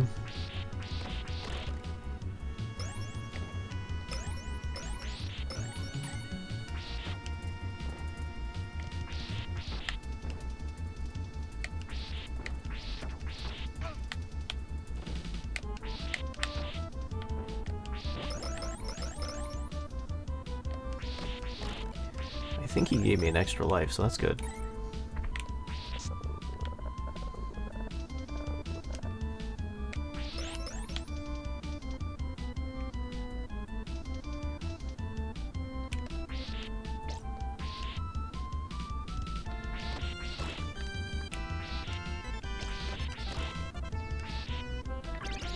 Food. Thank God.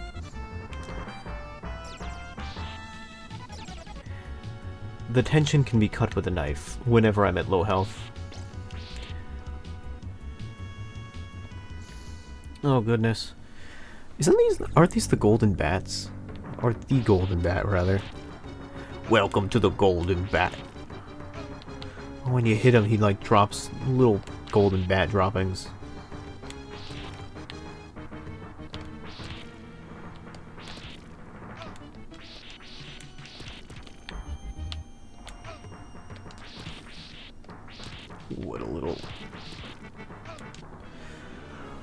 What a little monster.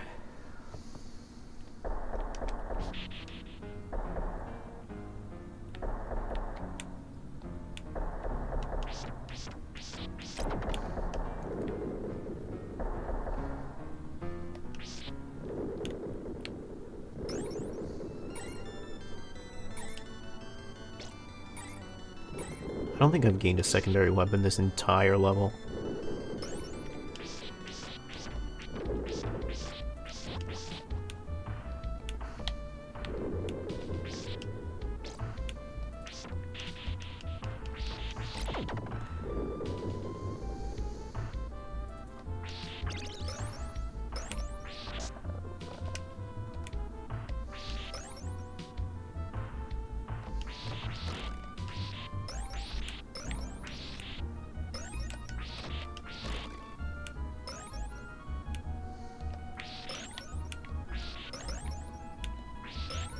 How many points do I need in order to... This really is the score inflation level, by the way.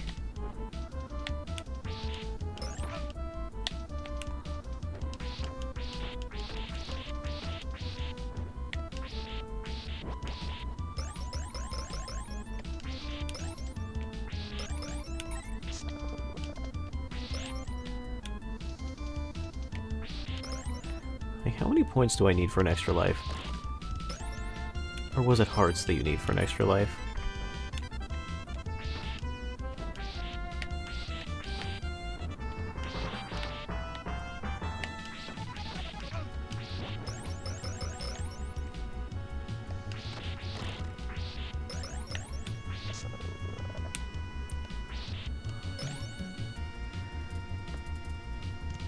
It might be hearts that you need.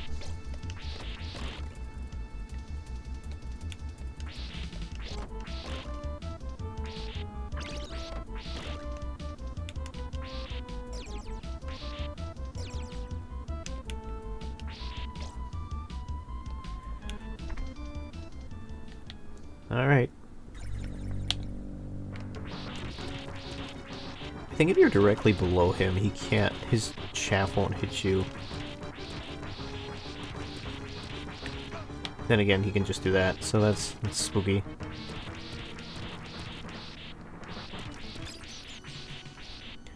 Here enters his second form.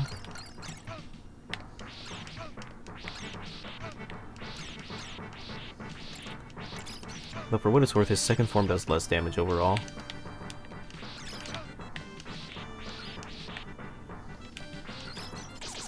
There we go.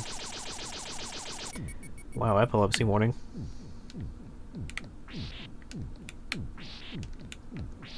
There we go. That's a cool pose.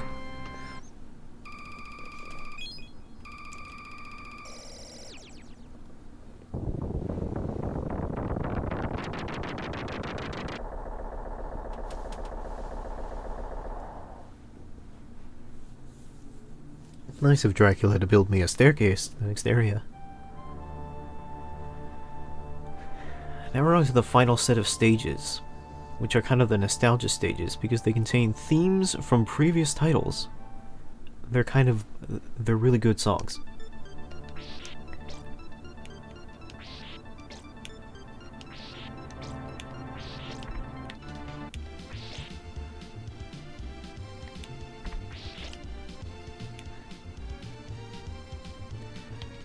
This song is so beautiful it makes me bleed tears.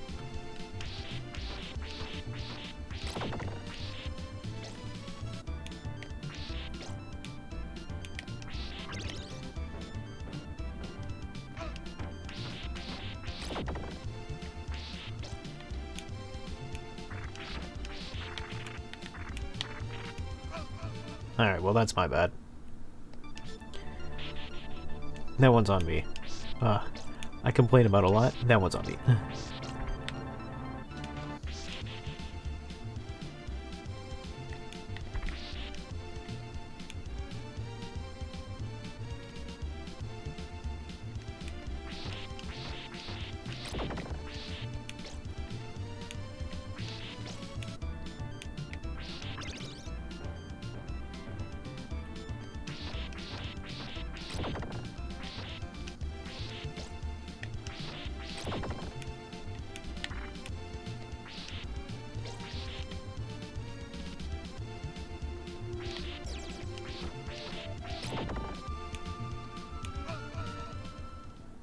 Whoops.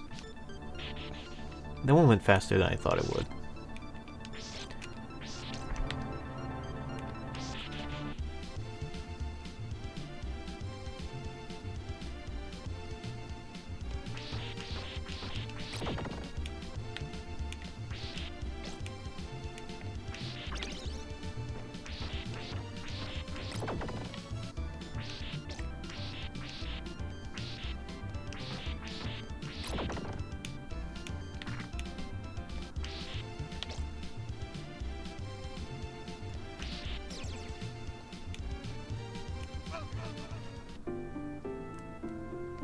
Am I actually supposed to go on that side?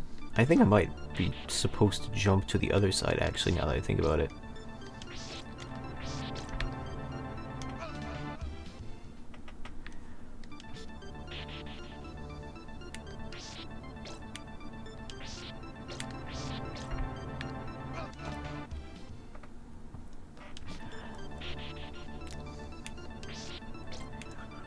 Alright. Dropping the ball a little bit. But we will complete this without save states. I guarantee goddamn to you. I don't care if it takes until November 2nd. Look.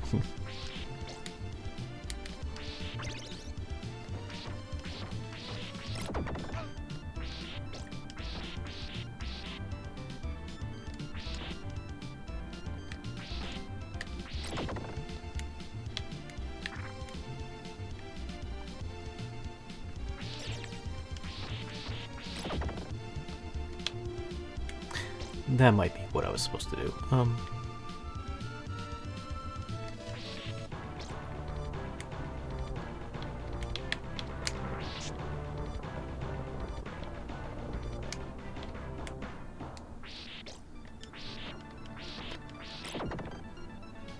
A lot of moving things on screen right now. Not sure the Super Nintendo is okay with handling it. Or at least the emulator is not.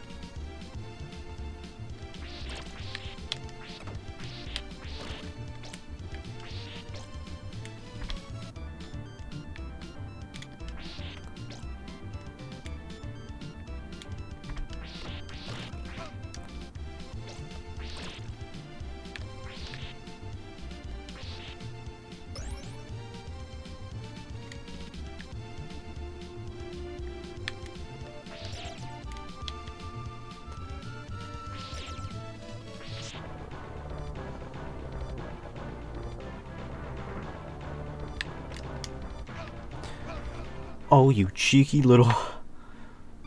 I'd say you have cheeks if you weren't a skeleton and didn't have cartilage.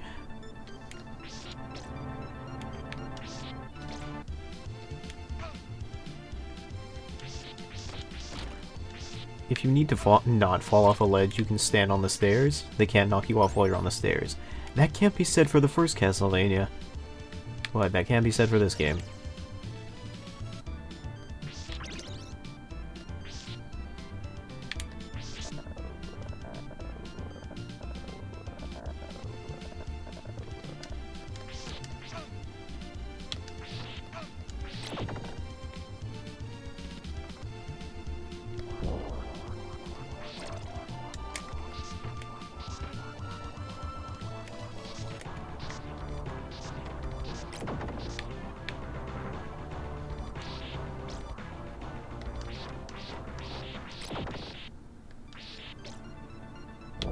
Oh, something definitely looked fishy with that gear.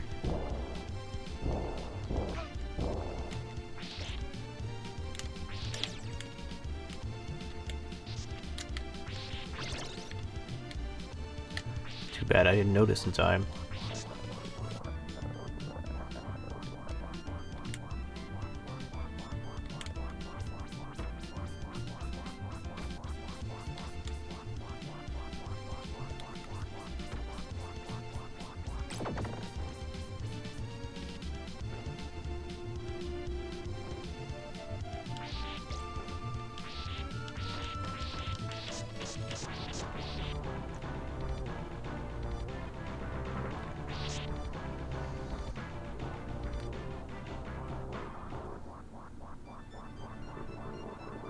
It's a good thing I learned how to shorten and tighten this rope, otherwise I'd be dead as shit right now.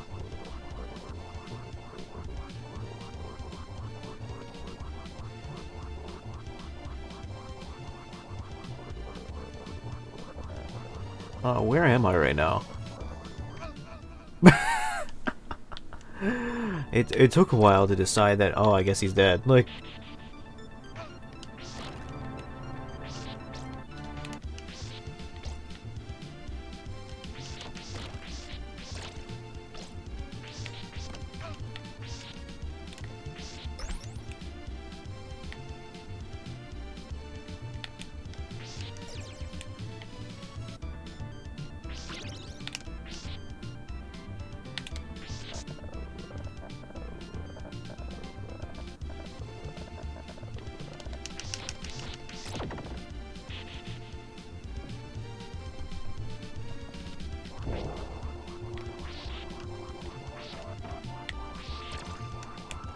Knife, knife, knife, knife, knife, knife. Get the knife, get the knife, get the knife.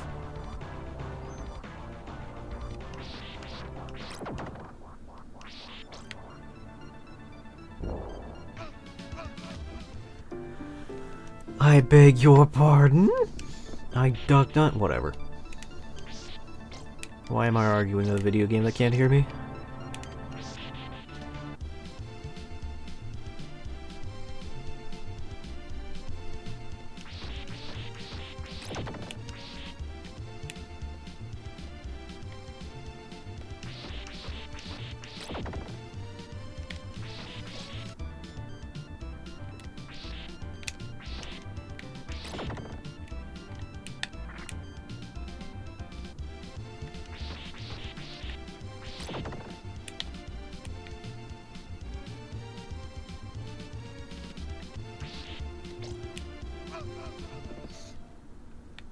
Oh my goodness. Alright.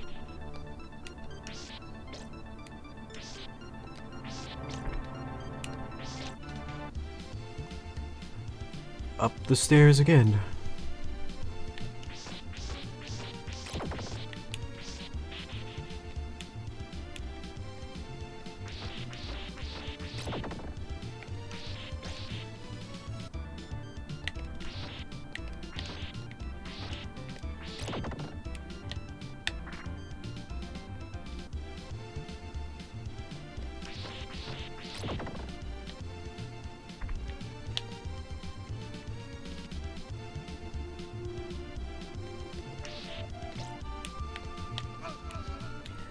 I swear there's something wonky with those gear hitboxes.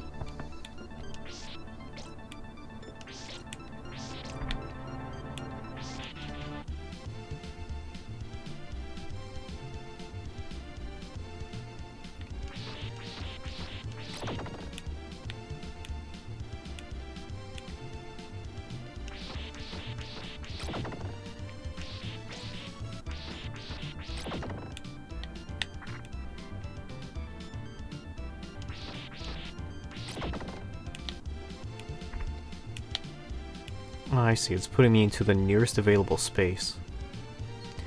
You can't actually land on the top of those gears.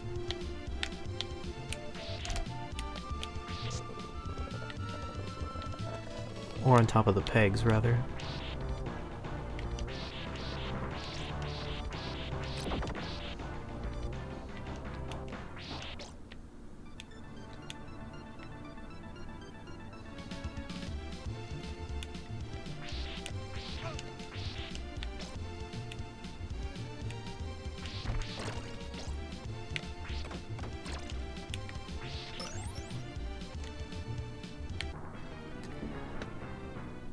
Yeah, it forced me right up in there. Because that was the closest available space, but it was already up to the spikes.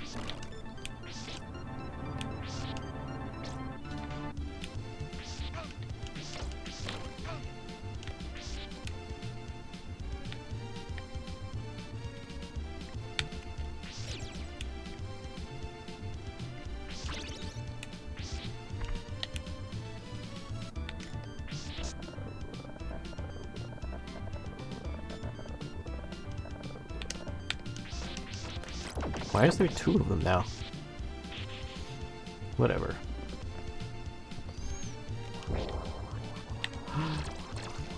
My enthusiasm for this experience greatly waneth. I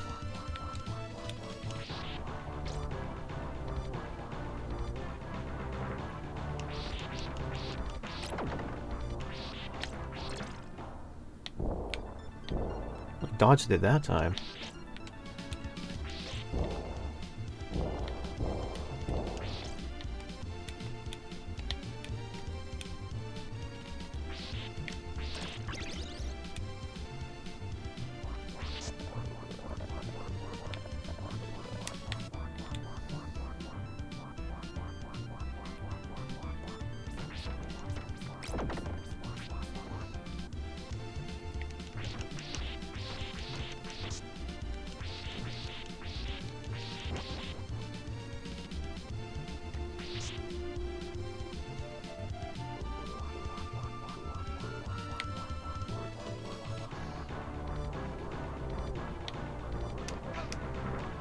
That works. What am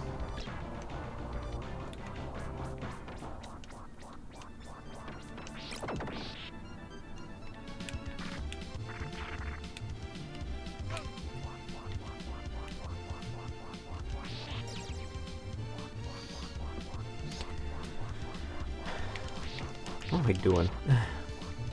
If he's gonna puppy guard that, I'm just gonna hit him from below. Like,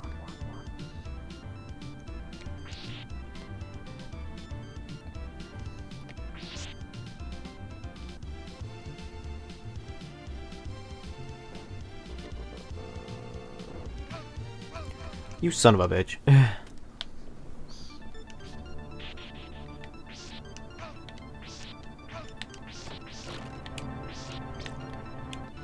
Okay. Oh, no lives. That's good.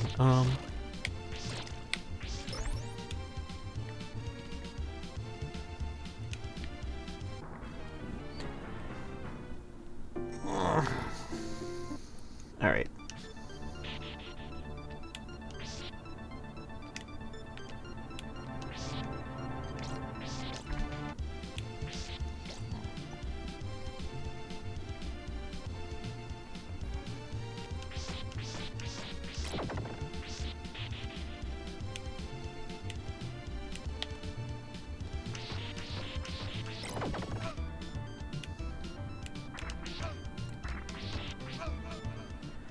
Definitely need to hit him from below or else he'll just be able to keep me off of there.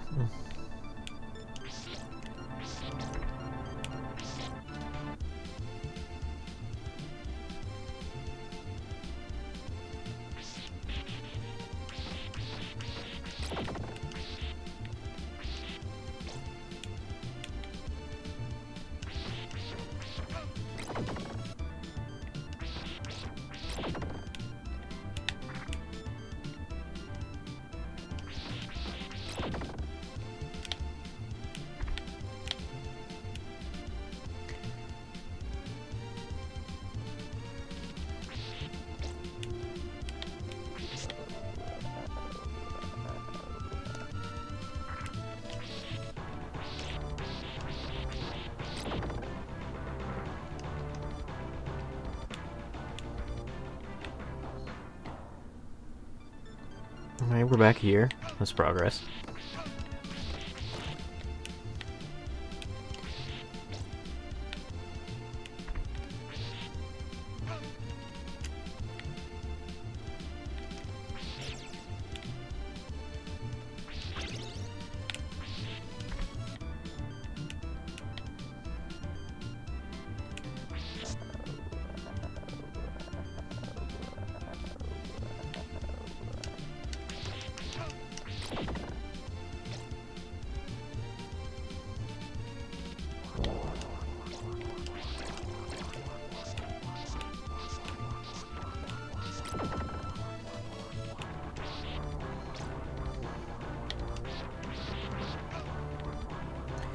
Kinda hoping for a health pack somewhere in my lifetime. Health pack? You know, chicken leg.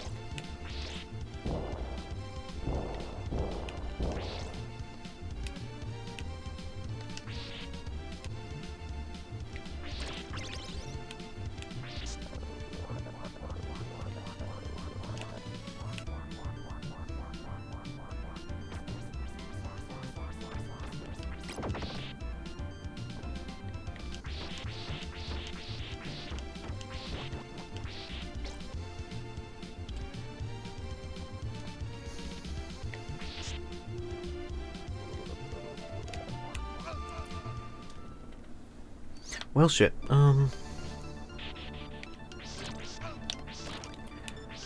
Bold of me to assume that there was going to be anything worthwhile getting in that candle.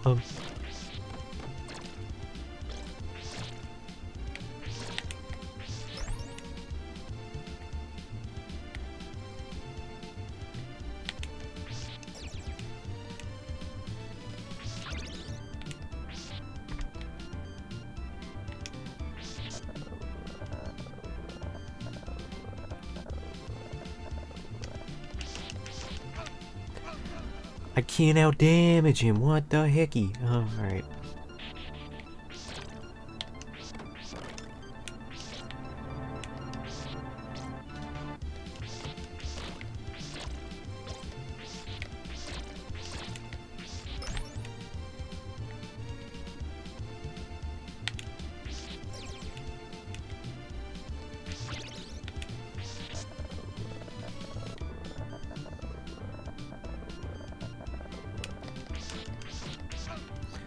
Come on, man.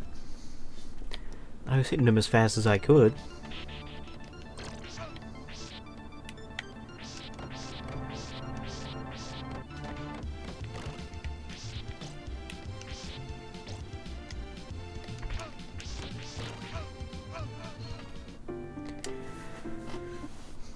Alright. What I lack in talent, I make up for pure stubbornness.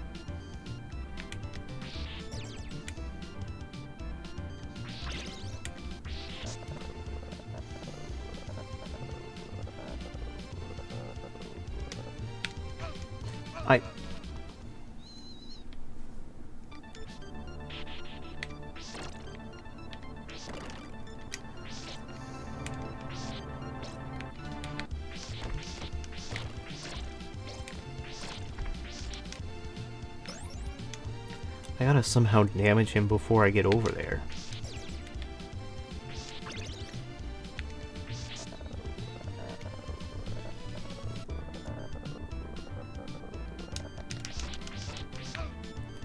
Or just run up and hug him or something, because, like, if he knocks me off the edge, I just die. Like...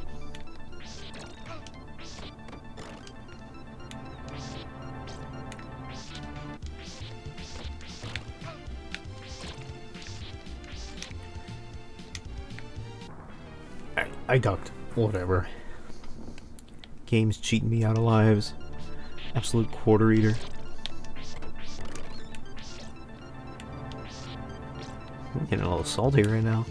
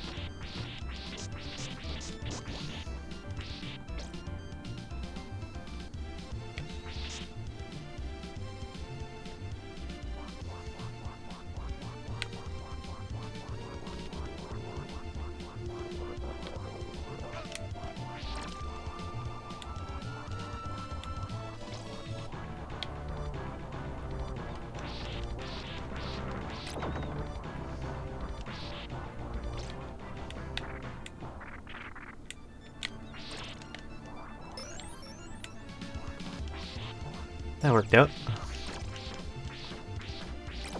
For now.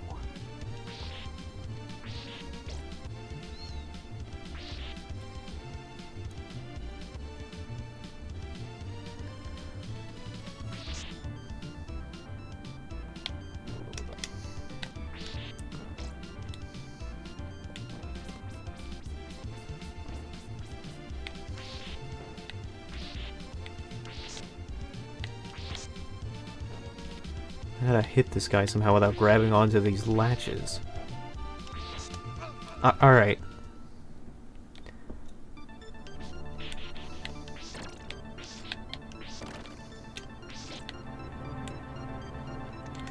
One life in a dream, let's go.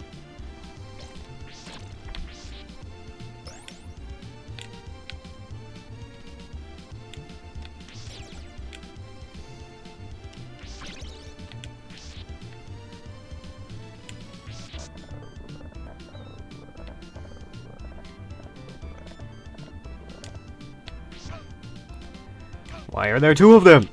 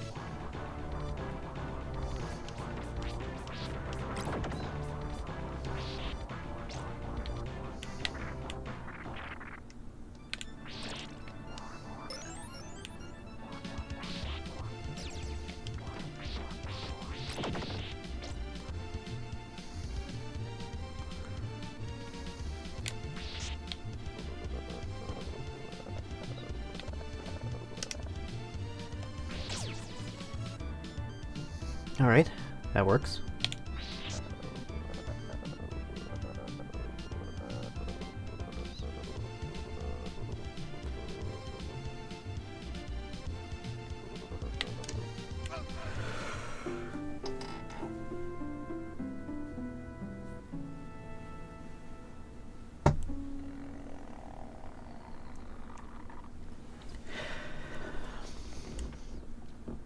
What a terrible night to have a curse.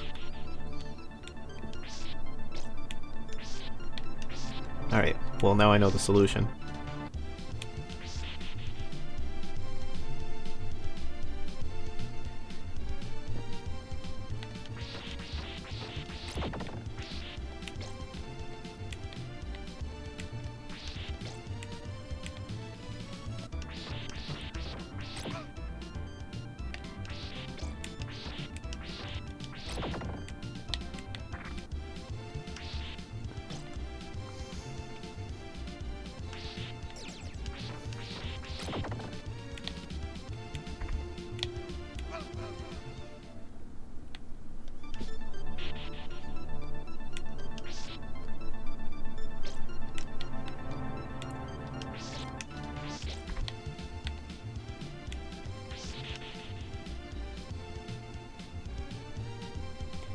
They give you a whole 600 seconds.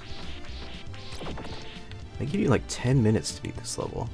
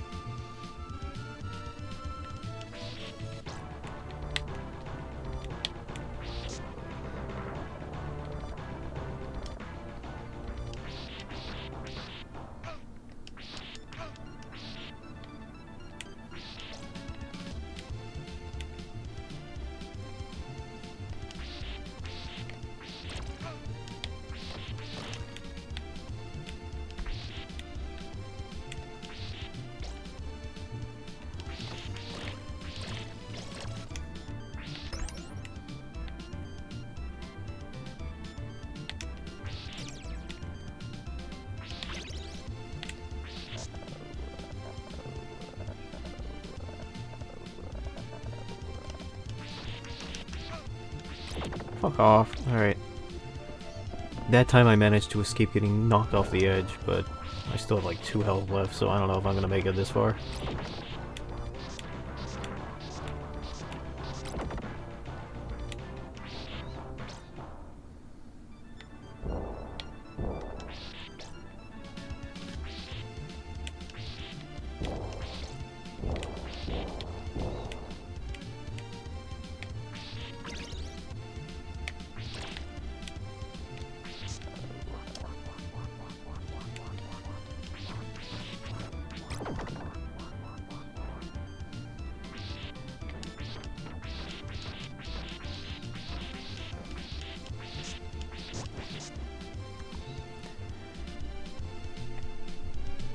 Okay.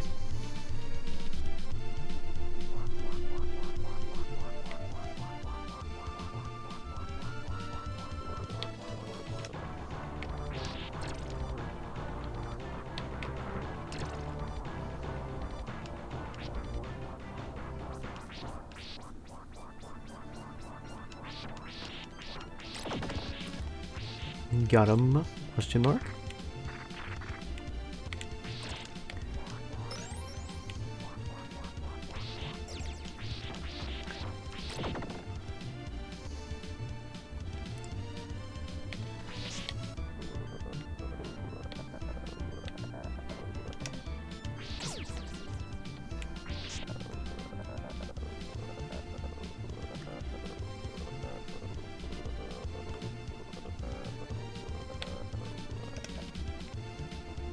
Checkpoint, checkpoint.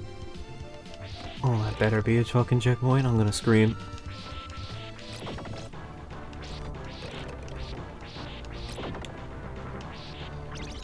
Okay.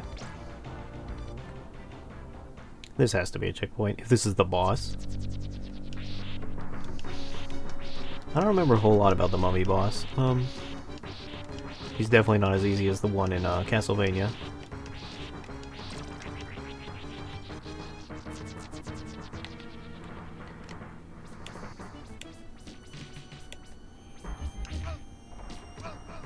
Yeah, he telegraphs where he's gonna go pretty hard, but that's for sure.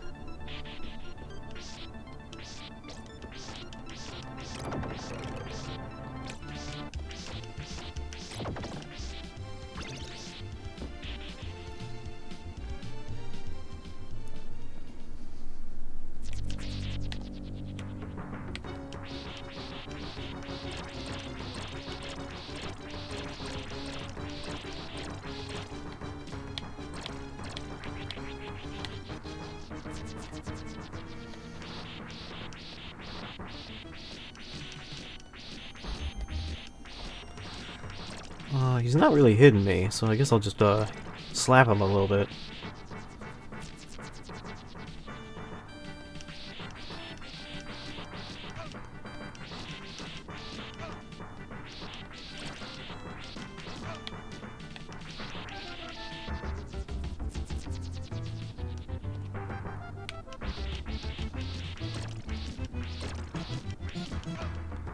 I was kind of hoping he wouldn't hit me because I knew that was going to happen. I was like, this is a risky position. It's like...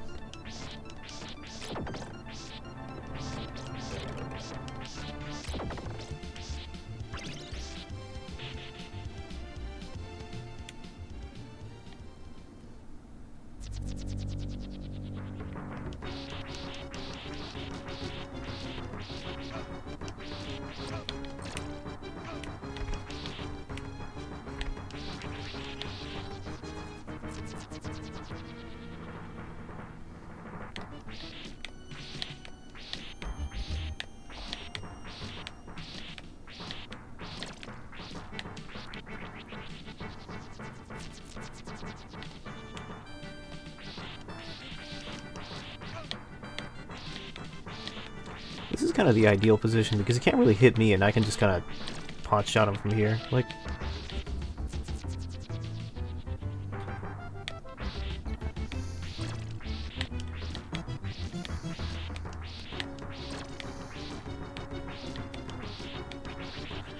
Doesn't look like he's got anything to say about it. He seems kind of mum on the subject.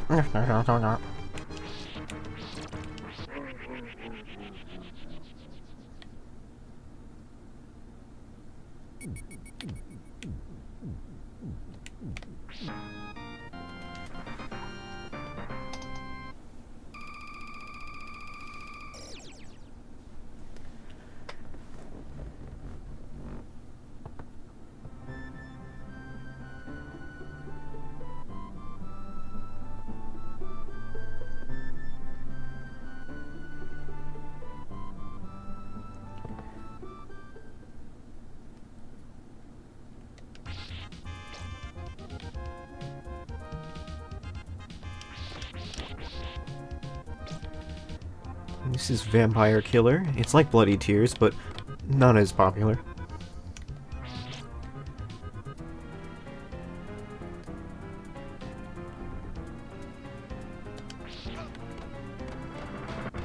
I think this might also be another section where you can just kind of drop down the entire stage.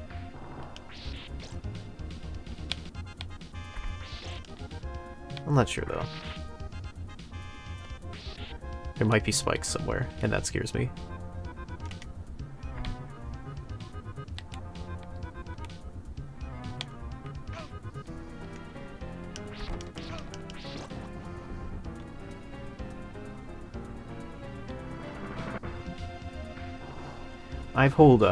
I've heard a holding your head in your hands, but that's ridiculous.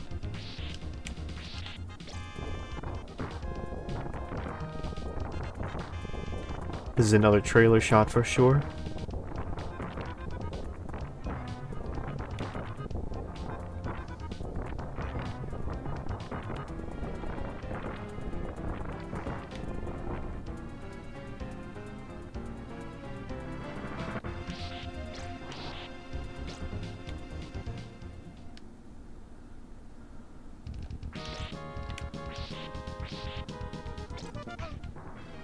Oh, I didn't go fast enough.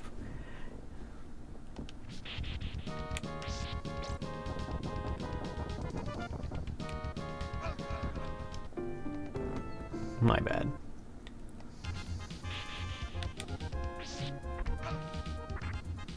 Yeah, this is a bit of a stage where you can just fall through most of it.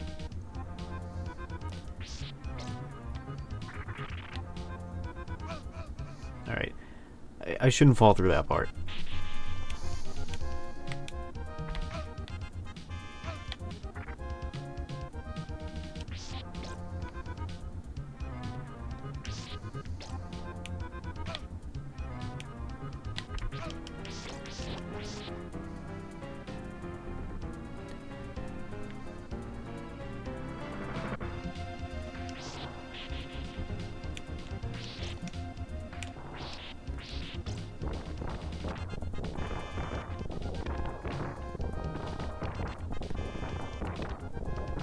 The implication that his bridge is made of bats is very interesting to me.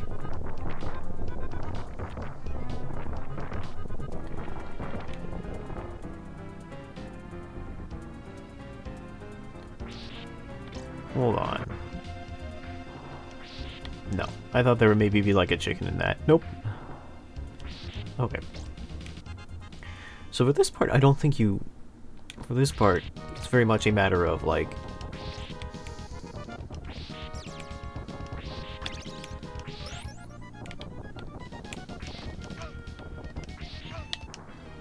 I think this part is mostly climbing to avoid the saw blade.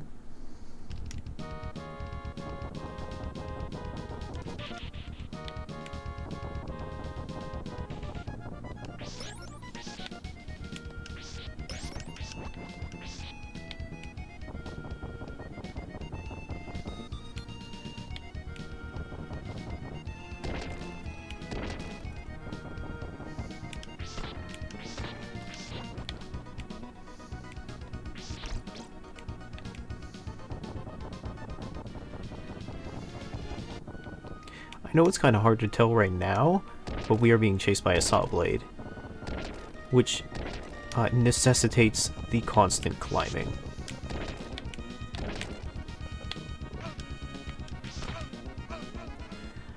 I suppose I should need to kill that enemy first before I do anything.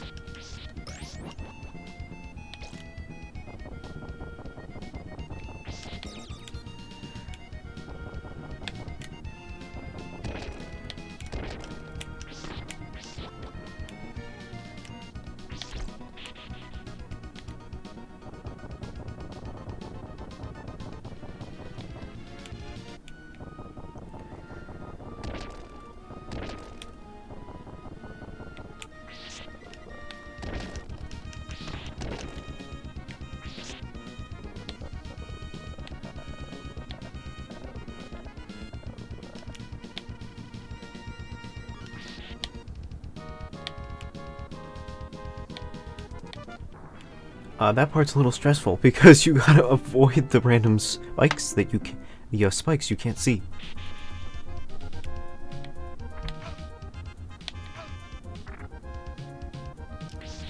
Now I remember why you need to rush down this part, because you want to get back to the actual hard part.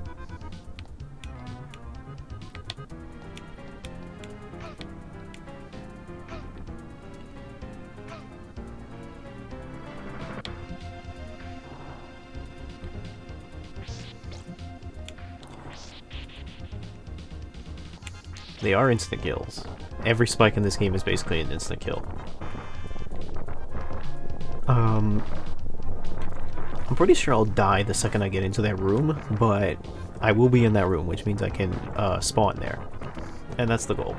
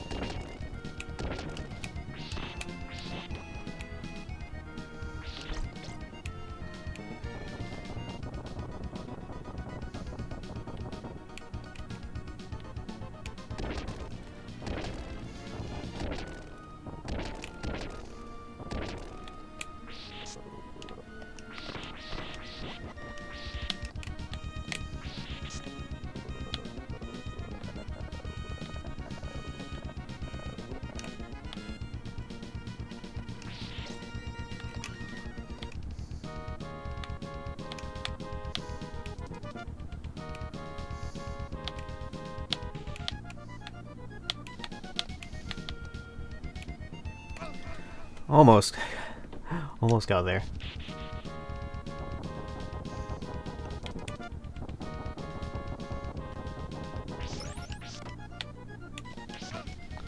Are you kidding me? He turns around.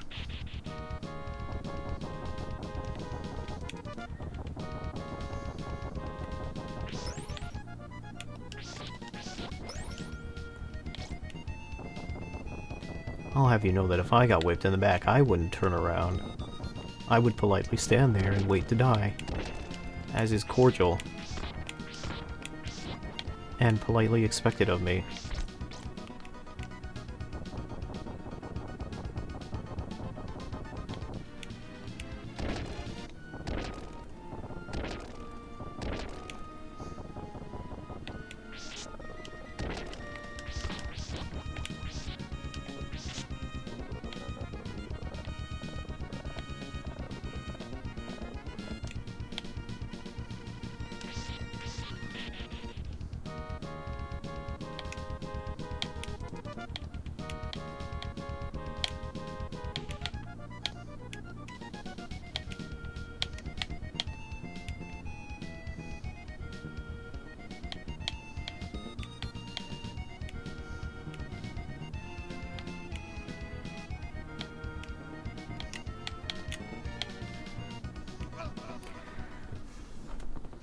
Again, stairs are not platforms. It's something you just gotta figure out.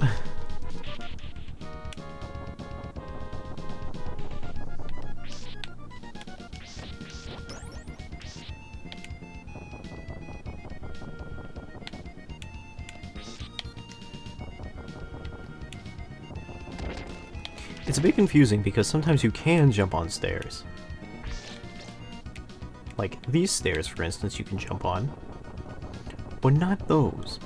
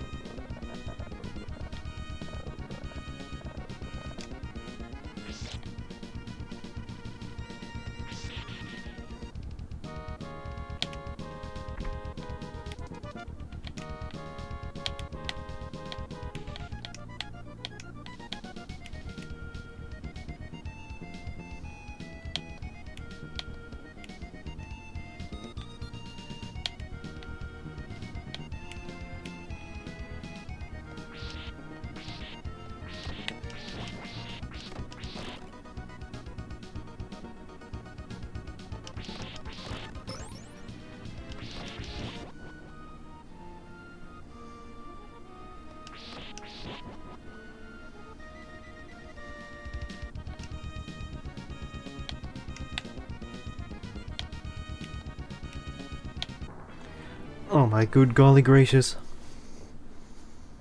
Very well. I will anticipate that next time. I should have figured something like that would happen.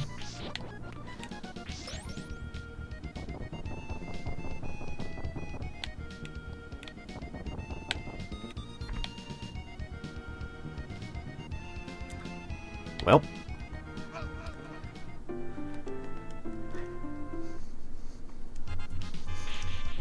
I guess it should come to pass that that is really the soft lock area, isn't it?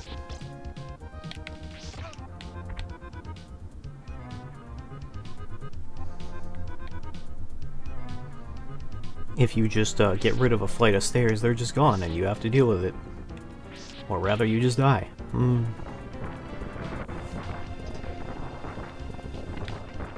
Whatever, we'll be back there in a second.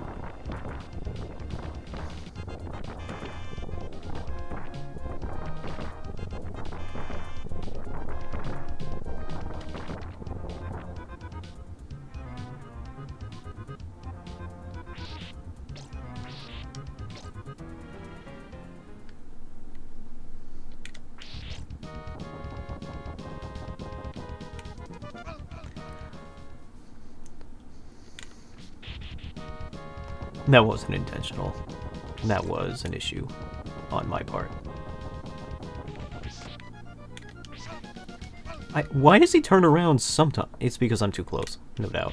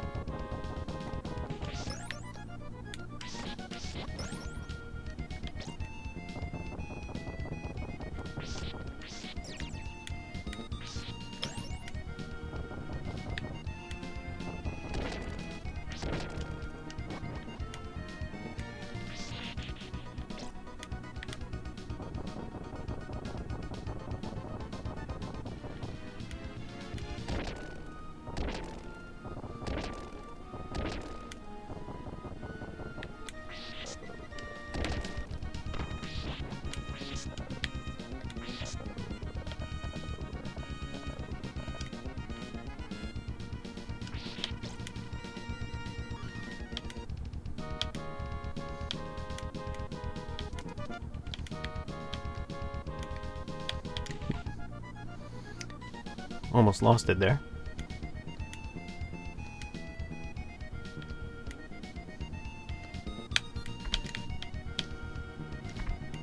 Okay.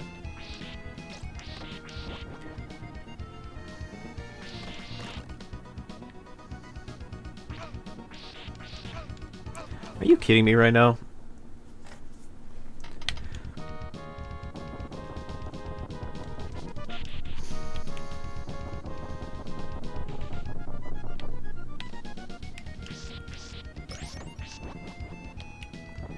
He knocked me through the stairs.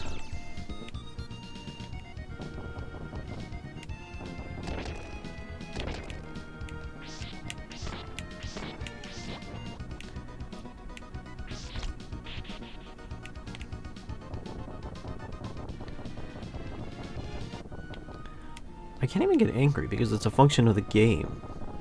I wonder if I'm more just angry that it's a function of the game.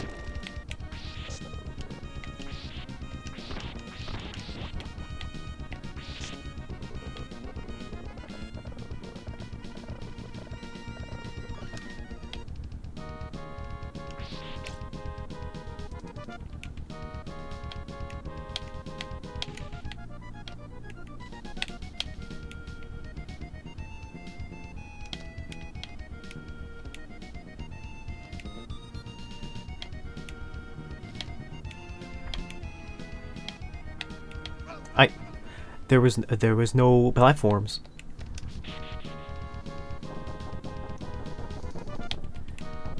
What was I supposed to do?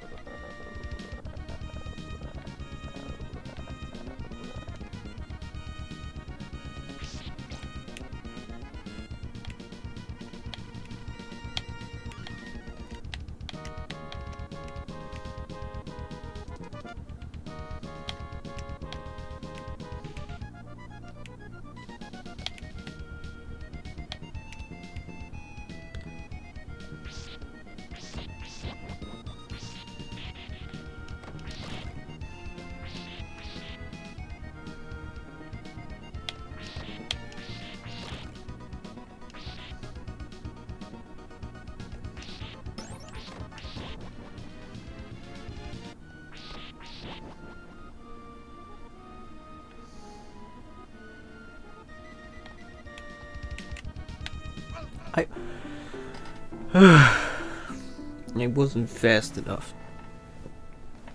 Fine.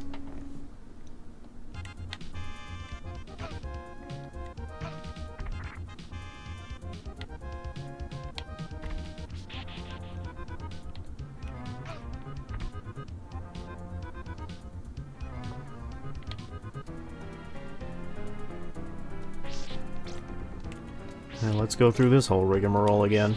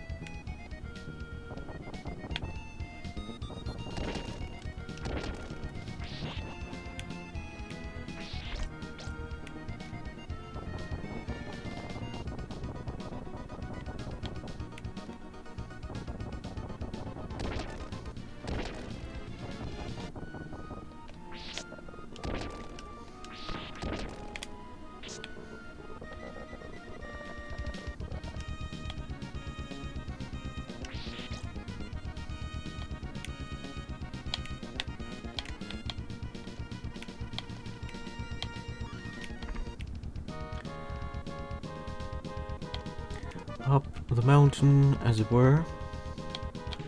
It's not a mountain. I think if I get up there too fast, I'll, you know, the platforms will escape me.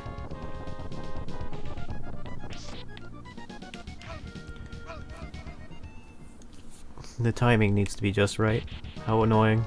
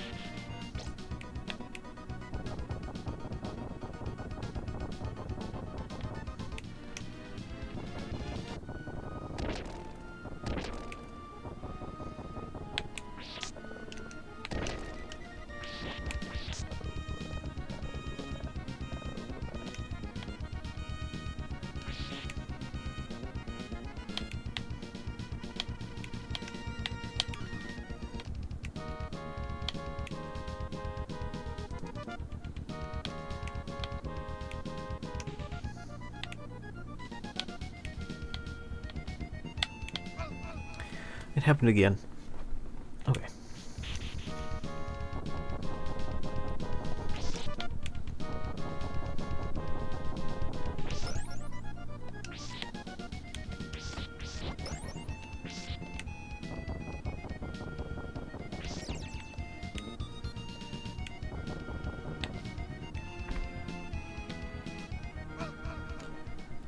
You really can't fall off any of these stairs, or else you soft lock yourself.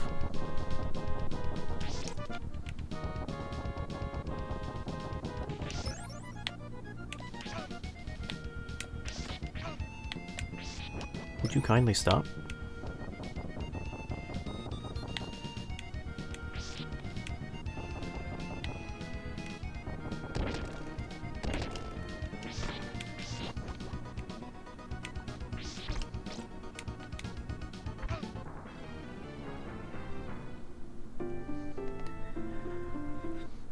Alright. Here we go again. Jump down, you gout-having freak. I am assuming here that Simon has gout. He would not fall through the stairs.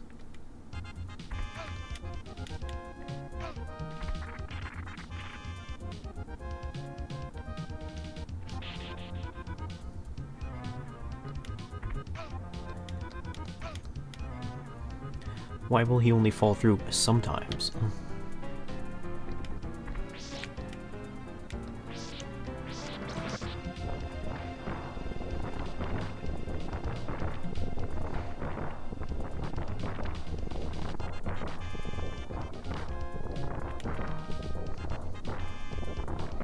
I feel kind of bad when I play hard games because I get angry, and I don't like to get angry on stream. I don't feel like I get particularly screamy angry or anything like that. But I do feel like it's kind of like, I try not to get angry, really. Because I don't get angry off stream. I've mentioned this a billion times. But like, I don't get angry off stream. So I feel like it's not very... It's not very good to be like, oh boy, I'm so angry, guys. Like, I don't know. It feels performative.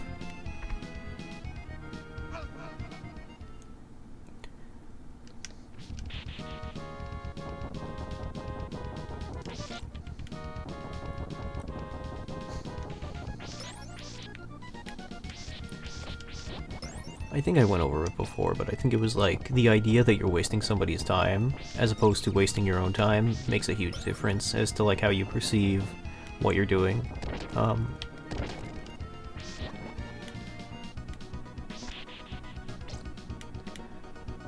No, I am not gonna go eat. The game's almost over.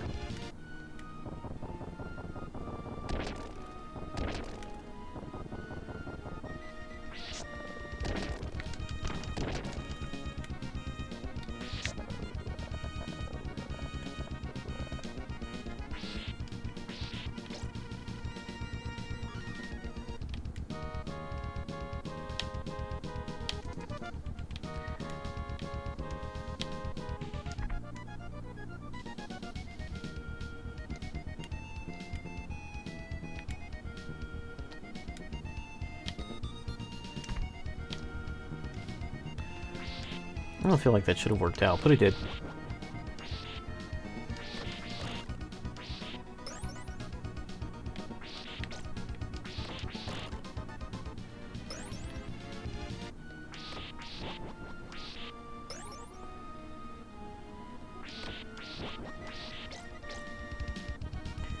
Okay, moment of truth.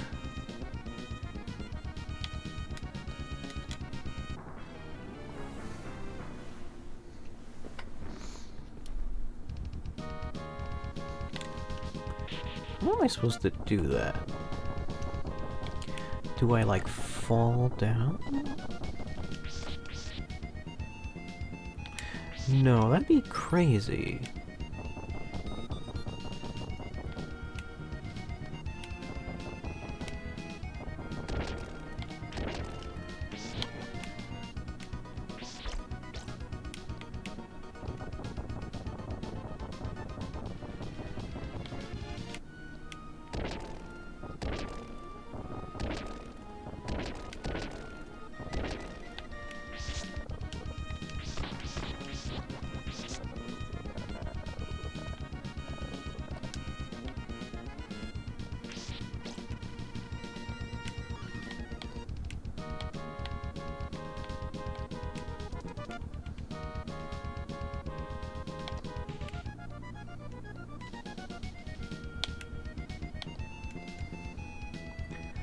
That'd be a great way to subvert my expectations, but would they really do that to me?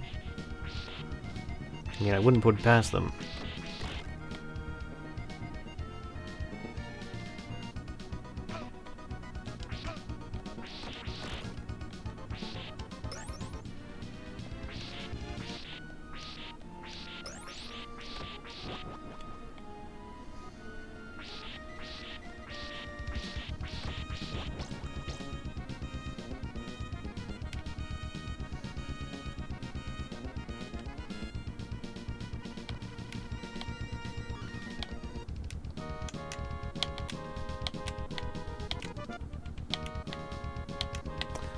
No, I just had to be more careful about it. Okay.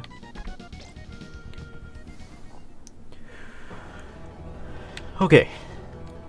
I believe this is an entirely new level. So I think we don't have to do that whole thing again.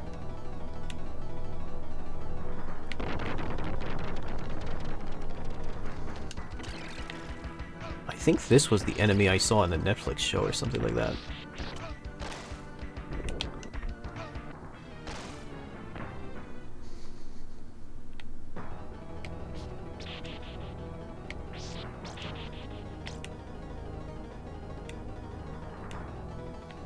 I don't quite remember how to beat him, but I'll figure it out.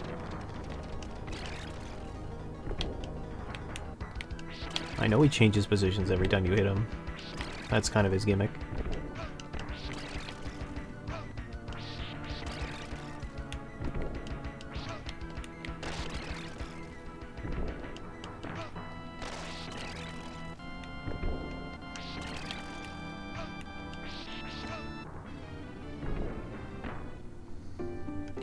We'll shoot. Yeah, entirely new level. No more running across bridges. That's good.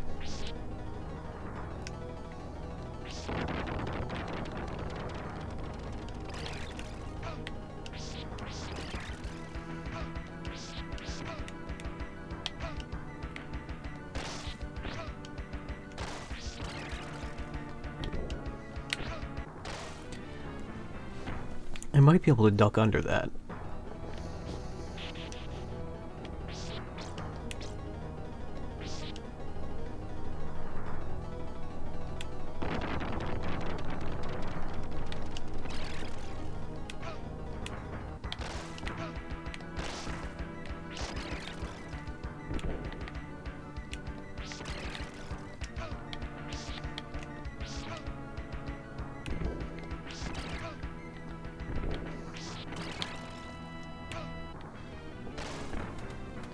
Oh boy, he moves a lot. I definitely remember not only beating this guy, but not having a tremendous amount of difficulty with him. There was something I did before.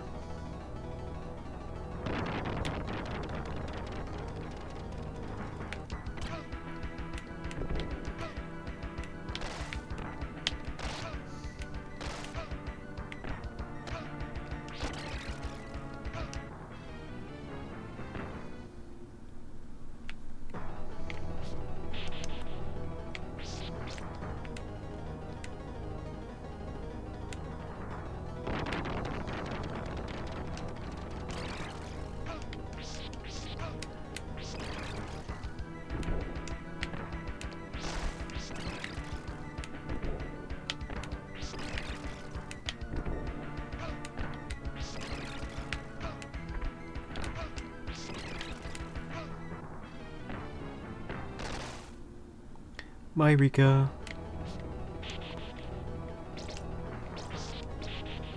Thanks for coming.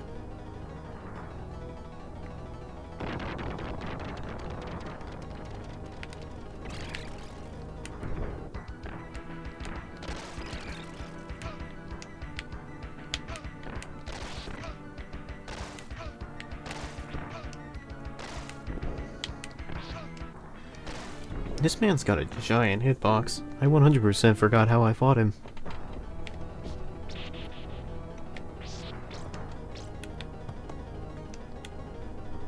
I can remember obscure internet knowledge from 2009, but I can't remember how I fought this boss. Can't remember calculus.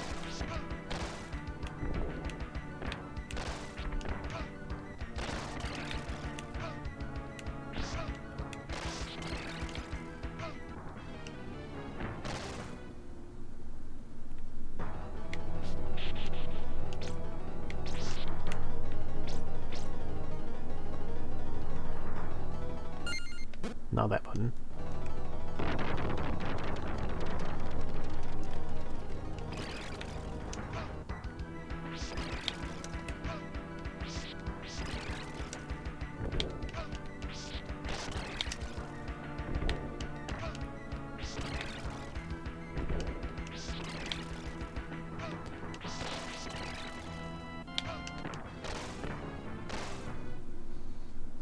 It seems like his iframes run out faster than his hitbox would imply. Or faster than his visual indicator would imply.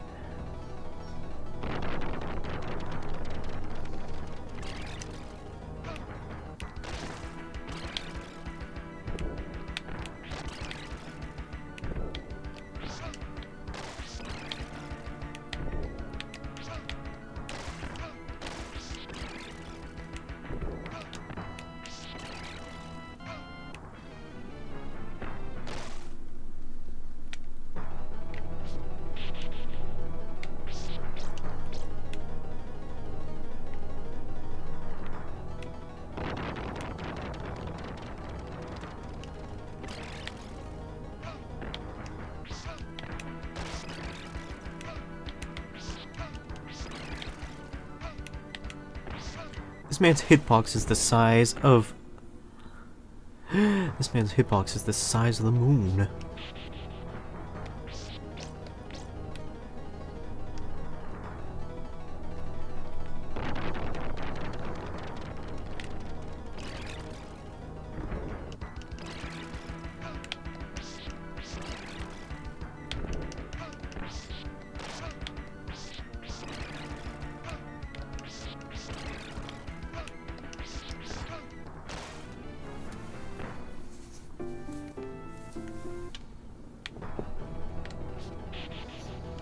Alright. I'll remember how I did this somehow.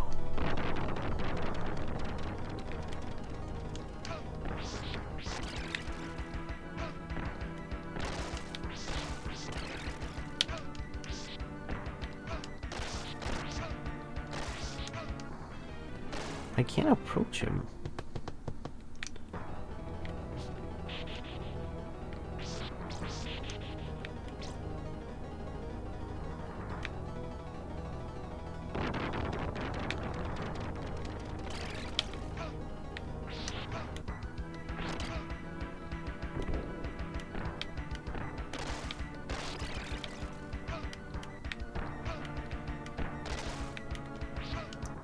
Dodging does not seem to help.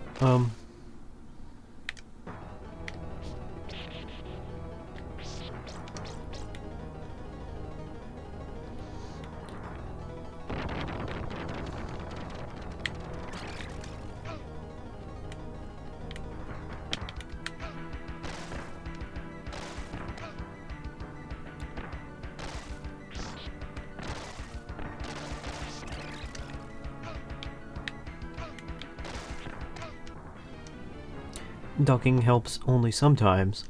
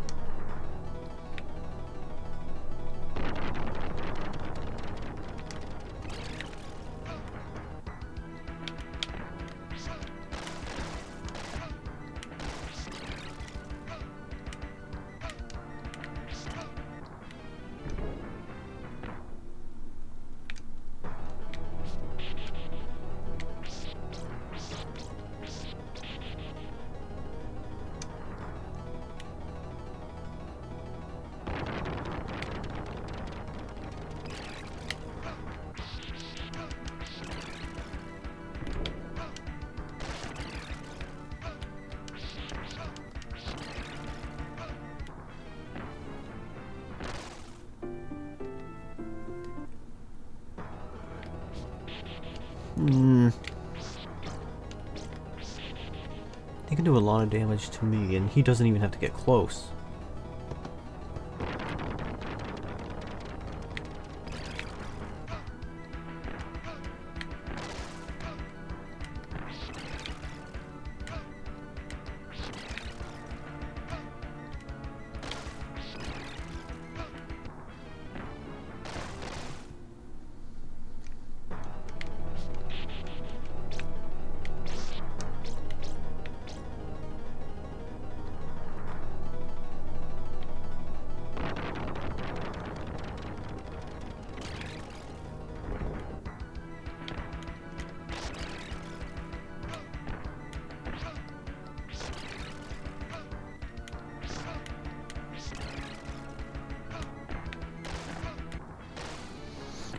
Seems like he always falls where I'm standing.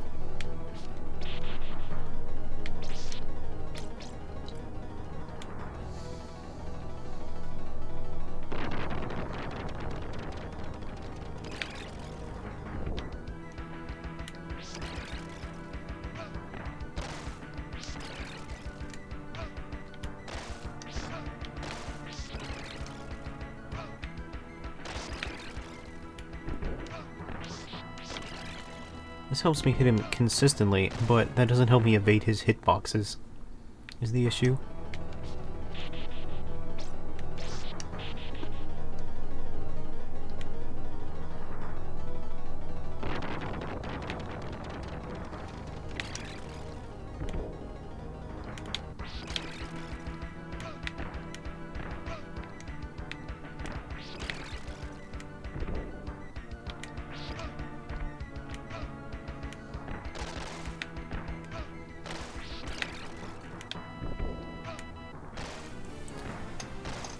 Like he'll just suddenly swing his spear vertically, or horizontally, and hit me for a quarter of my health.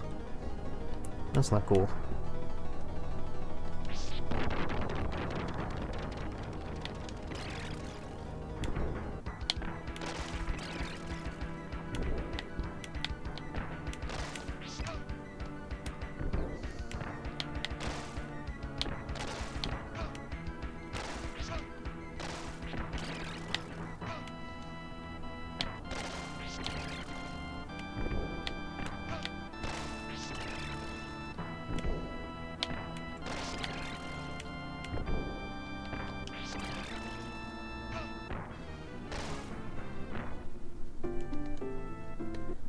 We're getting there.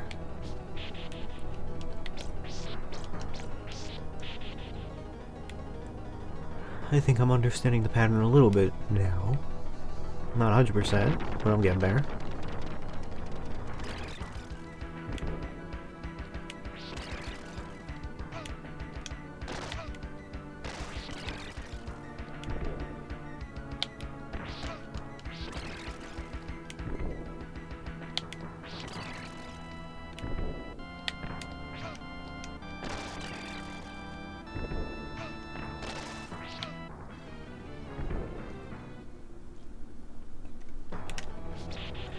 Maybe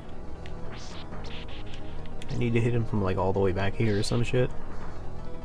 I don't even know if that's doable.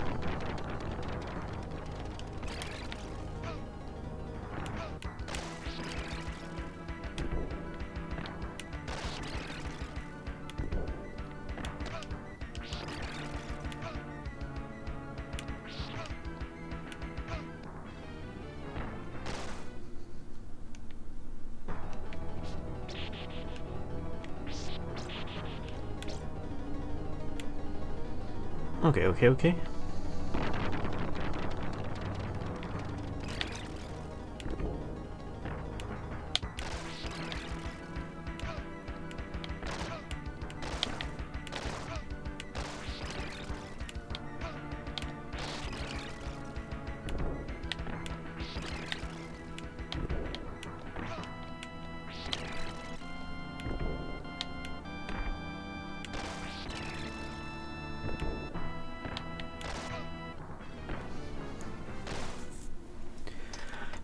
Alright, fine. You P is silent, motherfucker. Pterodactyl P is silent, motherfucker.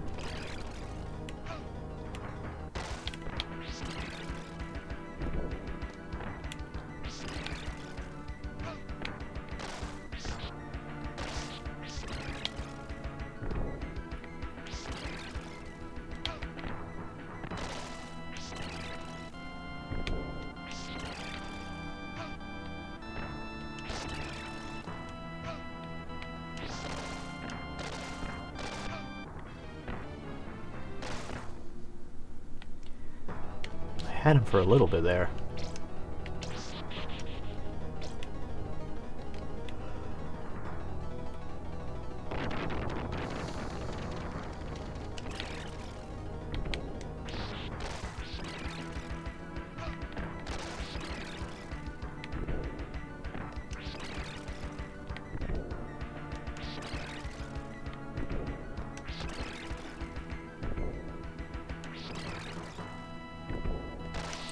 This is not how I did it.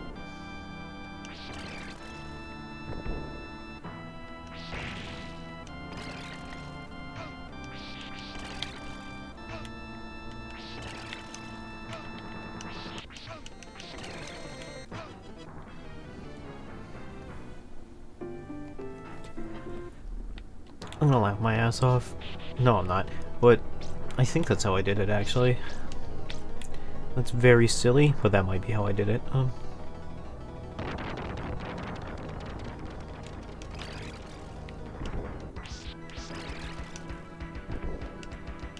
Because he can't really hit me from this angle when I'm this close to him.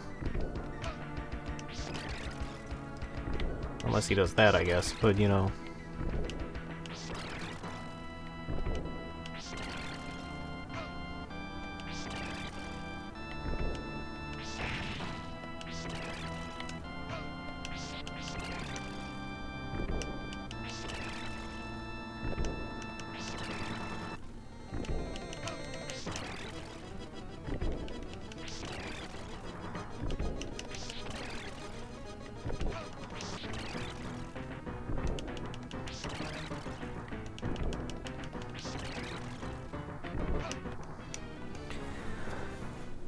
I knew he was gonna do that. And you may ask yourself, well, if you knew he was gonna do that, why didn't you prevent it? Because I'm a glutton for punishment. What can I say?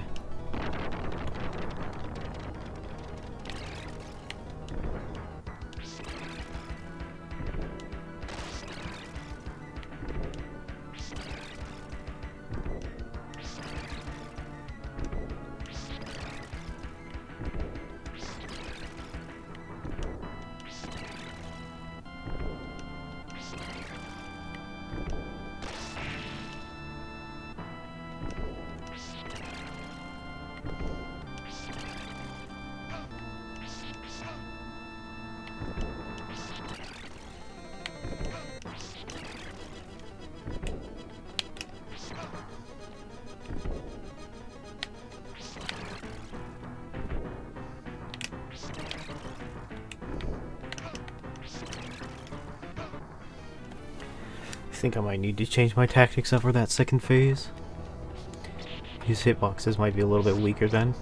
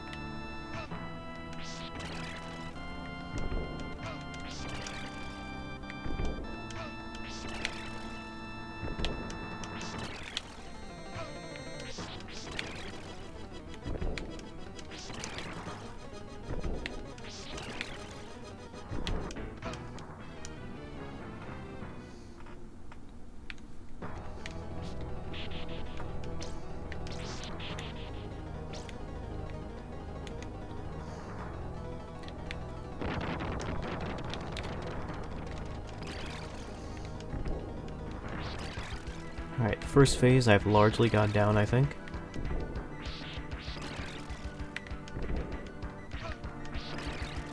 Largely, except for that one.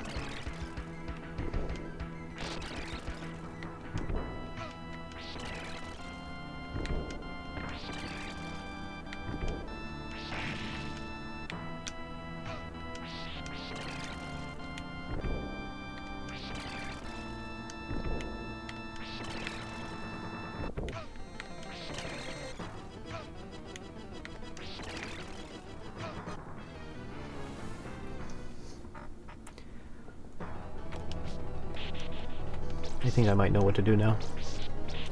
No guarantee it won't take a few tries, but I think I know what to do.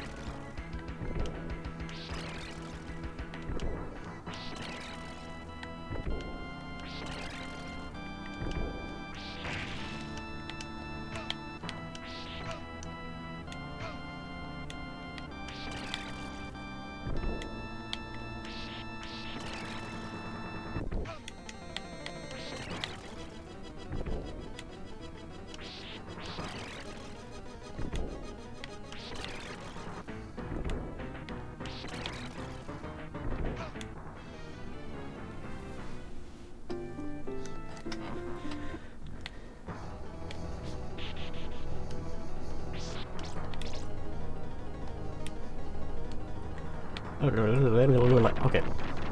Here we go.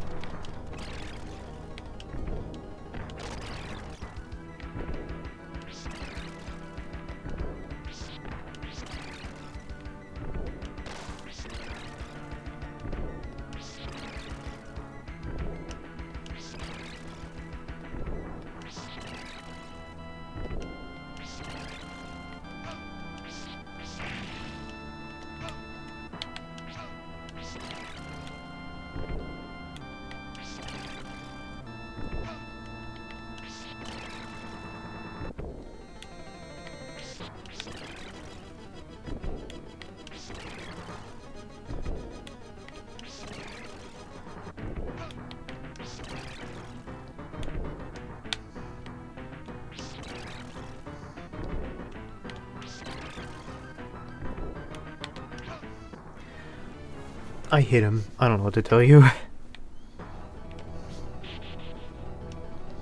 I hit him and he didn't die.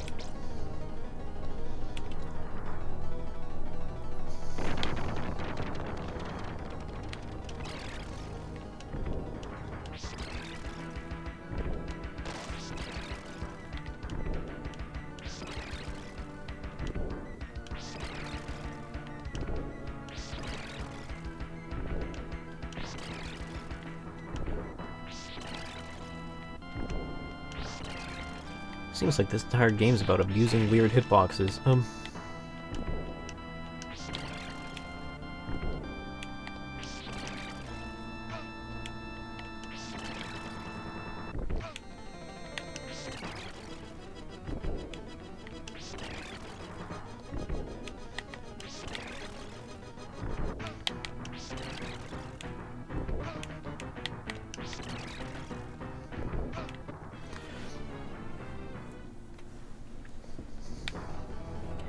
I keep getting him almost there.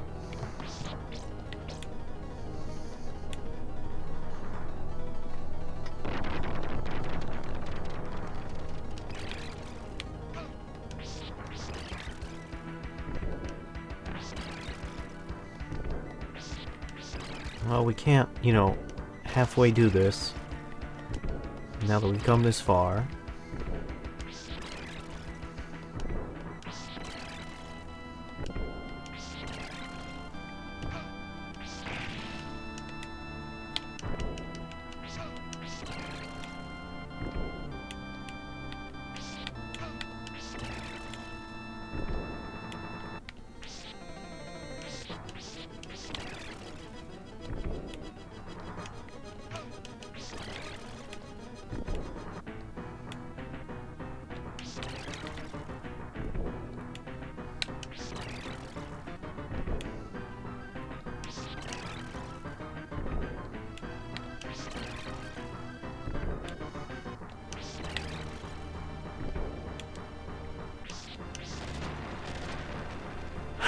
Okay. I don't think that ensures a checkpoint by any means.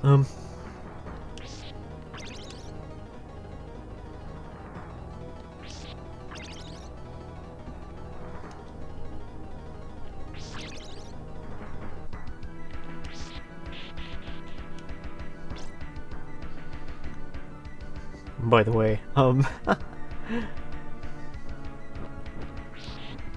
boss time.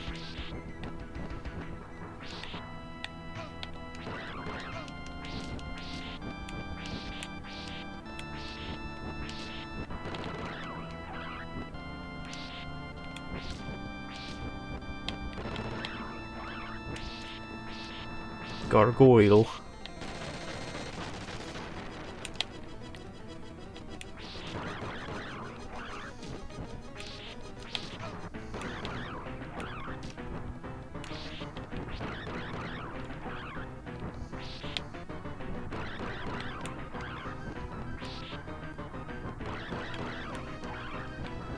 It's very bold of you to know these enemies' names. I know that every enemy in every video game ever has like a technical name.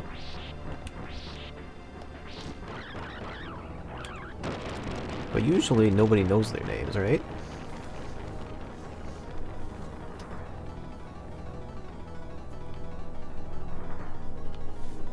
Alright, so we fought that guy, and we fought the pterodactyl. I get the weird feeling. I don't remember... There's some game where you have to fight them both. I don't know if it's this game or not. Where you have to fight both the pterodactyl and...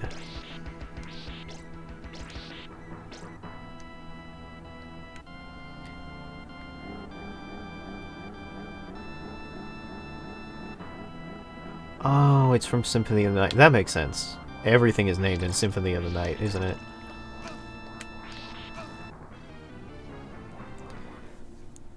Yeah, so this whole sequence is a boss sequence. I completely forgot you have to fight Death. I don't remember Death being too tremendously difficult, but I also remember him.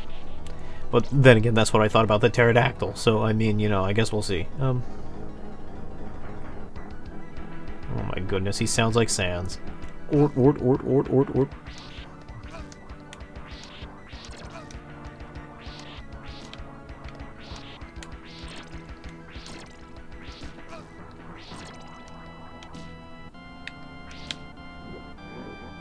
Oh, he's doing his funny move. I remember this. He like sucks you in, and you gotta jump over this just right.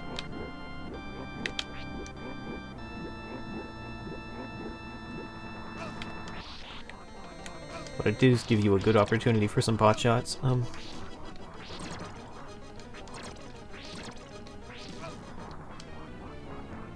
I want to say that Death doesn't have a second phase.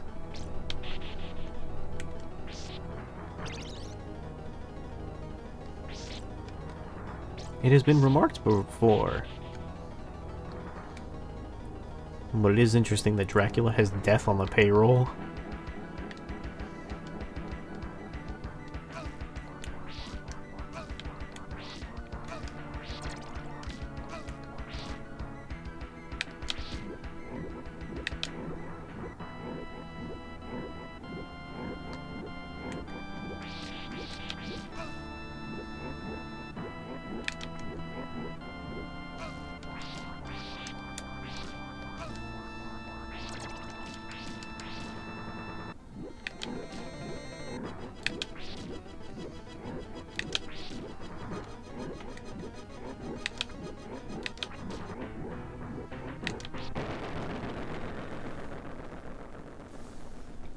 Watch out for flying scythes.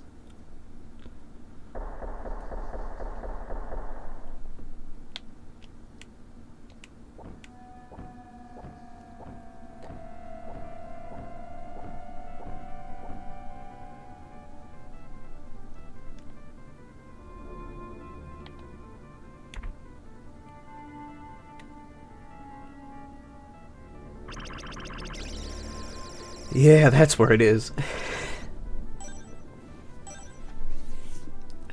I thought I remembered. I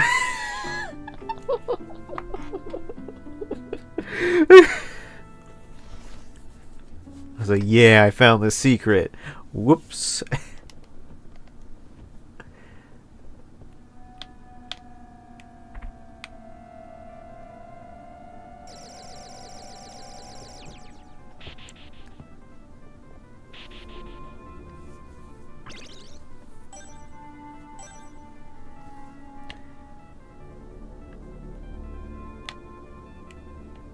Okay.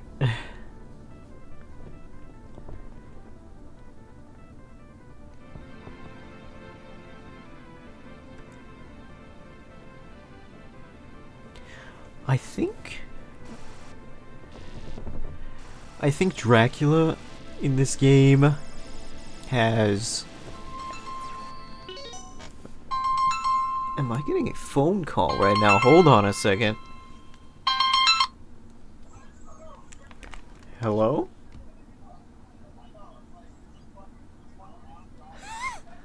Hello?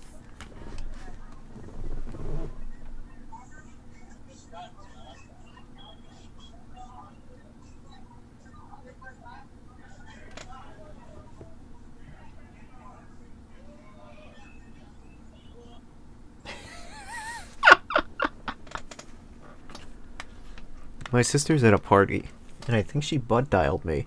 I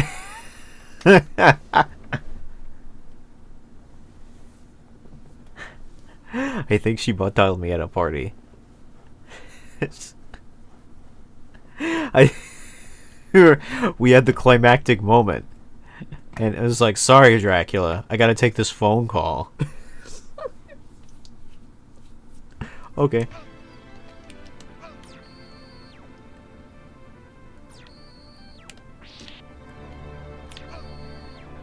Okay.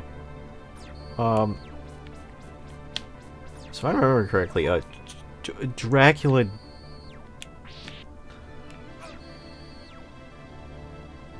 Dracula in this game doesn't have a second phase? Or no, he has a second phase, but it's different from in the first game. Also, I don't quite remember...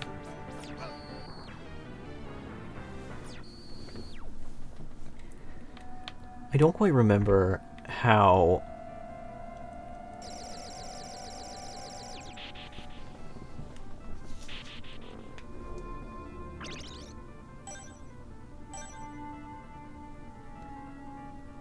I don't quite remember, you know...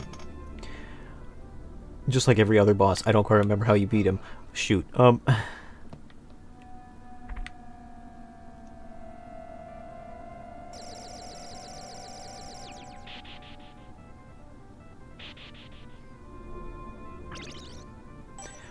Well, I know the basics. You hit his head, just like the last game.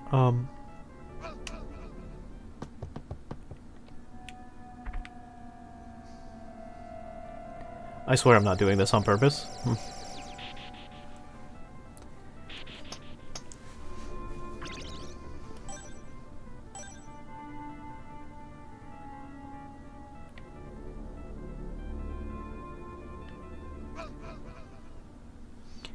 It's hard to tell where you need to go when it's invisible.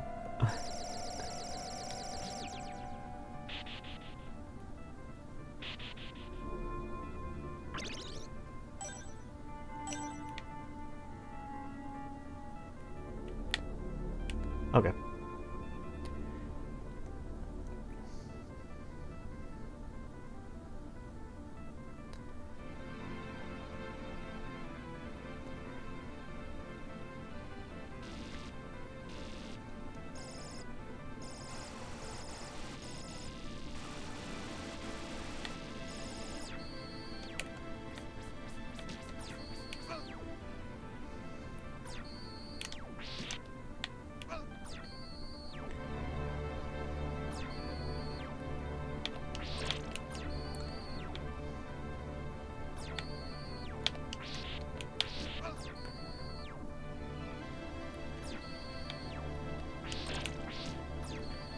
Oh, now I remember. You have to defeat his projectile first, and then hit him in the face. Because if you don't hit his projectile, it'll hit you first.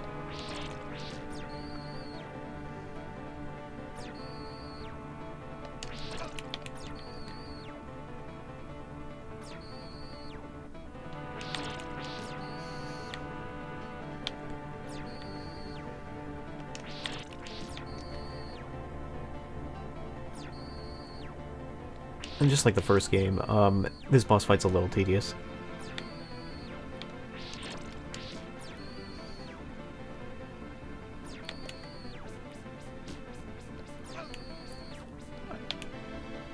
Occasionally he'll drop one of those.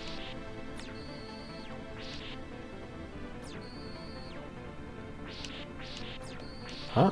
Alright.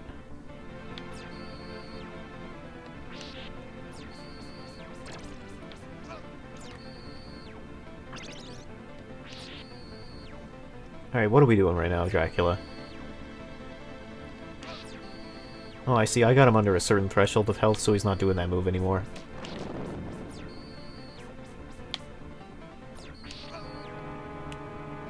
Oh, he's... I always thought these looked like the weird pizza faces from Jimmy Neutron during that one trippy episode where, like... during that one really trippy episode where, like, the pizzas come to life. I'm like, they look like the pizza faces.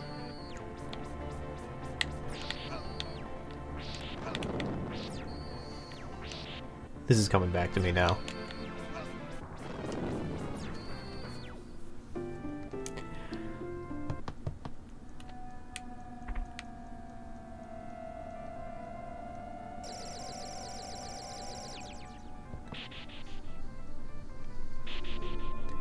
It's entirely possible that after a certain point, he doesn't have a second phase, but, like, he simply changes his tactics.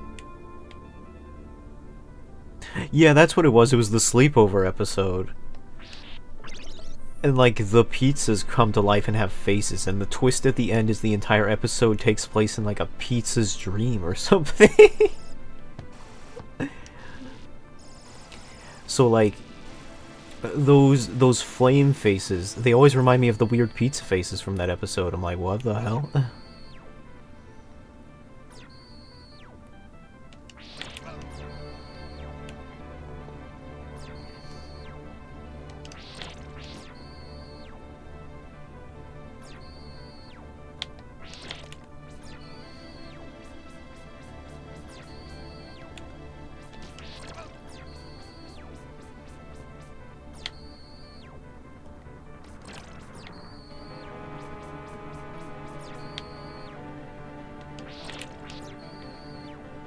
We didn't need drugs, we had Jimmy Neutron. We didn't need drugs, we had sodium chloride.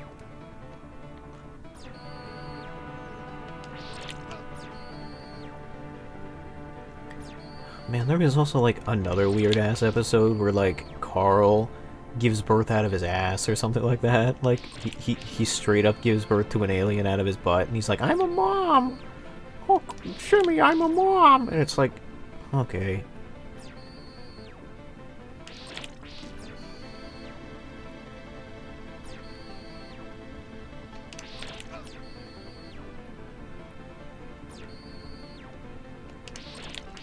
I was like, what the hell was that about?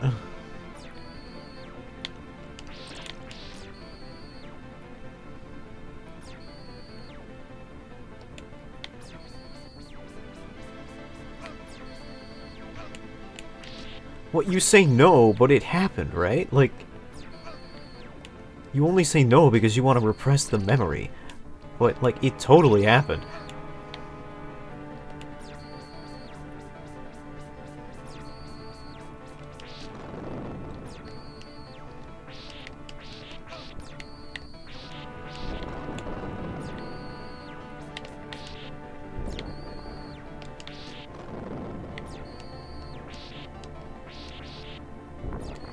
Someone at Nickelodeon was like, yeah, well, that's fit for broadcast. And it's like, okay.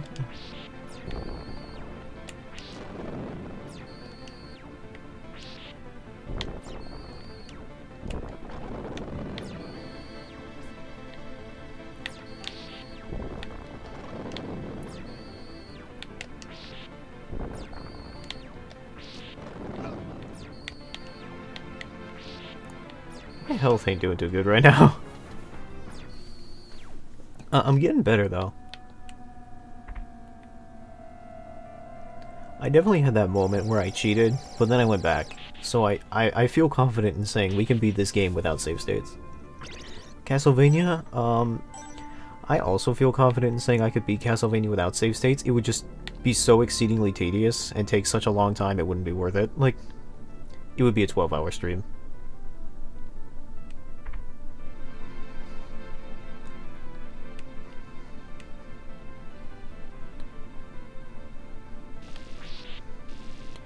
Like, I'm sure if I really, really tried and sweated it out, I could beat death without using a save state. But it's just, it's more convenient if I do it in order to ensure I get the holy water.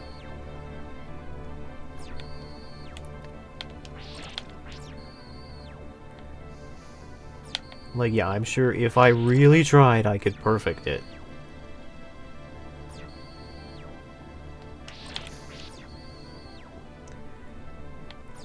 Like, I know it's doable, because people have done it before. And I'm a gamer, but no hard R on the gamer. Have I ever mentioned this before, how, like, gamer is kind of like a slur? Not, like, in the actual offensive sense, but, like, if you use it if like your mom calls you a gamer, it's like the lamest and most unhip thing you've ever heard in your life. But if your friends call you a gamer, it's like, yeah, gamers, what's up? But if like a corporation or your mom calls you a gamer, it is the lamest, most offensive thing you've ever heard. Like if your youth minister calls you a gamer, awful.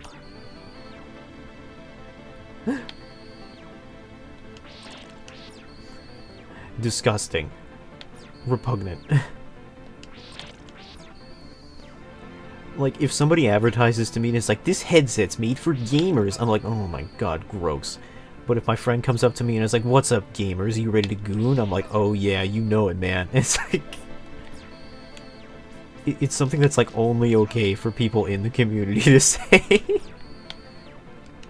I think in that way it's kind of like... It's like, it's only okay for the slur to be said by people within the community who have, like, taken it back, I guess. Not in any way that's, like, racially motivated or anything like that. I don't think it's anywhere near on par to something that's actually, like, a racial slur. But I do think it kind of is, like, similar in the sense that, like, it's okay for people who are, like, who actually play video games to say to each other, but not, like,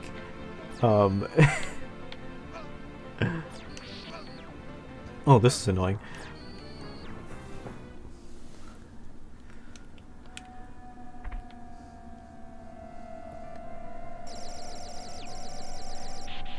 Like, when my mom comes in, it's like, oh, are you playing... Are you gaming with your friends? I'm like... I was like, no.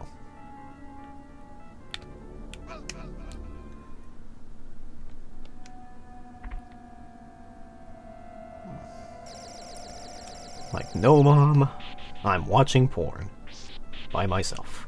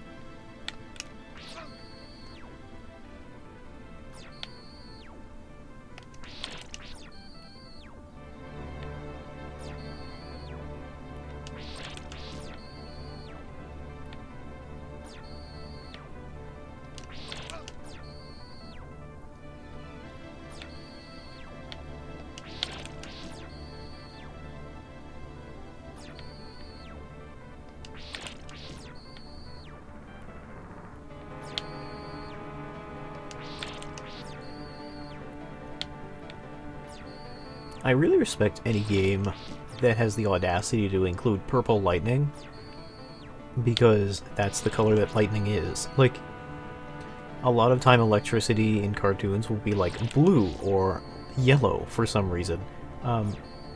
But if you've ever looked at a picture of lightning, it's purple, or it has a purple sheen, right? And it always made me wonder, like, where did blue lightning in cartoons, where did yellow lightning in cartoons come from? If, like, lightning is... if it's purple.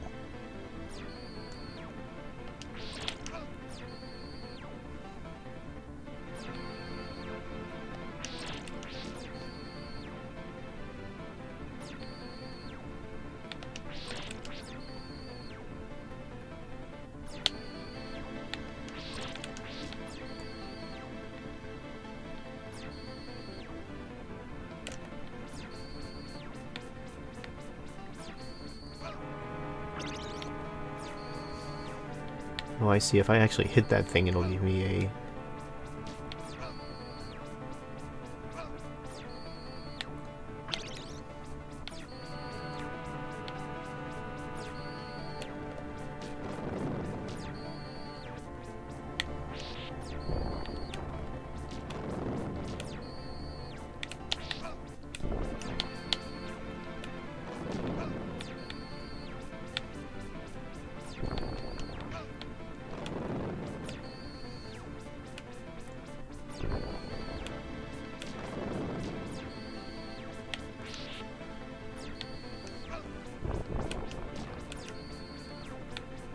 No, I bet you're also wondering, Kyle, could you fight Dracula without the secret?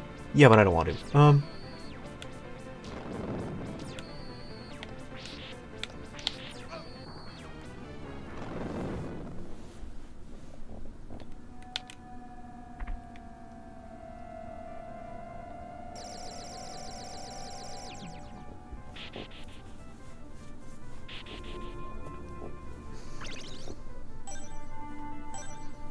Basically, the quota of this entire stream is, I could be really cool, I could be really skilled, but I'm not going to. Just trust me, guys. Really, I'm really skilled.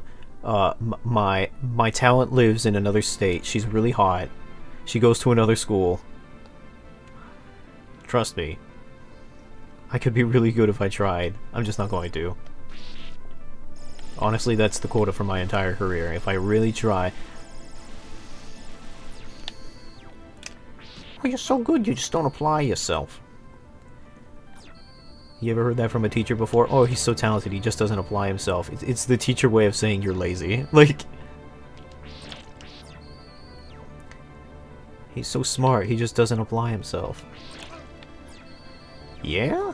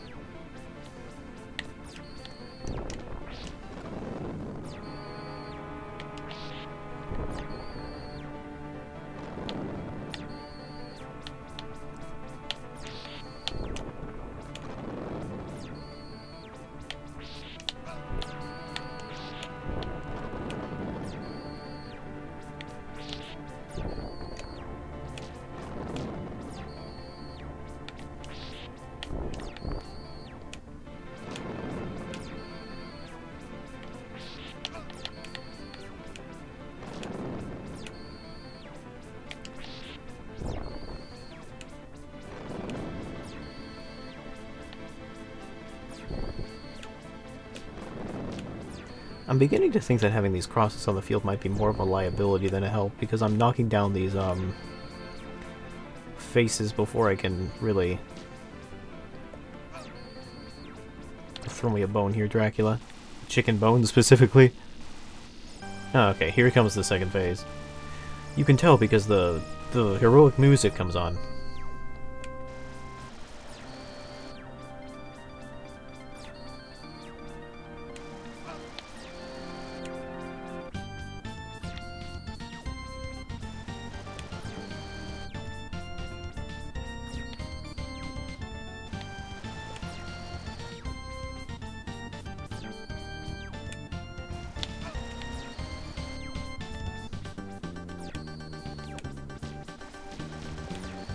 I don't know if it's time quite yet. My health's kind of low.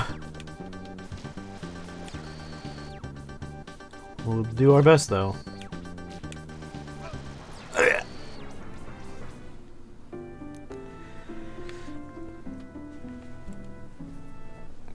Well, we're almost there. Whoop!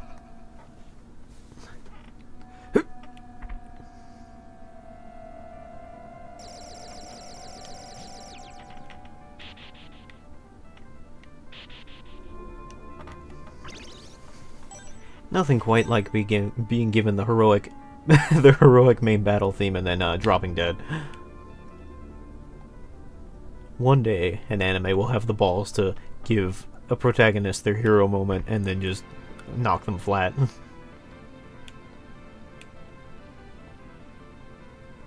Alright. We're getting close.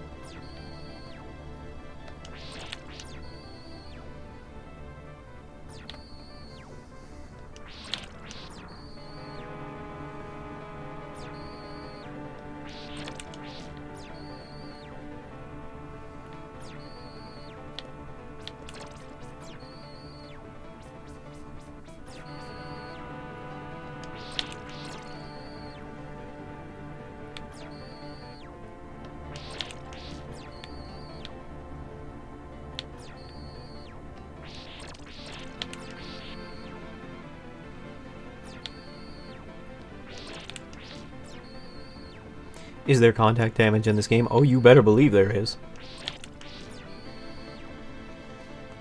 If you were wondering why I was playing the wildest game of footsie with Dracula over here, it's because if I touch him, he will kill me.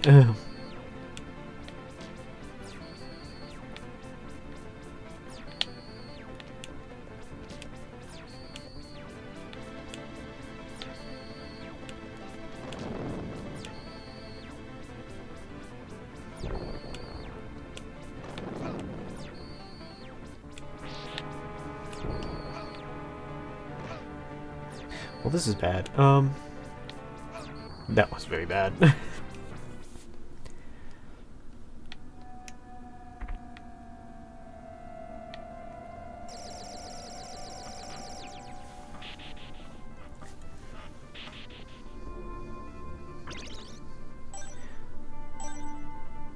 Curiously, this stage is referred to as B4, which implies basement level 4. Well, basement level 4. Despite us being at the top of the castle. Which means that Dracula's castle is either upside down or has a very interesting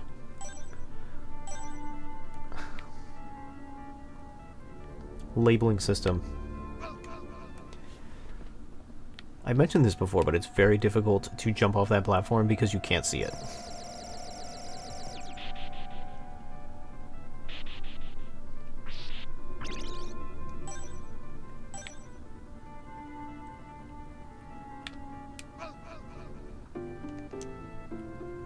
I swear half of my deaths have been to this staircase alone.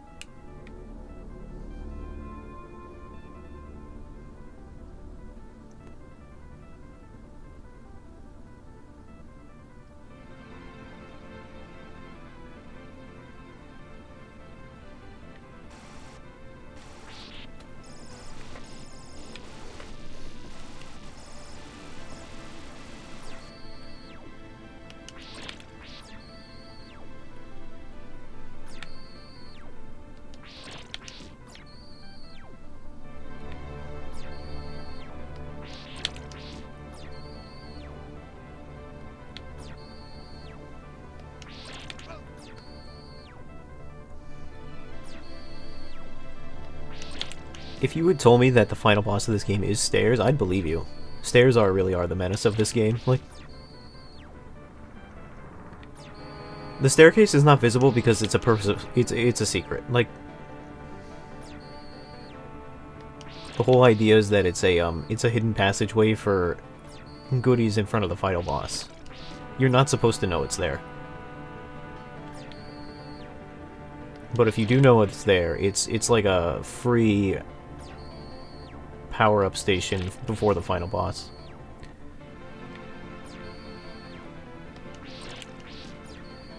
So it's purposefully designed that way. The upside is it's a cheeky secret, like, oh, you did it, you found the secret area, you get to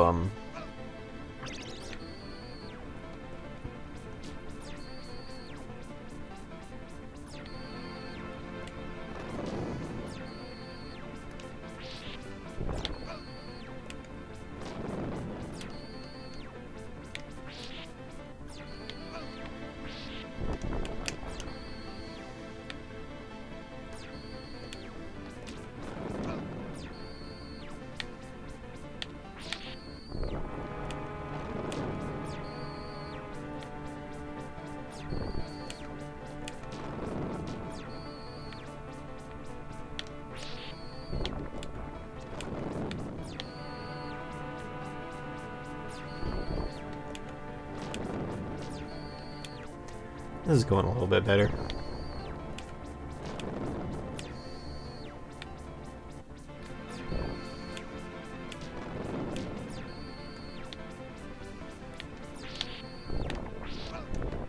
A little bit.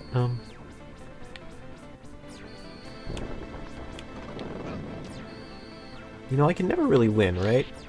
If I'm pessimistic, I'm proven right. If I'm optimistic, I'm proven wrong. There's really no winning.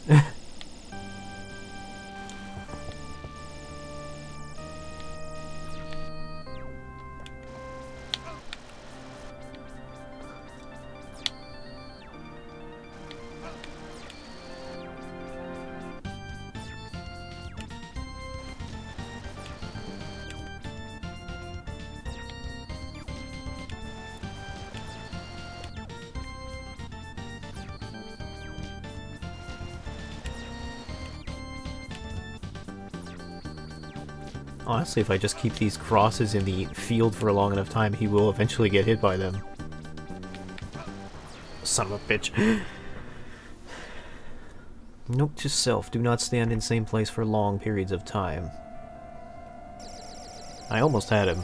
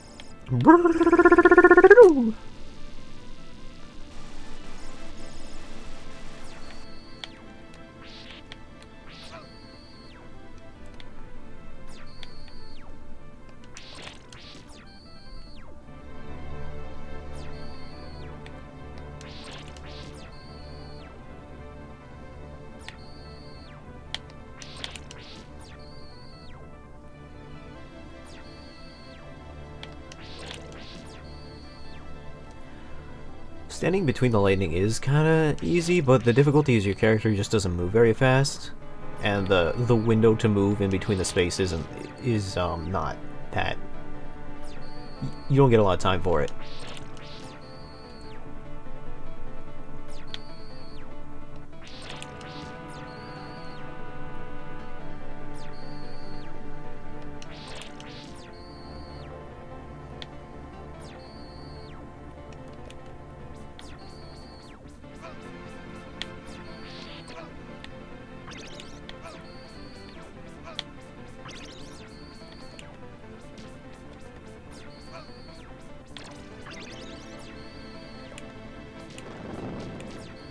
If you're skilled, I guess you can continue to farm that for points if you wanted to, or farm that for chicken.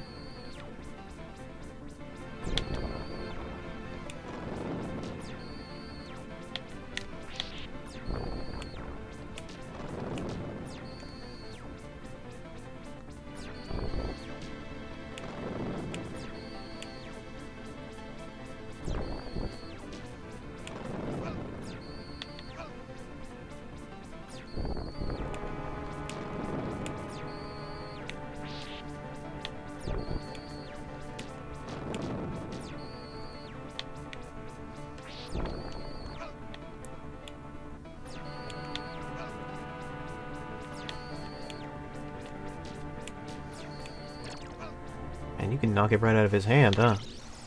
Alright. Alright, we're back here again.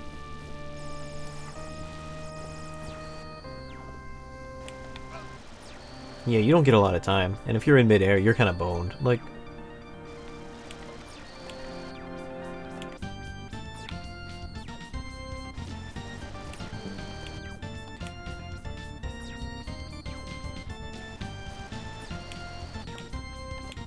So I might just have to leave these crosses as traps and then wait for him to show up and get knocked into them first. So I can focus on dodging.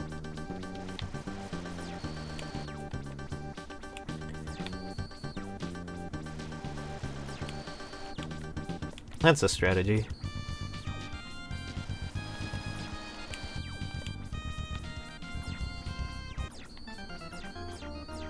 Oh, hey, we got him.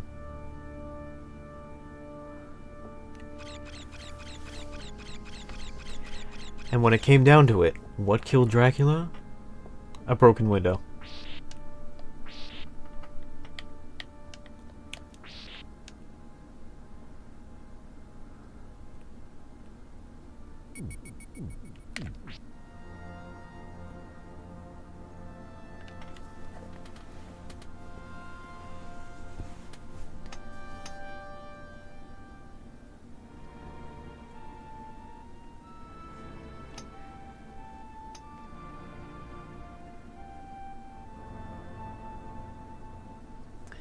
Damn, Simon's got them short shorts.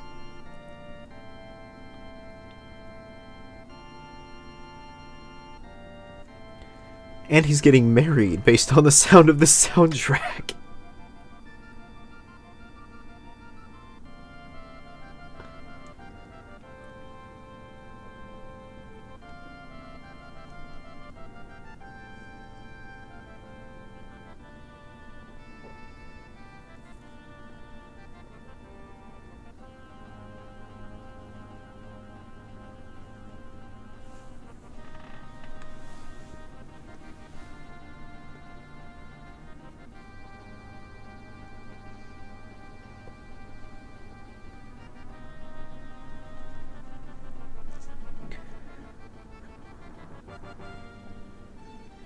What a struggle. Truly. What a horrible night to have a curse. But curses are meant to be broken. Despite everything. I did it. I even did it legit. Eventually.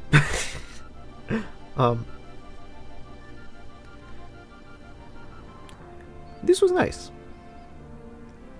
I can't believe I've been streaming since like March. Well, sort of, give or take.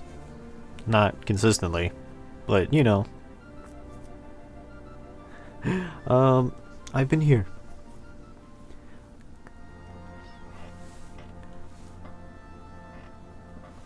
I've been consistent enough to make it to October. To the point where I could actually see that the one stream I planned in March through. The only stream I ever planned. On Halloween, I'm gonna play Castlevania, because that's a spooky game. And now we're here, and I did it.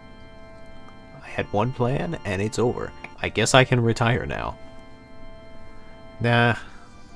Alright. I'll keep playing games. But like I said, I don't have a budget. I have no money right now, so I can't buy new games. And I'm still depressed. So, we'll see what happens. It depends on how I feel about playing games on myself. If friends want to play, I'll probably most likely stream it. That's always a great excuse to stream, if friends want to play games. Because that's a way different experience than playing alone, I think. It's free content, as it were.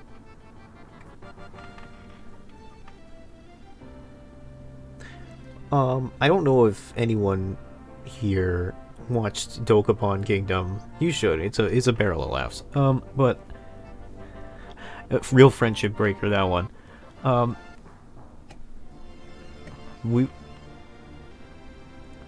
we we won't be doing that this week because Lex is gone all this week. So we do plan on continuing Dokapon Kingdom, but not this week because Lex is out this week.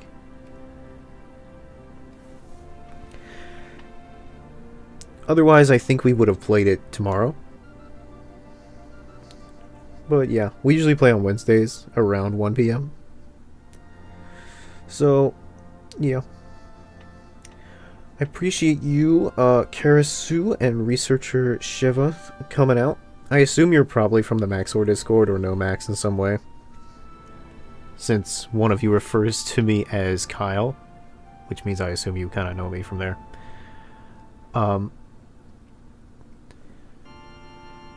Appreciate you coming to watch today. We're probably about done now. I hate to be that guy, but if you're interested in more streams, you don't have to be. I don't really mind at all. But if you are, Twitter's in the description.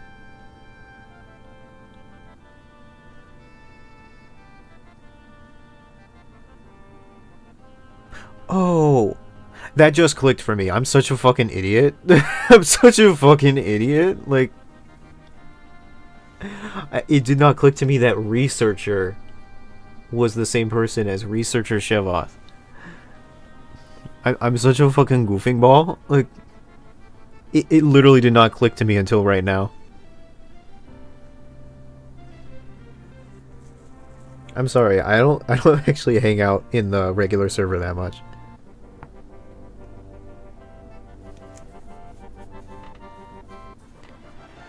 Yeah. I'm sorry about that.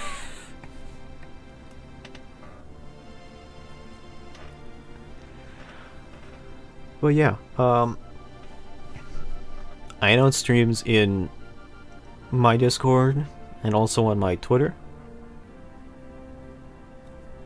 And those are both in the video description. If you want to, like, I don't know, check those out. They're kind of impromptu most of the time, but they're there.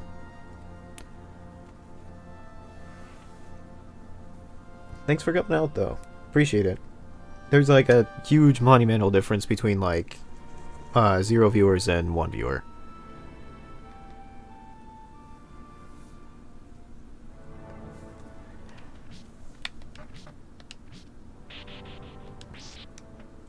And it makes all the difference. Anyway, it's like wow, it's 2 a.m. It's not even Halloween anymore. It hasn't been Halloween for most countries for a long time. And I need to go eat or something. So I appreciate you coming out, but it's yeah, it's time for me to go. So I'll see you all. Bye. I hate outros. Okay, see you.